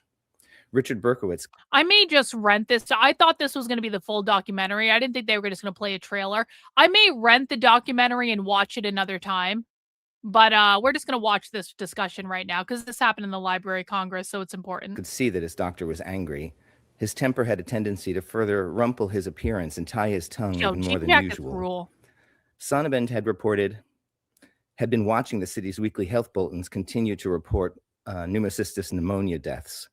Any trained physician should know how to prevent such a fate, he felt. These doctors are not delivering. They're just windbags, he said, deadheads. He handed the most recent Department of Health briefings to Berkowitz. Berkowitz thumbed through the papers, not quite understanding. NYU has the distinction, Sonnabend underscored with sarcasm, of having the largest number of patients by virtue of their advertising, and they're doing nothing. By keeping those patients, it means they are keeping them from people who know what to do to help them. Berkowitz interjected timidly. His background was not in medicine. He was a professional sex worker. Like immunologists? Yes. They haven't proven that they are competent to do any of this work. Who is Dr. Friedman Keene? He's a society skin doctor, as far as I know. He's certainly not equipped to get into this kind of stuff.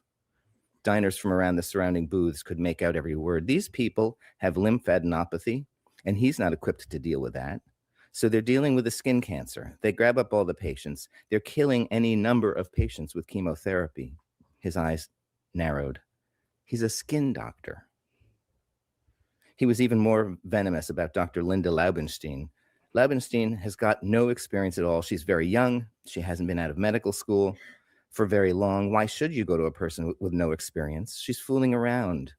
They're fooling around. I would never let any of my patients go anywhere near NYU.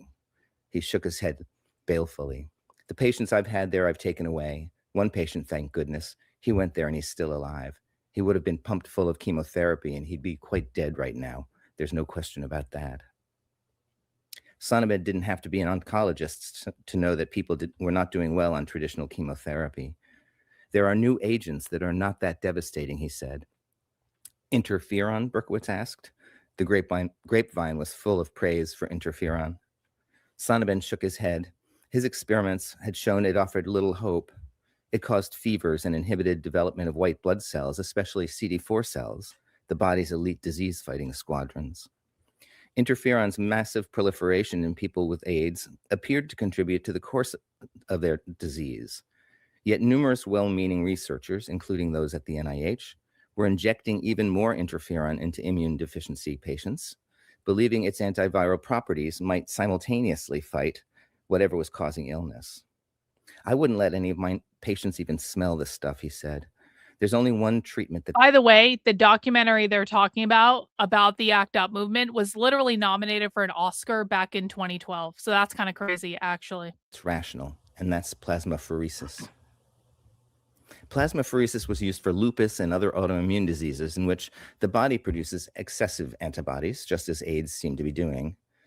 The procedure removes those antibodies mechanically by rerouting blood out one arm, passing it through a centrifuge, then returning the blood through the other arm, minus the antibodies. He had sent his other patient, Michael Callan, to Boston for the procedure, noting that the patient felt much less fatigued afterwards. It's relatively harmless, Sonnabend said. Still, most other doctors were not offering plasmapheresis, and some had openly criticized him for championing it. In other words, it cleans your blood? Yes, he snapped impatiently. Then more tentatively, it might have saved lives. Berkowitz looked up from his food.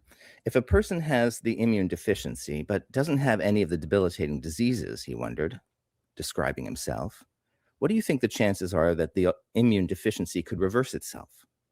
Sonnabend answered carefully, I think if you get plasmapheresed, it might help. You would be a candidate, for example. I'd like to get you plasmapheresed to see if we could reverse your parameters. Berkowitz was numbed by the recommendation. He thought that his parameters, though cockeyed, didn't merit dramatic intervention.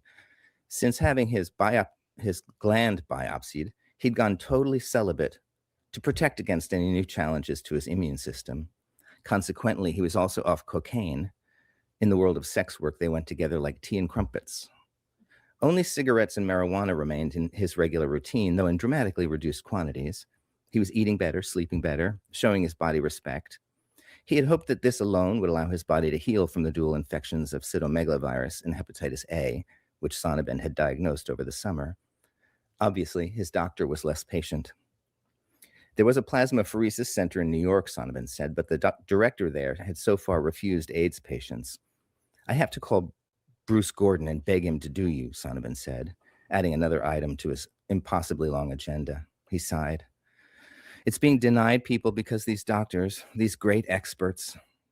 He didn't finish the sentence. Waving for the waiter's attention, he looked exhausted. I've got to get back to the office. They sat in silence, waiting for the check. After a time, Sonnabend tilted his head toward the tape recorder that Berkowitz had brought with him. All this is happening, and there really is no one of substance to chronicle this, the tragedy of all this. A person who knows how to write, who knows people. Where is such a person? This is New York City, and nobody's chronicling this? If he was asking Berkowitz to create a record, he didn't say so directly, nor did he have to. That fall, Michael Callan spent $39 on a recorder of his own and joined Berkowitz in taping new Sonnabend disquisitions. By now, researchers had started using Dietz, are you saying that that person who just posted in the Discord claiming to be you, are you saying that person is not you?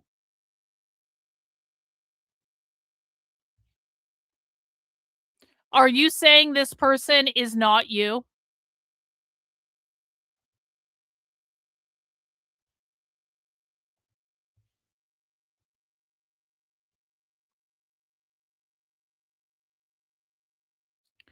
Well, that's interesting.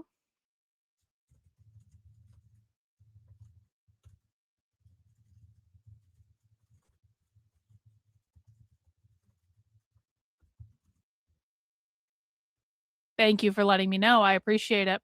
That's what I thought. That's what I thought. Good catch. New name for GRID, answering the question about the concerns about naming a disease after the community. There was nothing gay about collapsed immunity, as Sonnabend put it. The disease was rebranded as acquired immune deficiency syndrome, but the new name didn't change perspective. In the guise of AIDS rage, across the country came wave after wave of anti-gay violence, just as Sonnabend had prophesied. Well, the ironic part, the ironic thing to the obvious communist who's trying to get into my supporter Discord, the ironic thing is there's nothing even in the supporter Discord. What are they going to steal? We're not doing anything there. They might see some conversation and back and forth, but there's like zero secret information in the supporter Discord. Yeah, it's like there's literally nothing. Hey, communists, do you want to come and watch movies with us? Is that what we're talking about? Do you guys want to come and watch movies with us? Because that's what we do in my supporter Discord. Like, Sonnabend over lunch when he met with the researchers and during late night phone calls, which had become commonplace. Cassettes piled up in both apartments where they were reviewed and swapped. They had become Sonnabend's unpaid amanuenses and self-styled acolytes, standing in the spillway of his developing thoughts so that others might benefit. I've got it on tape, Berkowitz would announce, if you forget. Paranoid Fantasies, 1984. The summer of 1984 saw a fulcrum of disease in the gay ghetto.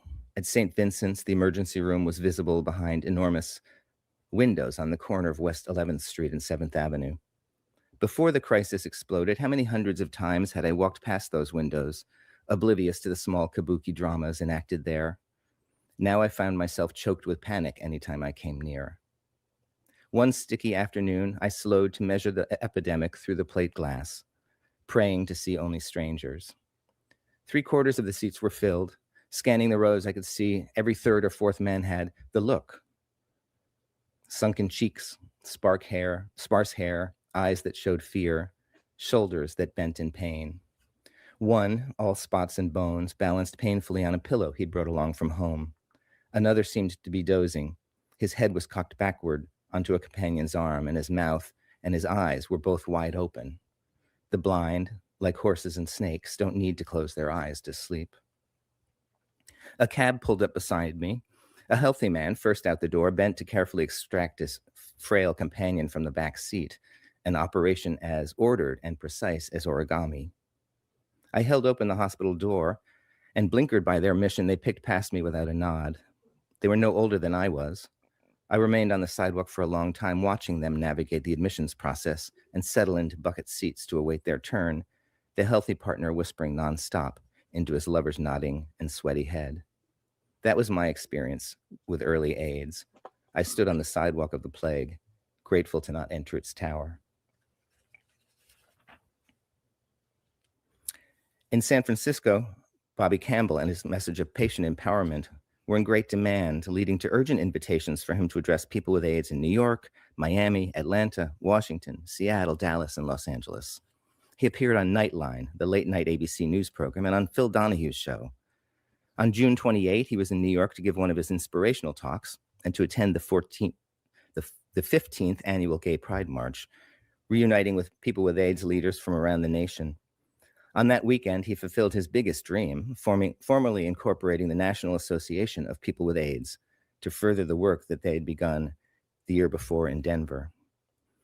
Campbell returned home in time for the Democratic National Convention, which opened in San Francisco on July 15th. On a gusty afternoon, he stood on a stage across from the Moscone Center with his lover at his side, delivering a well-paced and strident keynote speech to 100,000 protesters. He looked frail and tired, but his connection to the crowd that day was electric and his voice was strong, echoing across the sea of heads. "I have a message for the nation," he said. "Very often lesbians and gay men are portrayed as isolated, alienated, and alone, or as in a pathetic search for desperate sexuality. I don't think that that's true about us. I think that it's important for people to understand that lesbians and gay..." Communists are trying to join my supporter Discord, and they're going to be like, those assholes are watching Fallout in the supporter Discord at 9 p.m. tonight. That's because that's what we're doing tonight. In about an hour, Mac B is going to have a movie night in the supporter Discord where he's going to watch the season 1 finale of Fallout. And that's the big communist infiltration into my supporter Discord, is they're going to find out that we're watching fucking TV shows and movies. Men do not exist outside of a context. We exist in the context of the people we love and those that love us. The crowd roared as he kissed his lover on the forehead. I have a message for the person with AIDS who may be in Des Moines or in Indianapolis or in Queens or anywhere. Keep the faith, baby. I love you. Campbell cemented his place as the preeminent infected militant that day, but his whirlwind efforts took a toll on him. A few days later, a nasty case of shingles engulfed his head, leaving behind a field of deep scars. And in a few weeks, he entered the hospital with a brain stem overrun with cryptococcal meningitis, a horrifyingly painful experience. When the news reached New York City, Michael Callen bought a card to cheer him up with a photo of the performer Divine in a nurse's uniform, menacingly hoisting an enema bag. How many of this card? The very best thing to do is to write them down in a notebook, and this is the honest answer. The very best thing to do is to write them down in a notebook and wait for a time when I'm covering that topic and ask then, or you can DM me on Twitter. I am pretty good about checking DMs on Twitter, although I've been a little bit bad lately just because I'm not on the platform as much as I used to be because Twitter kind of sucks now. But I do very regularly check the DMs on Twitter. So if you have a question, DM it to me and I will try to answer as best I can. or just write it down. Like there are a lot of people in my community that keep a notebook where they like take notes and they ask questions and things. And I appreciate you asking, though. And it's not that I don't want to answer your questions. I'm always open to answering questions, but sometimes questions have already been answered before. I'm working on creating a website to make it easier for you guys to find this information, or building out the Decode the Left website. That's an ongoing project. And so I'm trying to make that more accessible. But that is the best way to do it for right now. I appreciate you asking the question. Yo, SoulQuest in with the 5 gifted channel memberships. W. Guys, I had almost given up on hitting that channel membership goal. I had almost given up. And now are we back? Are we going to do it? Are we going to hit the channel membership goal for the day? I guess we'll find out. Have you gotten? It's just so you, he wrote. Get well. That's an order. But Campbell never saw the card. Bob Hilliard, his lover, watched helplessly as the blood pressure monitor fell from 100 to 50, then 40, then 0. Instinctively, he allowed the medical staff space for gently removing all the hoses and pipes and devices from Campbell's spent body. At precisely noon on August 15th, 1984, a month to the day after his memorable last address, Campbell ended his battle. He was 32 years old. News of the death spread quickly through San Francisco.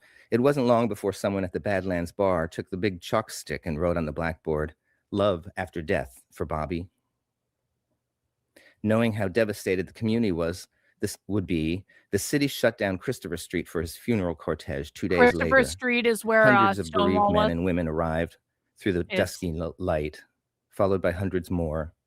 Soon, a sea of grief stretched down the hill past the famous Castro Theater into the next intersection and beyond, 1,000 people standing hushed in Bobby Campbell's honor. Whether through his work as a nurse or a tireless AIDS advocate, his leadership had touched the community like nobody else's. The eulogies were stridently political. Holly Near and Leah Delaria sang militant tributes. A bit of footage from Campbell's recent speech flickered on a large screen over the stage, momentarily returning him to his beloved people. "I have a message for the lesbian and gay community," he was saying, as if from beyond. "It's important to understand that sex does not cause disease. Homosexuality does not cause disease. Germs do. Learn and practice safe sex." The throng on Castro Street nodded silently to his manifesto, but then the voice of Campbell added something that they had trouble accepting. "It's important for us to learn about AIDS," he said, "but not to panic. There's no reason to become hysterical."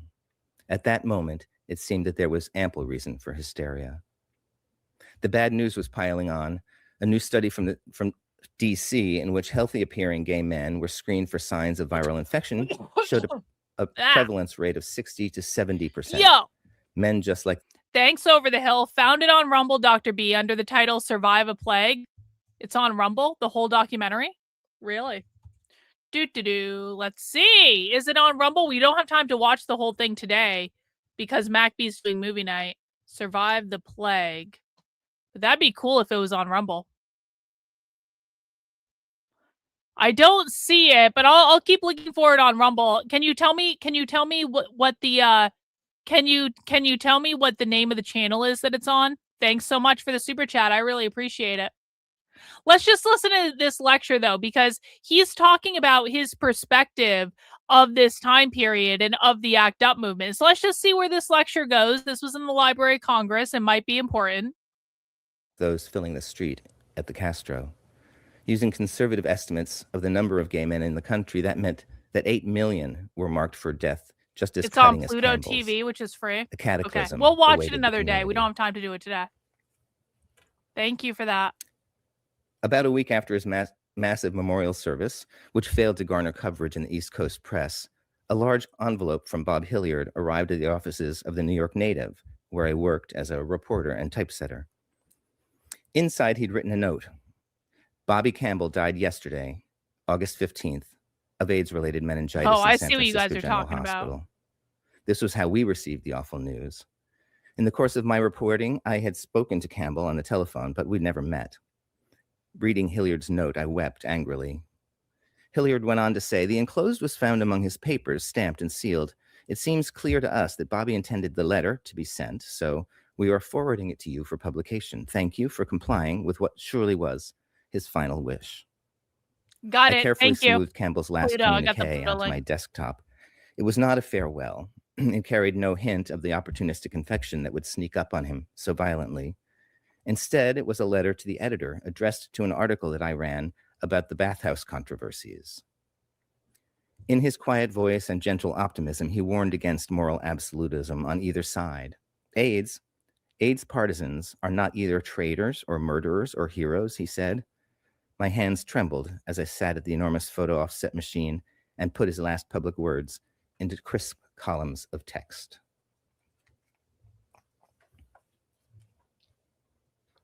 That December, Lester Kinsolving, a reporter in his late middle years, took his usual chair at the White House briefing room. Just after noon, he rose with a question. The president's spokesman, an agile and sandy-haired Mississippian named Larry Speaks, eyed him playfully. Lester's beginning to circle now, he said, as though he were narrating a sporting event. He's moving in front. Kinsolving was more of a gadfly than a journalist, a self-syndicated columnist known for wearing an ecclesiastical collar to briefings. He had been ordained once in the Episcopal Church. All right, this is kind of boring. You guys want to watch some other stuff until we get up to our movie night? You guys want to watch some other comedy stuff? This is kind of boring. I'm going to be honest. It's kind of boring. I thought we were going to watch that documentary. That's how they titled it. That's how they described it. I should have done more due diligence. I think that's a little bit boring. I don't feel like watching it. Do you guys want to watch some other commie stuff for a little while until we get up to movie night? Let's check out Status Quo News and see what they're reporting on. Status Quo News, of course, is a lefty outlet, and so let's get the energy up. I still want to meet this channel membership goal. Let's get the energy up. We're switching gears when stuff doesn't work out. Like, I know people are like, okay, Karlyn, it's getting late. Let's actually watch some commie bullshit. All right, I can deliver. So let's head over to Status Quo News and see what they're talking about. Status Quo News is, of course, a lefty news outlet. And so we can get the left-wing talking points. We can figure out what they think is important, stuff like that. Here's a video they posted 3 hours ago. Should scare everyone. ICE whistleblower sounds alarm. Since the Trump administration has instituted this demand for 10,000 more agents and this accelerate. But by the way, I do actually want to watch that documentary. I just want to do it another day because it's too long to watch today. So I do actually want to watch the documentary. Maybe we will do that tomorrow. Does that sound good to everyone? Well, yeah, I mean, they're always built. So the next protest is going to be on March 28th. March 28th, I believe, is their next No Kings protest. The big one that they're building up for right now, though, is May 1st, 2026. That is the May Day general strike. That's going to be another big one. There's going to be another No Kings protest later this year. There's a week of action going on in Minneapolis right now where they're doing all sorts of stuff in Minneapolis that isn't really being reported on, but I'm keeping an eye on their social media. So yeah, I mean, they may be talking about that. That is certainly a topic we will be covering, possibly in a spy stream on Thursday. Training timeline to try and meet some of these unrealistic deportation goals that have been set. Without reform, ICE will graduate thousands of new officers who do not know their constitutional duty, do not know the limits of their authority, and do not have the training to recognize an unlawful order. You can help build the only independent news outlet, always on the ground with the people, for as low as 16 cents a day. Corporate media, they've been lying to us for years, and you go straight to the people. Flint, Michigan. Brooklyn, New York. Government sending one more you to the president. By the way, I just want to show you an article that just got posted on CrimeThink today. Speaking of anti-ICE activism, CrimeThink is Antifa's publishing arm. Anything that is posted on CrimeThink goes out to Antifa all over the country. When they escalate, we escalate. A short history of the fight against ICE in the Twin Cities. So this is the latest Antifa piece of propaganda talking about how they will always be escalating, and maybe we will read that another day this week. Of Chicago. We need as many independent voices as possible, and that's why what you guys do is so fucking important. Covering what the corporate media covers up. Hey, it's JT Siskowski with Status Quo. A whistleblower has come forward from inside of ICE to confirm from on the inside what we've been able to surmise and show you from the outside through our on-the-ground reporting, and that is that these agents, these 10,000 secret police agents in the United States, this partisan military force that the Trump administration is building up, are completely and utterly untrained and unfit for the job. This is reporting that is coming from MS Now, and this is the headline. ICE whistleblower comes forward to testify before Congress. A whistleblower from Immigration and Customs Enforcement is expected to testify at a congressional forum Monday that the agency is, quote, lying to Congress and the American people, unquote, about its training of new recruits. Ryan Schwenk, an ICE Academy instructor for new recruits before he resigned earlier this month, was set to testify that the agency's training program, quote, is now deficient, defective, and broken, according to information shared with MS Now. I want to pause for just a second because I know that the first reaction here is probably going to be that, oh, you know, just in, the sky is blue or water is wet. ICE is untrained and many of the agents are unfit for their job, especially under this administration, which, yeah, no kidding. But it is important because you're getting some of this we're about to cover on the congressional record. I promise you, I understand we're listening to a far left outlet right now, but I just want people to pay attention to this. I just want people to be paying attention, okay? I shouldn't say I promise.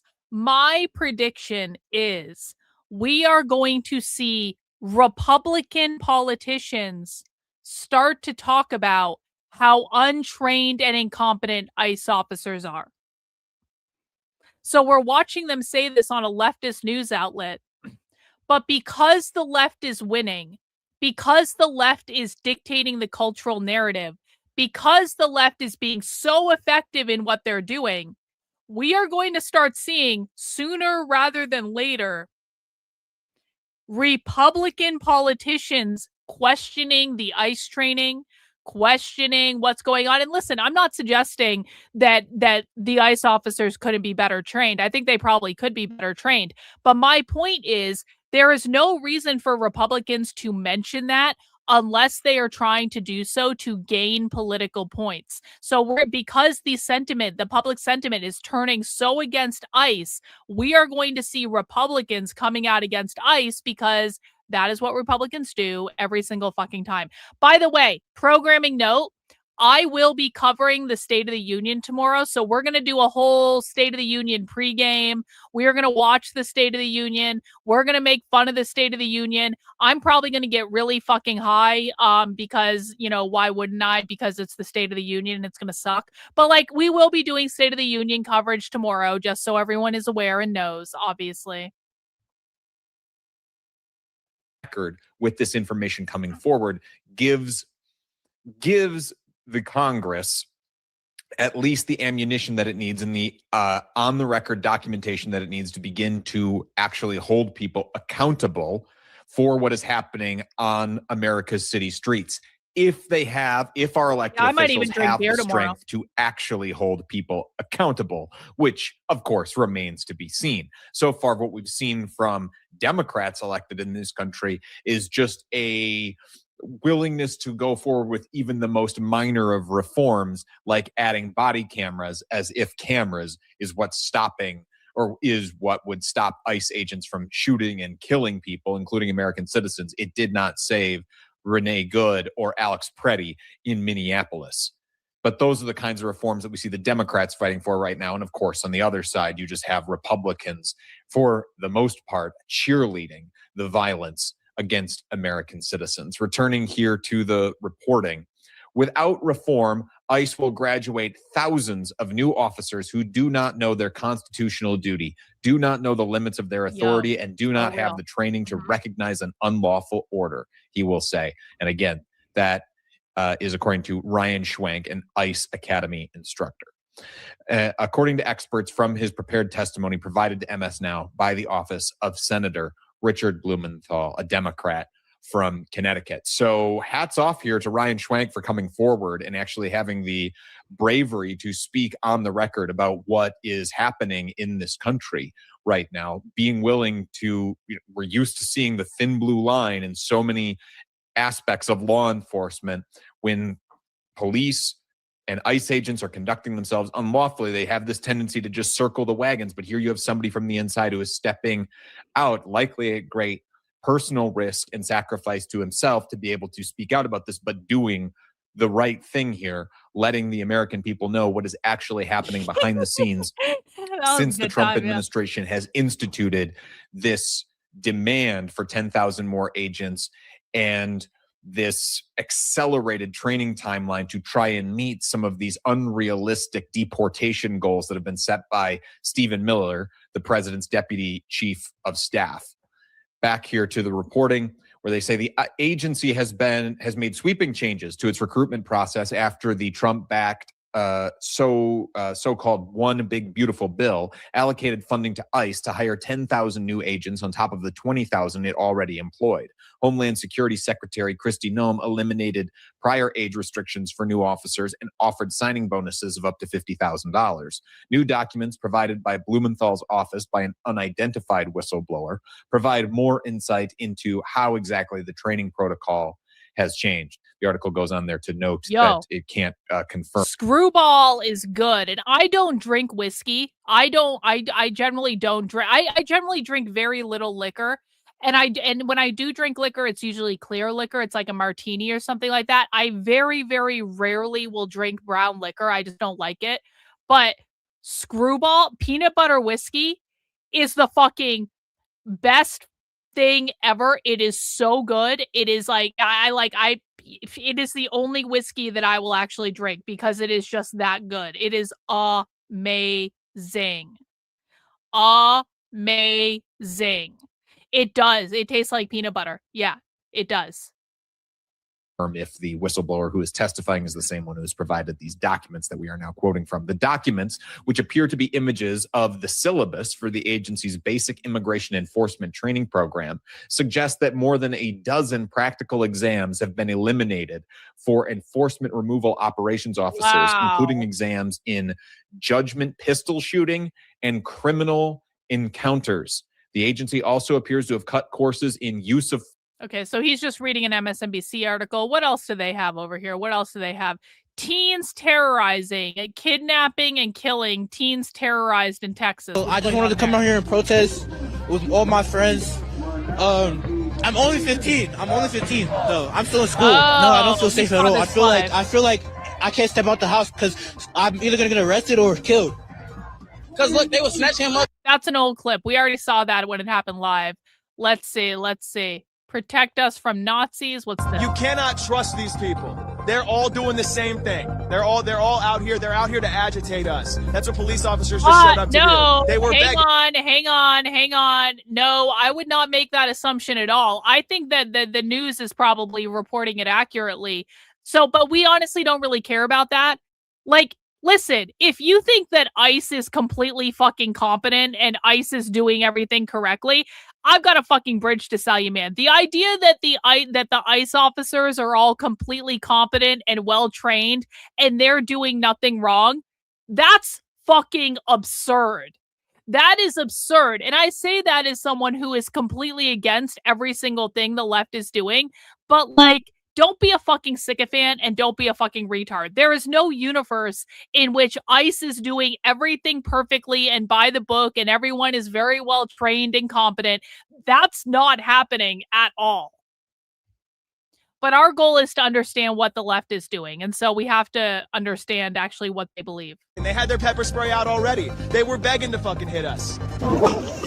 You can help build the only independent news outlet always on the ground with the people for as low as 16 cents a day. Corporate media, they've been lying to us for years, and you're going straight to the people. Flint, Michigan. Brooklyn, New York. Government sending one more you to the residents of Chicago. We need as many independent voices as possible, and that's why what you guys do is so fucking important. Covering what the corporate media covers up. We had a couple of fires going to keep people warm because obviously we're protesting fascists, so it's a day and night thing, even when it's cold as hell. They decided to show up to make sure that we... Fuck you!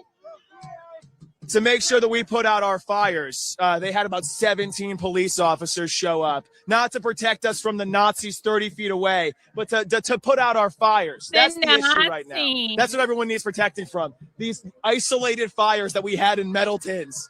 Jesus Christ, that you cannot trust these people. They're all doing the same thing. They're all out here. They're out here to agitate us. That's what police officers just showed up. Okay, this is about a month ago. This isn't even new. Come on, Status Quo News. You are really letting me down, Status Quo News. You're posting stuff that's already a month old in your videos. Why Trump might accidentally elect the first Somali American. Oh my fucking God. Oh my God. What a retard. What a retard. Well, let's see. Was there anything interesting in my recommendations that we can watch? This stream has gone downhill real fucking fast. AIDS challenge on the, we're not watching that. TP protest, Native American Bills ICE protest camp on top of former Native concentration camp. No, I don't want to listen to an Indian whining. Is there anything else that's interesting? How to decolonize mental health. I've seen that pop up a bunch. Let's see.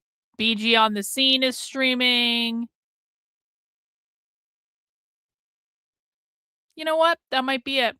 That might be it. That might just be it. That might just be it. We got derailed because I thought we were watching a documentary that wasn't actually a documentary. It was just a really boring talk. And that kind of derailed the rest of the stream. You know what? That's all good. You can watch the clip from yesterday. I already did watch it, and we watched it at the beginning. We watched it at the beginning. You don't need to watch me. You know what I did. I did it at the beginning. It's on the YouTube channel. You don't need to watch that. Let's see. Let's see. I sometimes end up in my own recommendations, which is kind of weird. Let me see in my watch later playlist if there's anything interesting for us to watch. That is only half an hour long. Do you guys want to watch non-binary stand-up comedy? I got it. I've got non-binary stand-up comedy in my... You guys are going to love this. It's going to be great. This is... Do you guys remember that documentary, It's Pat? So the queer Marxist left are producing a documentary and are distributing a documentary glorifying being non-binary and glorifying Pat from Saturday Night Live. And this is a comedy special that happened to celebrate It's Pat. And you can see, because it's called We Are Pat Documentary Stand-Up Comedy Transgender Comedians. You guys want to watch some queer comedians? This is perfect. Actually, this is perfect.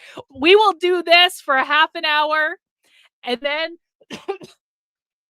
at 9 p.m. tonight, Maccabee is hosting his movie night in the supporter Discord. So let's hang out for half an hour, watch some non-binary comedians, and see what cringy shit they say.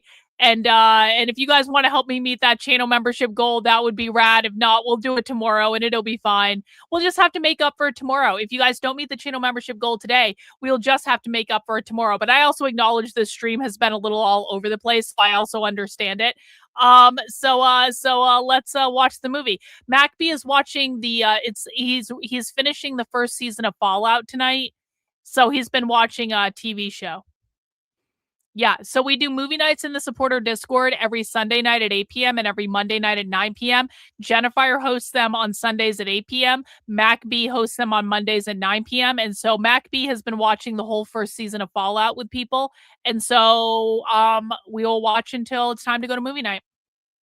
Last 2 episodes of Fallout tonight. Yep. Hi, everybody. How are you doing? Oh! Wow. The first ever film with transgender people in it. Oh! This is such a historic day. I remember when I realized how important of a movie this was.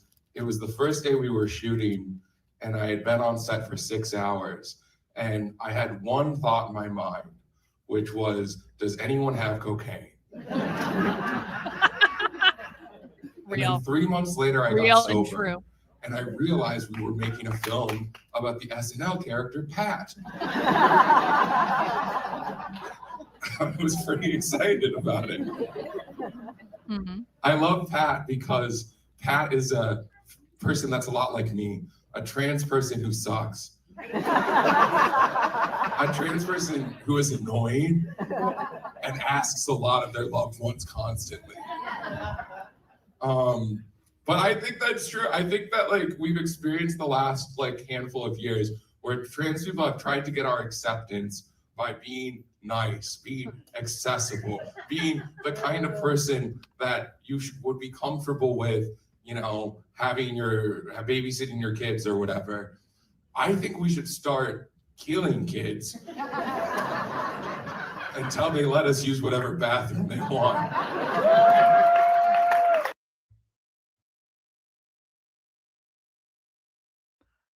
Am I about to get the best clip out of context that is going to go completely viral on conservative social media? Is this a gift from God? Am I literally about to get the best clip out of context ever in the history? I don't do this often. Do as I say, don't do as I do. I condemn clickbait bullshit. I fucking hate it. But am I about to get like the best out of context clip ever in the history of this channel that is going to go massively viral on conservative social media because they're going to so bad and it's going to get shared so much and I just can't help myself to do this because it's funny?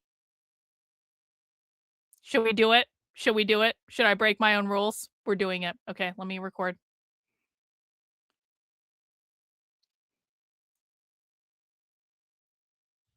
We have to. It's like my constitutional duty. We have to do this. I think we should start killing kids until they let us use whatever bathroom they want. Are there any cis people here? Would you raise your hand, please? Hey, sir. Okay. Okay. Think I got it. Think I got it. Hang on. Hang on. Stop recording. Hang on. Do you guys want to play a game of make a clip go viral on conservative Twitter? Does everyone want to play the game, make a clip go massively fuck off viral on conservative Twitter just for funsies? 1 in the chat if you guys want to play that game with me. 2 in the chat if you think it's a dumb game and you don't want to play. We are playing let's make a clip of a queer leftist go massively viral on conservative Twitter just because we want to watch them laugh and scream about it and it'll be funny.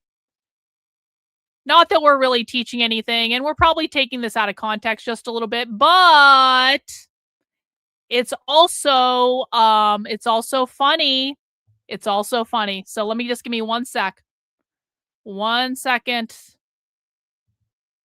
1 second. This is literally going to take like 2 seconds to edit this and export it and put it on Twitter.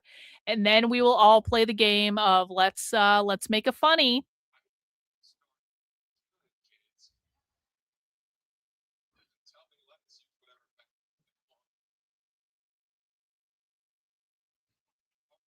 One sec. Got it? Okay. Okay. Okay. Hang on. Let me just get this in my other template because, of course, what I have to do actually is put a fucking watermark over this template because if I don't put a watermark over this, conservative retards will steal my clip and they will claim they're the one who found it, but I am actually the one who found it and I want credit for that, motherfuckers.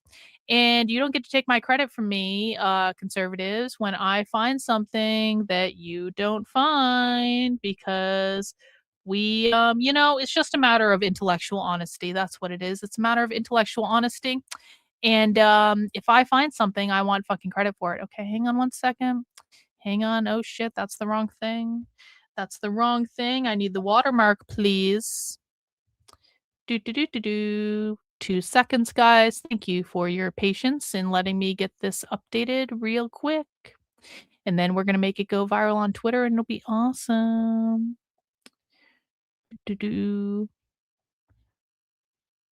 Export.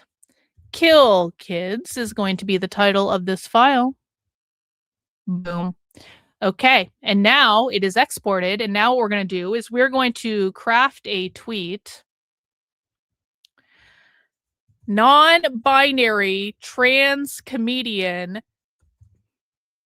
says that we should kill kids, says that trans activists should start killing kids until they're allowed to use whatever bathroom they want. Let's post this. You guys having fun? Is this a fun game of make something go viral on Twitter? I know you're not seeing anything right now, but you will be in a moment. Just got to make sure this gets updated. One sec.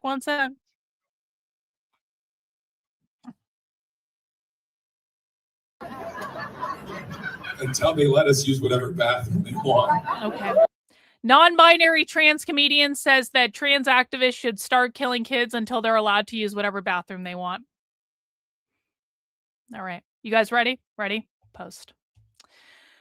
View post. Now, if you guys would like to help me make this go viral, I'm putting the link in the chat. And again, this is just for fun. Do as I say, don't do as I do. There it is in the chat over on the YouTubes. There it is in the chat over on Rumble. Remember, the way you make something go viral is you bookmark it, you heart it, you retweet it, you quote tweet it, you do both of those things, and then you reply to it and you go, "This is insane," or whatever the fuck you want. It doesn't matter. Those are the 5 things, though. Bookmark, like, retweet, quote tweet, and reply. And you too will make this clip go viral, and conservatives will melt down, and it'll be funny. And, will it change the world? No, it won't. We are not changing the world today. We are not engaging in activism that is actually going to have any impact at all. But you know what? It's funny and it's entertaining. And sometimes that has to be enough. I appreciate the help, guys. Let's go back. How many kids would you kill for trans rights? Oh, shit, I missed the whole Hundreds. Give it up for him, everybody. No! I should have had that in. Folks, I'll leave you in a sec, but I did just want to talk a little bit about my own transition. When I came out, that's funny though. My mom was pretty supportive, except for one thing. She was really upset that I changed my name. Whoops, that's all right. She was like, "I gave you a good name.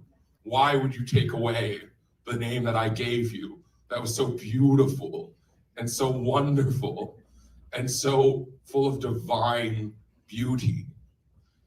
And I couldn't take her seriously because my dead name is John. She was proud of John. I do continue to have a difficult relationship with my mom, but when I was in high school, it was a lot worse. When she got really mad at me, she would actually call me by my dad's name sometimes. One time I came home really late. She was like, "Brian, if you're gonna treat me like that, then why don't you just divorce me?" And I was like, "Well, yeah, Ma, we haven't fucked in 16 years. If you're grossed out about that joke, what the fuck is wrong with this person? Explicitly about how I have never had sex with her. Okay, we have a wonderful lineup. Oh. We have to go very quickly, so stop laughing. And please welcome to the stage our next comedian. Everybody, give it up for a friend of mine who's so funny. Ever Maynard, everybody. Ever Maynard.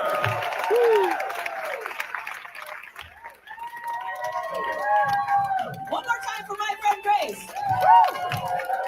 Isn't that so nice? Can we give it up? Let's give it up. To Ro, to all of the crew, for We Are Pat. They deserve some applause. Julia is here. Nobody's gonna applause for Julia? How was that? Julia's here. Everyone got quiet. Okay. Sorry, dog. Whew. All right, let's get into it. I got 3.5 minutes left. Can I do anything? I'm so tired. I'm too tired for this. Also, I just started testosterone. Yeah, where my tea heads at? Bros, make some noise. Wow. But my voice has started to squeak, which is a problem as I do stand up. It's like, I'm a real boy now. Okay. Thought you guys were gonna like that. You didn't. You were like, it's too real. It's too much. I don't think you'll like this, but I'm going to say it anyways. If Grace is gonna make dead kid jokes. Okay. truly unhinged. I'm turning into a bro, I've discovered, which was not a good feeling, to look in the mirror and be like, you're part of the problem. I was like, oh no. I'm turning into such a bro that I call myself a faggot when I masturbate. Any T-heads? Any other, just like, you want to come, don't you? Yes, I do. Okay. Yeah, I bet you like coming, faggot. It's just me. This is so weird. I grew up in rural Texas. I want people to keep in mind that, yes, are we watching this and laughing at it because it's weird and cringe? Yes. But I want you to understand, this is a peek into queer Marxist subculture. So this is actually more related to the earlier movie than even the other stuff. This is actually a peek directly into queer Marxist subculture. They're serious about this. They think this comedy is awesome. They have shows like this all the time. They're not doing it to be cringe. This is actually part of their world. And I've been to these events. I have been to these things in person. It's crazy. This is queer Marxist subculture. Outside of Waco, in a town of 900 people called Little River Academy, Texas. I do have to say that this is not part of the joke. This is just me being sincere, that being some some stocky trans non-binary person. No, it's not an open mic. No, this is not an open mic. This is a queer non-binary comedy event. This is not an open mic. This is what they like. This is their humor. In Texas and being in New York and being featured in a documentary called We Are Cat feels very surreal. It feels so surreal. I am so proud to be here and I'm so proud to be in this documentary. I actually don't want to finish my set because that felt so fucking good. That's it. I don't have anything else to say except thank you for coming out. Enjoy the doc. I'm gonna give it back to my friend Grace. I really tore it up, Grace. Give it up forever, everybody.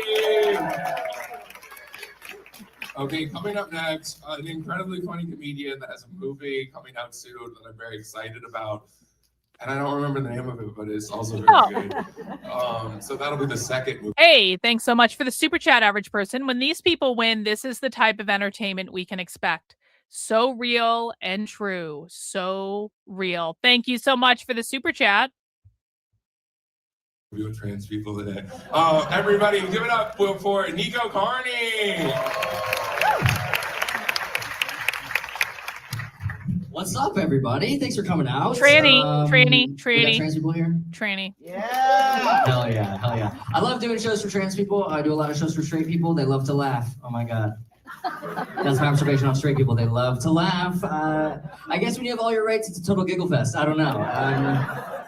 I'm trying to get in on that for sure. I feel very lucky to be here in New York City. I do a lot of shows with other trans comics and stuff like we were seeing here tonight. And I did this show last summer over Pride called T for T. Yeah, really great show. At this venue downtown in Brooklyn called the Bell House. So like 300 people in this room. Yeah, very cool show. And I remember standing in the back of this room and it's just like all trans comedians on the lineup, all these trans people in the audience. And I was like, this is amazing. Like there's like 300 people in here. And I was standing all the way in the back and I was like, damn. This has to be like the only room in the world where it's like, ladies, get in the back, please. The fellas can't see. We can't see a damn thing back here. Oh my God. If you don't understand, you're really not an ally, I have to say. What is he talking about? Everyone was saying this, like a lot changes when you start transitioning, right? Like a lot changes in your life. And I was noticing a lot of changes in my life, a lot of the ways that people were socializing with me and stuff. And one of the first places I noticed it was my dating life changed a lot because I used to identify as a lesbian. That was kind of my middle Pokemon along the way. And so I used to mostly date other lesbians. But then when I came out as trans, I was like, oh, I wonder if they don't want to date me anymore because I'm a man. And I realized I was thinking,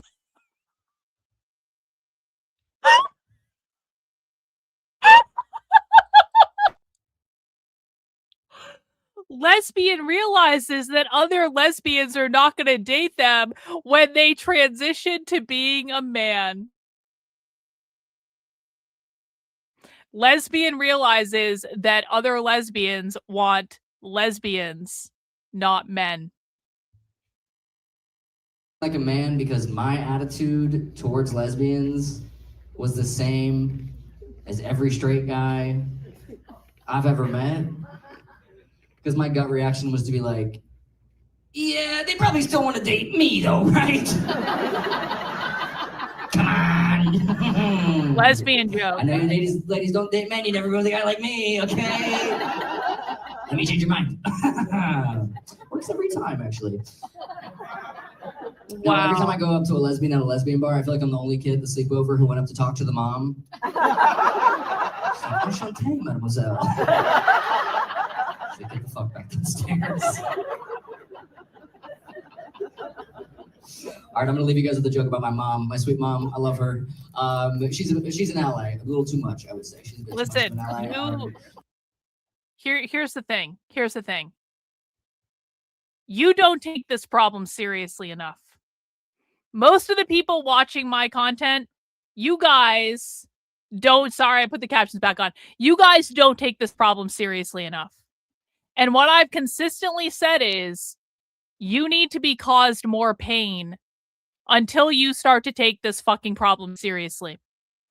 In the Marxist utopia, when they overthrow capitalism and they abolish the government and abolish the Constitution and they start setting up their little fucking Marxist utopia that we're all gonna have to live in, except for me, they're probably gonna end up shooting me, but you guys will have to live in it, okay?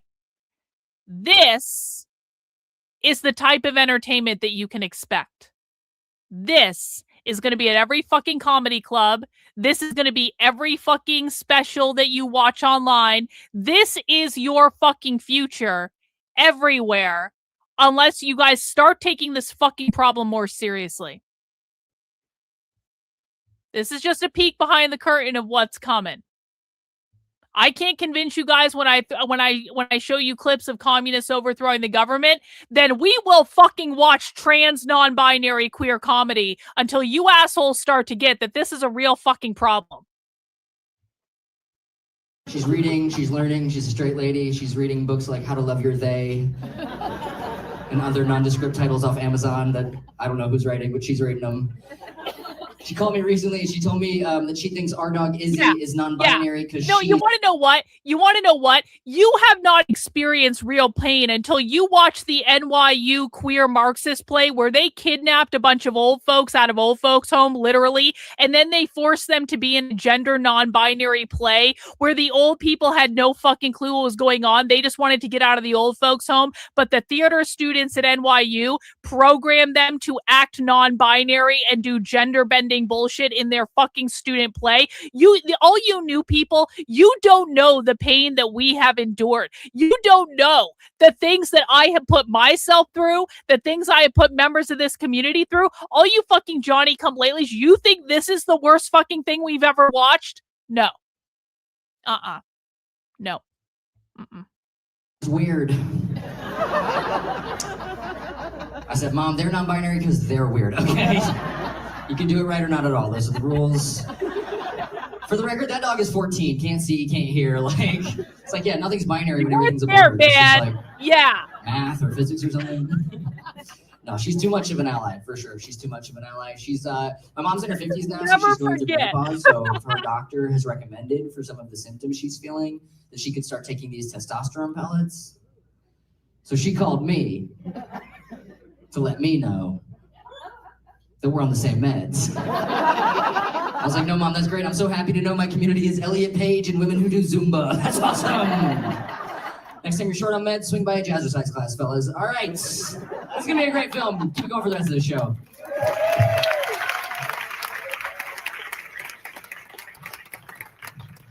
Everybody, up next, give it up for Nico first. Give it up for Nico, everybody. And I'm just so excited because our next comedian is, I think, one of the funniest people to ever live. Give it up for Robin Tran, everyone. Robin Tran. I'm sure that's true. one of the funniest people to ever live. Are you fucking crazy? Oh no! How dare you? All right. Look, I don't have much time. I thought that I had these dreams of doing like a tight five before the movie and having some executive from Tribeca being like, that gal, let's give her $1 million. But I don't think that's happening. So I had all these. They were like, oh, you should try to be a little nicer, you know. And then all these comedians come up, I'm going to kill babies and say the F word. So I don't really feel like being edgy because everyone else is doing it. I will just say that I am probably the laziest trans person to ever live. I have done no hormones, no surgery. I have not changed my legal name. I have not changed my email, which is still RobertTran04. I don't know a trans person that has been less affected by the Trump administration. That's actually kind of funny. That also is what queer Marxism actually believes. That queer Marxism believes that you can literally change nothing about yourself and still transcend the gender binary or transform your gender. Queer Marxism does not believe you have to medicalize. Queer Marxism does not believe you have to dress a certain way or present a certain way. Queer Marxism does not believe you have to change your name. The only requirement to be quote unquote trans, which does not mean transition, it means transcend or transform within queer Marxism, is literally just you say that you are. That's it. We got a super chat from Auntie Kami. Thanks for the $5. I've seen some decent trans comedians on Kill Tony. Some are actually funny. At this point, I'm just looking at it as a fan of stand-up. Nico is all right. Well, okay. We're all allowed to like what we like. I do appreciate the super chat. Guys, we will be wrapping this up soon. I know we're going to go to MacB's movie night, and I know he'll allow me to go a little bit over. I just really want to hear the rest of this because, you know, he looks kind of crazy. There is no evidence that I'm trans. There's zero evidence. If I want to detransition, I just have to wash off my makeup and take my wig off, which I do every day. Wow. That's how little I care. This is how lazy I am. When I came out, it was 2015, and there was a little time where it was like, oh, if you say you're a woman, you're a woman, and you don't have to do any work. And I'm like, are you sure? That's how it was. I got into that little sweet spot where you were allowed to just. I got grandfathered in to just being this lazy. All right, look.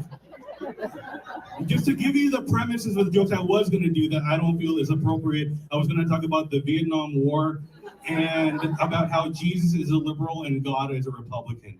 But you're only going to hear the premise, and that's it. So if you want to watch more, you got to look up my stand-up. One more thing I got to say is I am very nervous about this because I don't know what I say in it. I don't know how much of it that I'm in. I did like a 3-hour interview for the Netflix Outstanding documentary, and I was in it for 6 seconds. You understand?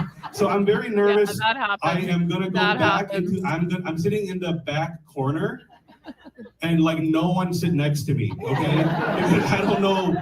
And all right. Well, I hope that some executives saw the charisma. And I appreciate your time. Thank you guys so much. All right. That wasn't actually that bad. Should we watch a little bit more before we send people off for MacB's movie night? I think we should. Just a wee bit. I just want to see where this goes. That wasn't as bad as it could have been. Okay, coming up next. Yeah, MacB, you're on board. Cool. My friend James Tom, everybody. James Tom. See, MacB approved. Keep it going for Grace, everyone. Oh, Trading Boys! I love how the vibe of this comedy show is like a bunch of trans people being like, I only have 5 minutes to explain all my trauma. How could I possibly get through it all? Sorry, I was just thinking about trauma. My name is James. I'm also a trans guy, which explains why I look like I sell weed to middle schoolers. To be clear, I don't, okay? Trans people need to be extremely clear these days about what we do around middle schools. Real. But as a queer person, often you need to grow up into the person you needed when you were younger. which for me is someone who sells weed to middle schoolers. This is so cool. It's so amazing to be here. It was so beautiful to hear Ever talk about, growing up in a small town and getting to be here. I grew up in San Francisco, so I take this all for granted. It doesn't mean anything to me. It doesn't mean a thing. I've forgotten it already. No, I'm excited. I'm excited to be here. I'm in an interesting time in my journey. I'm a gay guy now. I used to be a lesbian. I'm trying to hit kind of the EGOT. The EGOT. Queer identities. I hear that if you get them all, Ellen DeGeneres comes out and slaps you in the face. Trying to feel that. It's crazy, crazy, crazy going from being a lesbian to being someone who's attracted to men. It's like I was born with a get out of jail free card. And now I'm like, but I've never tried jail. See what all the hype is about. Crazy. It's a crazy time. Sex with men and sex with women is very different. This feels like a horrible place to say this, but I'm going to say it right now anyway. Sex with men and sex with women, very different. I'm not being bisexualista. I mean any men and any women of any configuration, okay? Sex with women, especially lesbian sex, is like you are doing a Rubik's Cube that changes every night. And you're like, God, I swear I knew how to do this last night. I swear there was some sort of pattern I had gotten. I figured it out. Maybe a different angle. Maybe like this. Maybe this way. Maybe like this. Maybe some of you know this one.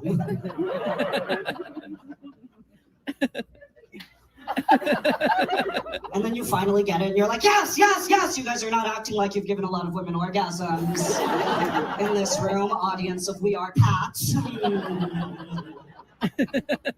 Sex with men, and especially gay sex, is like you are doing a two-piece puzzle.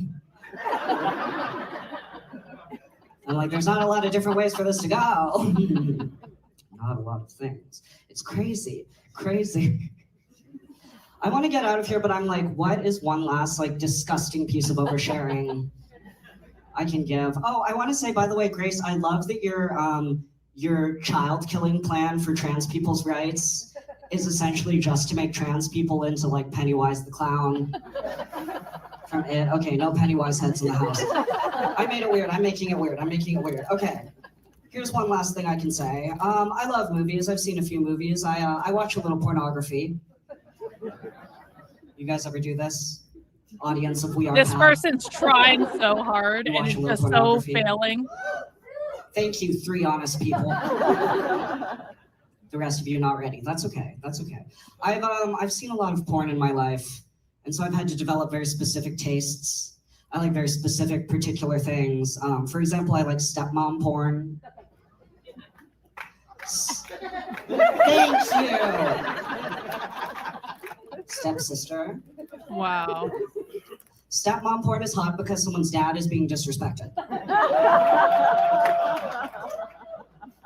I watch a lot of things. I like a lot of particular, specific things. I like roadhead videos. Is this the empowering trans representation? Yeah, this is like not good comedy. I like roadhead videos. Roadhead, of course, New Yorkers, is the act of... Maybe some people don't know. Maybe some people don't know. Roadhead, of course, is the act of receiving oral sex, usually fellatio, while driving a car. Yes, the axis where pleasure meets death. Why do we have to explain this? Dysphoria for me feels like knowing I will never get roadhead. Because I can't drive. That's enough. Keep it going for Grace and everybody who wow. That was not funny at all. That actually really sucked. That was, can we be, the next one be funnier, please? That was not funny. One more comedian this One more. One more. We can do it. Threw out there that maybe we should kill babies to get trans rights. That wasn't a plan. It was just the start of a conversation. All right, everyone. Our last comedian of the evening. Everybody give it up for Future Con. Wow. Oh, shit. Save the black one for last. Yeah. The black tranny. I'm so glad to have this film come out. No, we're just right gonna now let that because clip I'm gonna fly. tell you, We've been wondering, is it going to be a recession? Is it not? And I'm here to tell you for a fact that wiggers are the greatest recession indicators. When you see Machine Gun Kelly start dropping music and Justin Bieber is back in the news, the Kardashians rolled us out, got them skinny little tatted up white boys, a recession is coming. You seen them, brought them South Africans. South African refugees. I looked at them, I said, they got scurvy for sure. You got your babies walking around with no shoes in the airport. In the airport? That's when I knew, like, it made me mad, because if you ever see a Muslim family trying to immigrate, that baby, they got a 18-month-old in business casual. They're actually real. You got blazers on from the 80s. You got a 3-year-old carrying a briefcase for their engineering plans. I'm so mad about that, because I'm like, you guys should see all the luxury designer baby shit and kid shit they sell on Whatnot. It's actually hilarious, because there's this one guy I watch on Whatnot called Blazendary, and like he sells all sorts of random stuff, but he's always got like luxury kid stuff where they have all of these like little luxury clothes and hats and gloves and all this shit for fucking babies. And I'm like, listen, I like luxury goods as much as the next person. This has gone too far. It's gone too far if you're becoming obsessed with dressing your child in fucking Gucci. Okay? That's unnecessary. Are the generations that came from apartheid. You were on the side that should, you're mad at black people, you should be mad at your parents. They fumbled the bag. How do you fumble a bag that's literally just handed to you? We're not getting the best whites is what I'm saying. Anti-white comedy. Oh, wow. You saw a toddler wearing Balenciaga in the wild? But I got a bone to pick. You know, I wonder if it made the cut. I don't know how much I'm in this. They asked me what I thought about the film outside. And I said, well, what did you think about it? Because Roe didn't show us.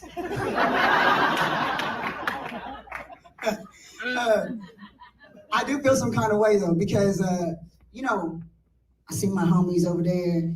Everybody's on their little transition journey. I've been on testosterone for 4 years. Look how pretty I am. I'm furious. I thought I was gonna look like a Jamal. I was gonna have a beautiful beard. There's no beard. You know where I got hair? On my asshole. Fucked around and I got a whole Allahu Akbar asshole going on.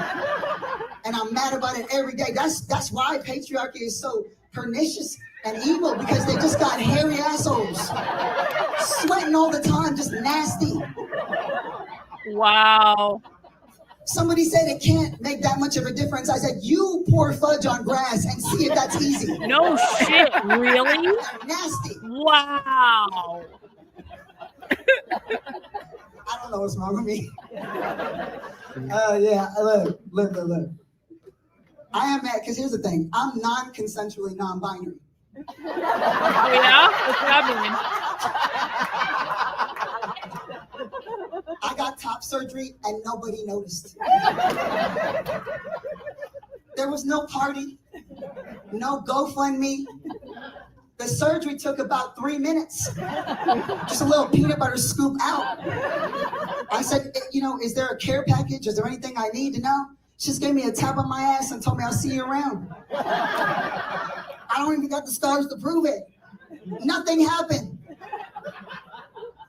I'm so stupid. But look, gender, it's a spectrum, you know what I mean? Like, we got too serious. It got too serious because, and maybe I feel this way, because I haven't made it. Like, I've been transitioning so long, I don't even want it anymore.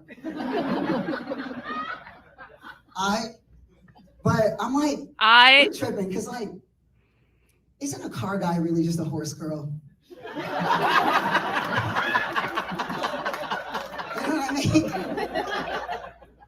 But we started taking it too serious. I'll tell you this, like, I know where it begins and where it ends for me. You know, like, I put a little windshield washer fluid in my car, right? I don't know nothing about cars, but I like going fast. My pronouns were he, him for the rest of the day. But if you're gonna send me to a men's prison, he, him, I've never heard of him in my life. I don't know who that is. The truth comes out. Put the A cups back in. You will never see me again in your life. You know what I mean? I'm out. Y'all feel a little too safe. A little too safe. So I gotta leave you with a very funny joke. I hope so, because it has not been funny. Now, before you freeze up, I want you to know something. I'm better than you. So you can laugh at this joke. Okay? So I seen an article the other day, right? It said these are the 2 most dismissive words on the internet. I said, what are the 2 most dismissive words on the internet? I gotta know. It says the 2 most dismissive words on the internet are go off. I was like, I thought it was nigger bitch, but go off. I'm Janae FutureCon. Thanks so much. Shout out to all right, that was not funny. That was not funny, but that is our future, guys. That is our future. That is the future of comedy and entertainment and movies and everything if we don't defeat the left. Does everyone understand the problem we're dealing with? Do you all have, based on the number of viewers that I lost once we started watching the queer comedy, I think that people can all acknowledge that this is not ideal. And I want everyone to start. Is everyone, one in the chat, if you're taking the problem of the far left a little bit more seriously now that I have made you watch queer comedy? 2 in the chat if you think that this is totally fine and you thought all this was hilarious. 1 in the chat if you're taking this problem a little more seriously now, or 2 in the chat if you think this is okay. Yeah, lots of ones. Yeah, so you didn't understand. I can show you clips of them talking about overthrowing the government, and it's not enough. I can show you clips of them talking about abolishing the family, and it's not enough. I can show you clips of them talking about eliminating all gender and creating a world of they, thems, and it's not enough. But I show you guys queer comedy, and now people are starting to understand the severity of the problem. And they're starting to understand that this will be your guys' future. Again, they're going to shoot me, so, like, whatever. But, like, this is going to be your guys' future when they win. So we should all probably take this a little bit more seriously. But we have movie night to go to. So we did not meet our channel membership goal today, which means I'm going to ask you guys for more channel memberships tomorrow. But that's okay. That's okay. You want to know why? Because it's a Monday. It's a laid-back stream. It's okay. We can miss a goal every now and again. Also, we're going to be doing a longer stream tomorrow. Tomorrow, let me take off the crazy glasses. There we go. These are cool, though, right? These are fucking awesome. These are like the only the only reason I would buy these glasses is being bored on Whatnot for like $10, and you get a pair of cool fucking blue sunglasses. It's like it's the best.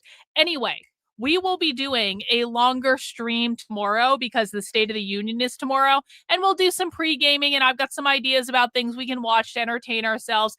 Do we? No, you don't look blue. No, everyone looks perfectly fine. Everyone looks normal.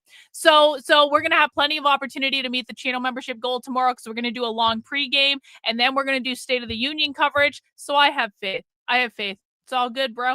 I appreciate everyone who made it to the very end. I also appreciate everyone who was very generous in super chats today. And thank you to everyone that did donate the channel memberships. We brought in 68 new members of the channel today, which is nothing to sneeze at. That's a lot of people. And I really appreciate everyone that handed out those channel memberships today. Every channel member gets access to Spy Stream. You also get access to Spy Stream if you're a member of my Substack, my Locals, my Patreon, Twitter subscriber, Rumble, all that stuff. So you get access that way as well. But YouTube channel memberships are a great way to go.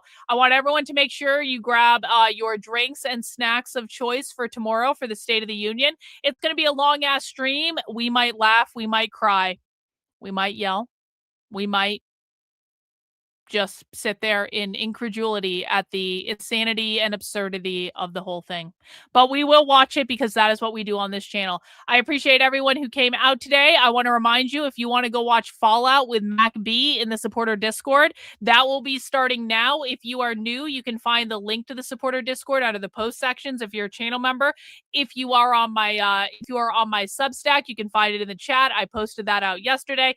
Get into the verification channel. Use your real YouTube name. Don't steal someone else's and pretend to be them, because I know who everyone is. Stacy may have thought that she was getting one over on me by pretending to be a member of my YouTube channel, but I actually do look at those things and I actually do know who people are. And I did already know that that guy was in the Discord. And so I was like, okay, well, that is Stacy pulling some chicanery, trying to be a smart one. But I know who people are, Stacy. So I'm really sorry that little effort failed. Anyway, everyone who's an actual member of my supporter Discord, head over there, go join MacB for movie night. I will be sending out an announcement. I will see you guys tomorrow for our nice long State of the Union stream. And that's it, guys. Take care. We'll see you soon.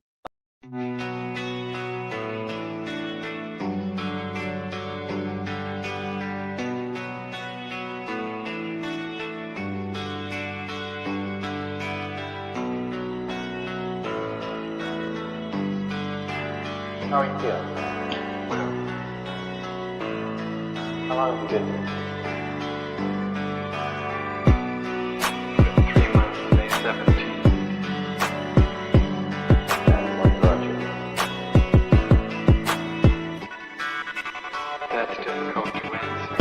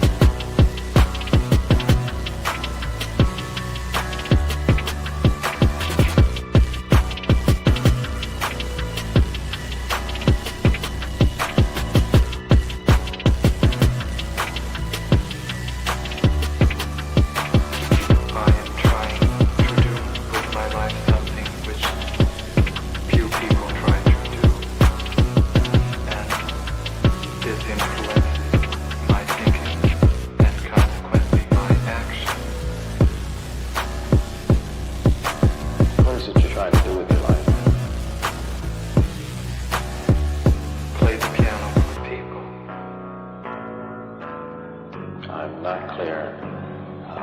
How is it that playing the piano for people has eventually resulted in your being here in the hospital?